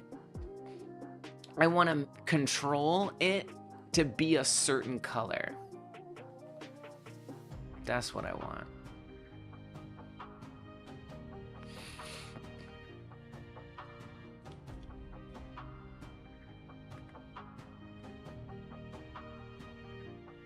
And I know I can do it. I just don't know how to do it.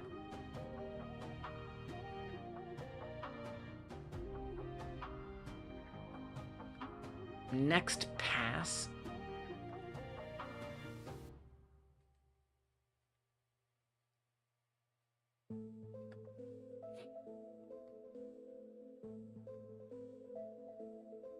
That's interesting.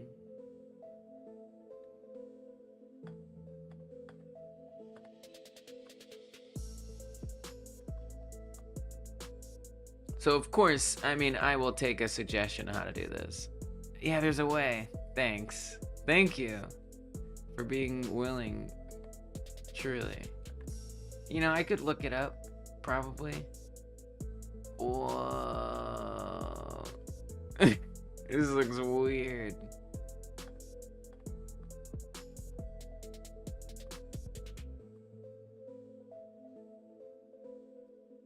What in the world? Why be yellow, of all things? I don't know what a next pass means. I don't think it means what I think it means.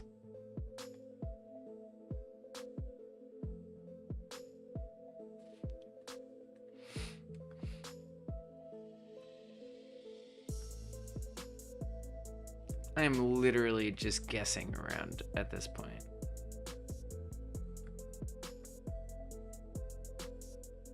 It's fun to guess.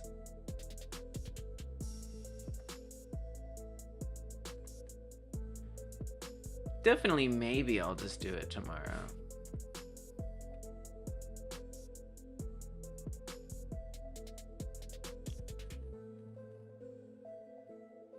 I mean, I guess maybe I want to like invert those colors, but that's black. I would want that to be like invisible. Is the thing. Transparency, alpha. Oh, it's just all gone. Okay, that doesn't help me. Okay, I don't think this is what you want. Actually, maybe if I come back to normal map. I don't think so, because you're not going to have that transparency option over here.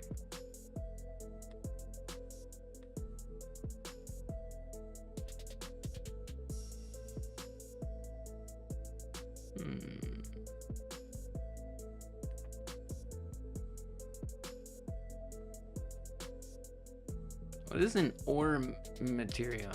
Probably something totally different. I won't worry about that. Atlas texture. That seems like not what I want. Mesh texture.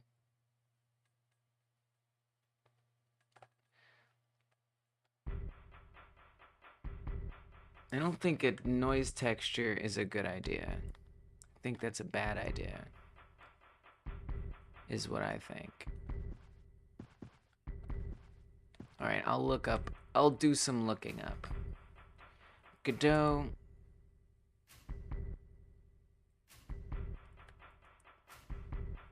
Texture map colored transparent 2 colors.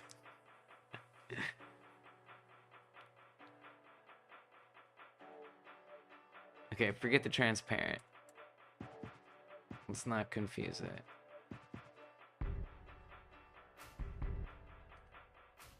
Honestly, a shader would probably work really well here. Whoa.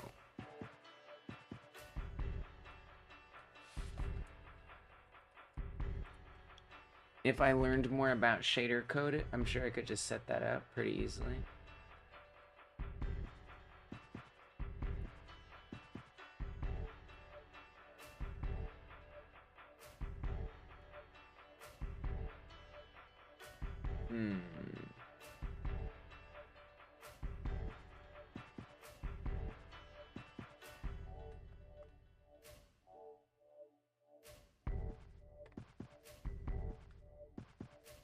Shader takes a black albedo texture, a black and white color map texture, so it's a color map, and 2 colors as uniforms. Godot color map texture.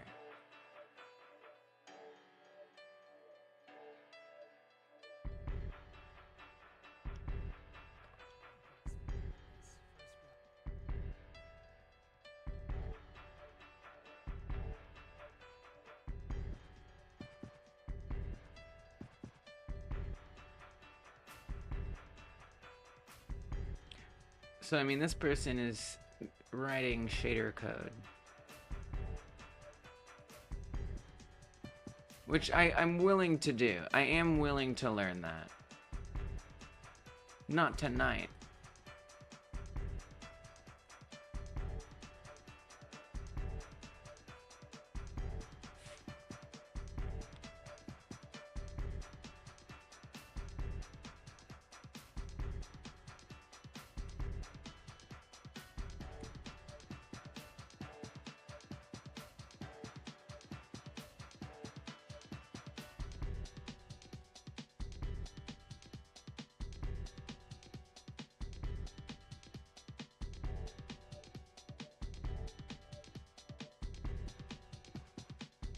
No, I just don't know.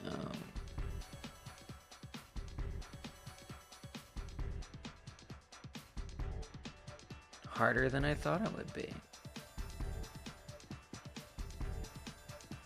You know, part of me still wants to think it could be an image texture. You know, obviously I could just paint this the brown that I want.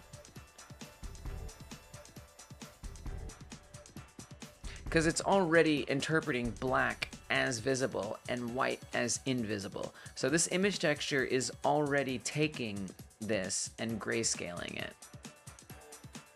Like, that's already built into it. And then what I'd want to change is what it changes the black into.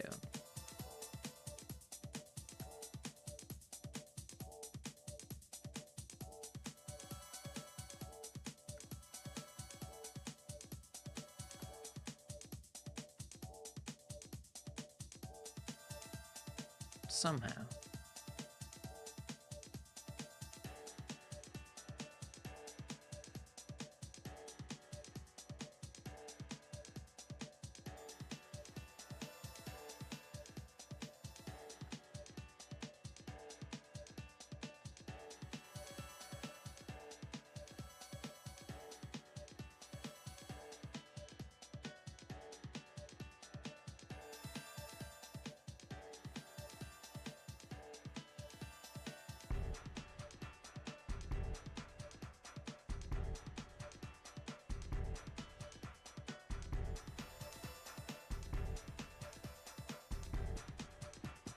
Yeah, I'm just not exactly sure. So I think I will leave this for tomorrow. I think this is a good task to start with tomorrow, because I'm just not sure, and I could probably figure it out tomorrow pretty well. So that's what I'm gonna do. I've gotten generally what I wanted, which is setting up a way to have a texture on here. It's not the color I want, but I would love for it to become a color that I want. I'm sure we can figure that out. And doing the stuff today led to so many other great tasks that were valuable and useful for this project.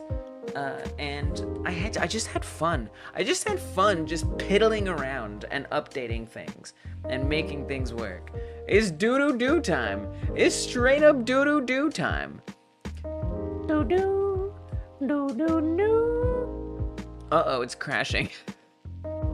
Oh no! Well, good thing I make the outro music 20 minutes long. Good thing I make it 20 minutes long. Oh, because of the texture. What? I made a texture I shouldn't have made. I did a bad thing. I'm sorry. I'm sorry. Get rid of it. Goodbye, texture. I don't know what I'm doing with these textures. We'll get there. We'll get there. Oh, shoot. Oh, frick. Frick. Non-existent function instantiate in base compressed texture 2D.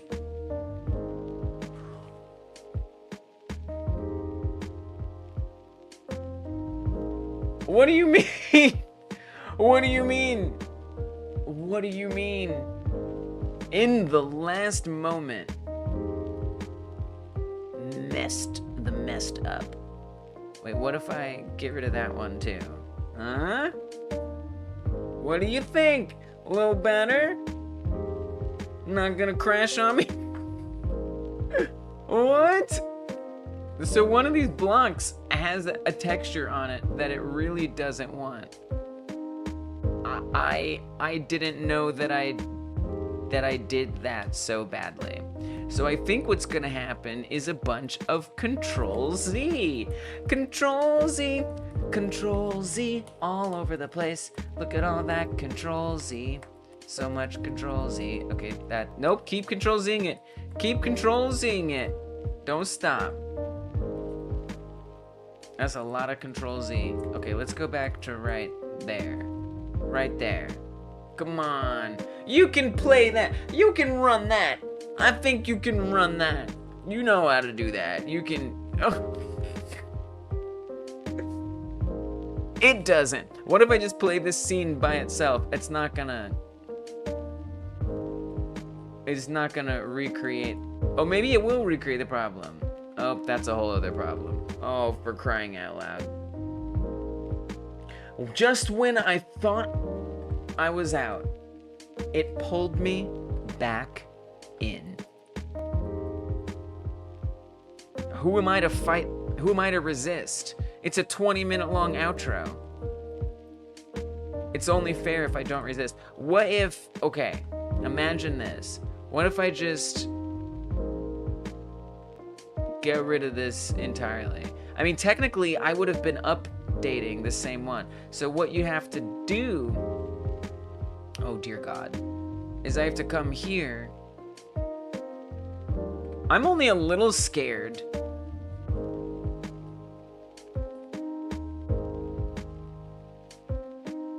Come here, clear this, save that. Now these are all naked. And then load. Actually, what if I just do it like this? Like, what happens? Does it work? Does it work? Give me that work. Come on, give me that work. Oh! What? But I took the texture out. Oh no. Oh God.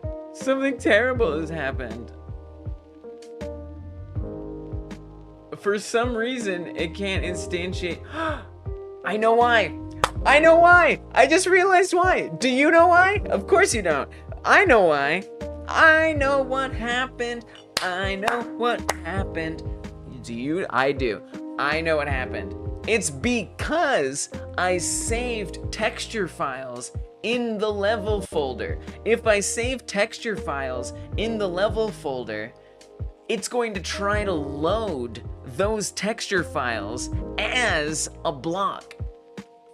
You know what I'm gonna do? You know what I'm gonna do so this doesn't happen again next time? I am going to add a comment. Because this isn't the first time I've added a file into a folder that the terrain like belt tries to like put into the scene, and then it can't do it because that's not how it works. It can only load actual scene files, but I have a PNG file in there. It's like, what the heck is a PNG file? It's interesting that it's called a compressed texture 2D. I didn't realize that. So what I need to do right here is I need to say, getting an error, you probably added a file, a non-scene file into your level folder. You're welcome. Okay. That's the message that we're gonna put there. So that means I need to change my file structure a bit before we go. That's what I gotta do. I'm sorry. If you left because you thought the stream was ending, you don't know how this works. You don't know how it works around here. So I'm going to create a new folder in my terrain folder. So I'm gonna come up here to terrain, and I need to actually make another. Let's make this taller.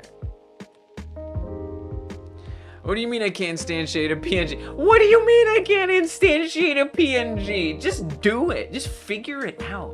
What, you don't understand how that works? You're Godot. You can do anything, right? The name of that folder, I want it to have the same name. This is gonna confuse the heck out of my image program, so I better close these. Save the change? Yes, save the change. I've done the same thing with trying to load the scripts for my enemies in the game. It's like, I don't know if it made you pull your hair out for a second, but it did me. Just like, what? But everything is fine. Because it's like, it's easy to forget that the file structure is part of this. It's not just my code that has to be right. I have to make sure that I don't mess up the files. So this is just called terrain_level_1. So I want to make a new folder called terrain_level_1_textures. Not the same. It's different. And unfortunately, I kind of have to do this within Godot, or I run the risk of problems. So it's just safer if I do it here. It's just safer.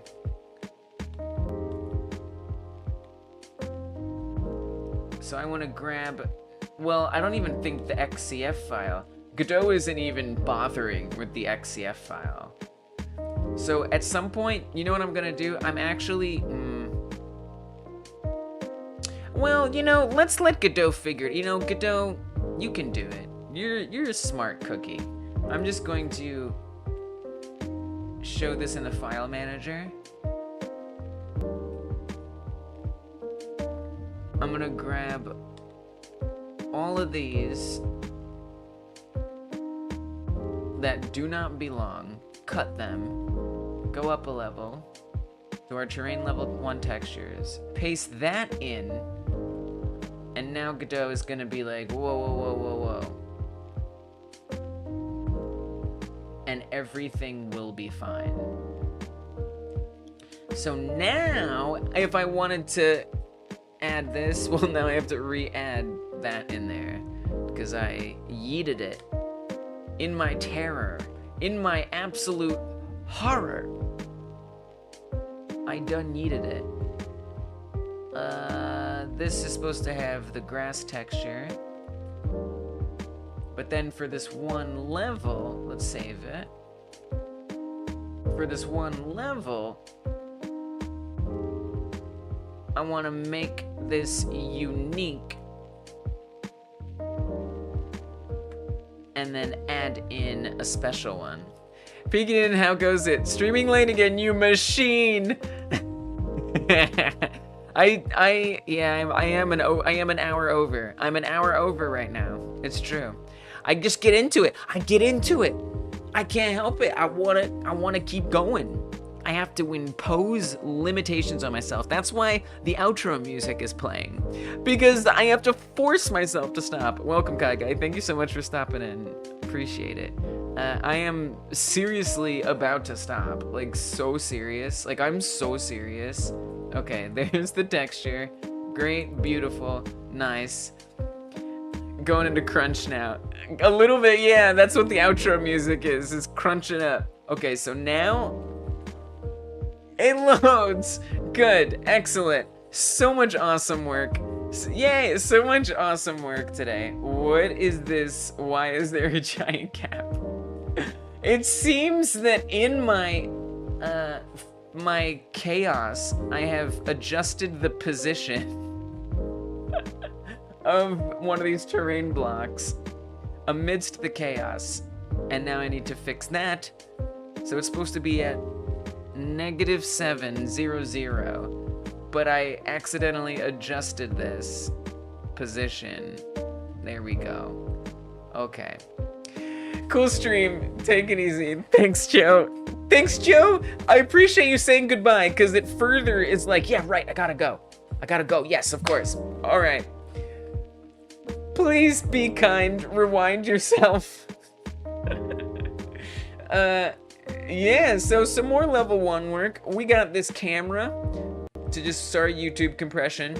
We got this camera to be a little further back so that now you can see things happening, like the corn being destroyed. We have a black texture under there.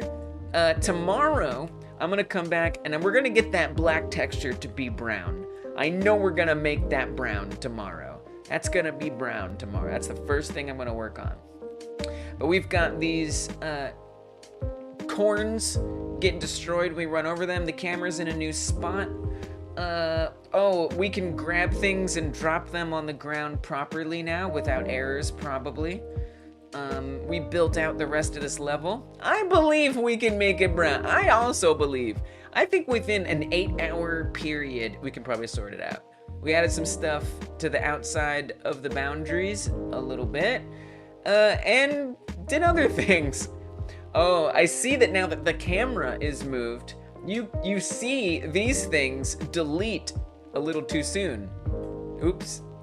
Watch, you're gonna see that tree. Okay, you didn't see it because I was in the way. Also, it looks like one of these grounds is the wrong color, which, whatever. Oh, it's probably because of that texture on top. All right, we're gonna keep running through an oblivion. Okay, here we go. Oh, it's not different. Oh, it is different. Look, this has got a slightly different green hue to it. It's just a little different. So there's some things to work out here. But what's gonna happen, could you see it? I don't know if you could see it. You know where you'll be able to see it? Right here, because I moved that camera. These tall things like these buildings. Oh, I don't know if I can prove it to you guys. Can I prove it to you guys that it's real? See? See how that entire hangar just disappeared? That's because now that the camera is adjusted, you can see things for longer before they get deleted. So we have to actually change the deletion point to be a little different. So that's a whole task to work on, but it's okay. A lot of good things got achieved. I'm really gonna leave. Wonderful people like you who came through, I have to thank. Especially if you hyper smash that thumbs up button. I'd appreciate that. It'd really help if you just did that, if you haven't yet. These are some patrons who help support this channel. Thank you for doing that. And you could go to patreon.com/hypergamedev to support. It means I'm able to do all these streams much more meaningfully, and I really appreciate all that help. You can also support here on YouTube. That's another way that you can support. Thank you, Appleseed. I appreciate it. That means a lot. Thank you if you can join. If you want, hit that join button anyway, and if you tap on the 3 dots in the top right, you're gonna actually find that you can turn on receive gift memberships, and then you might get a bonus free membership that you didn't know you could get. So just think about that. Maybe get a free membership, and then you could get access to the Monday stream and emotes, and I'll sing songs to you and all kinds of stuff like that. All right. For real. That's all the things. I think I saw Sasquatch in the forest, in the edge of that fog. Easter egg idea. I like it. There's like extra monsters. Nice. Hey, if you're someone who's watching it after the live stream, wow, you made it this far. Why not hit that subscribe button so you can see more from HyperGameDev? And if you don't want to stop now, and you're watching it after the live stream, this only works if you're one of these after the live stream folks. Tap or click in the bottom left to see the last live devlog that we did. Tap or click in the bottom right to see the next one, and I'll see you there. All right, goodbye. I'll be back tomorrow. We'll keep working tomorrow. A thread for Easter eggs, for fog Easter eggs. I love that. That's fantastic.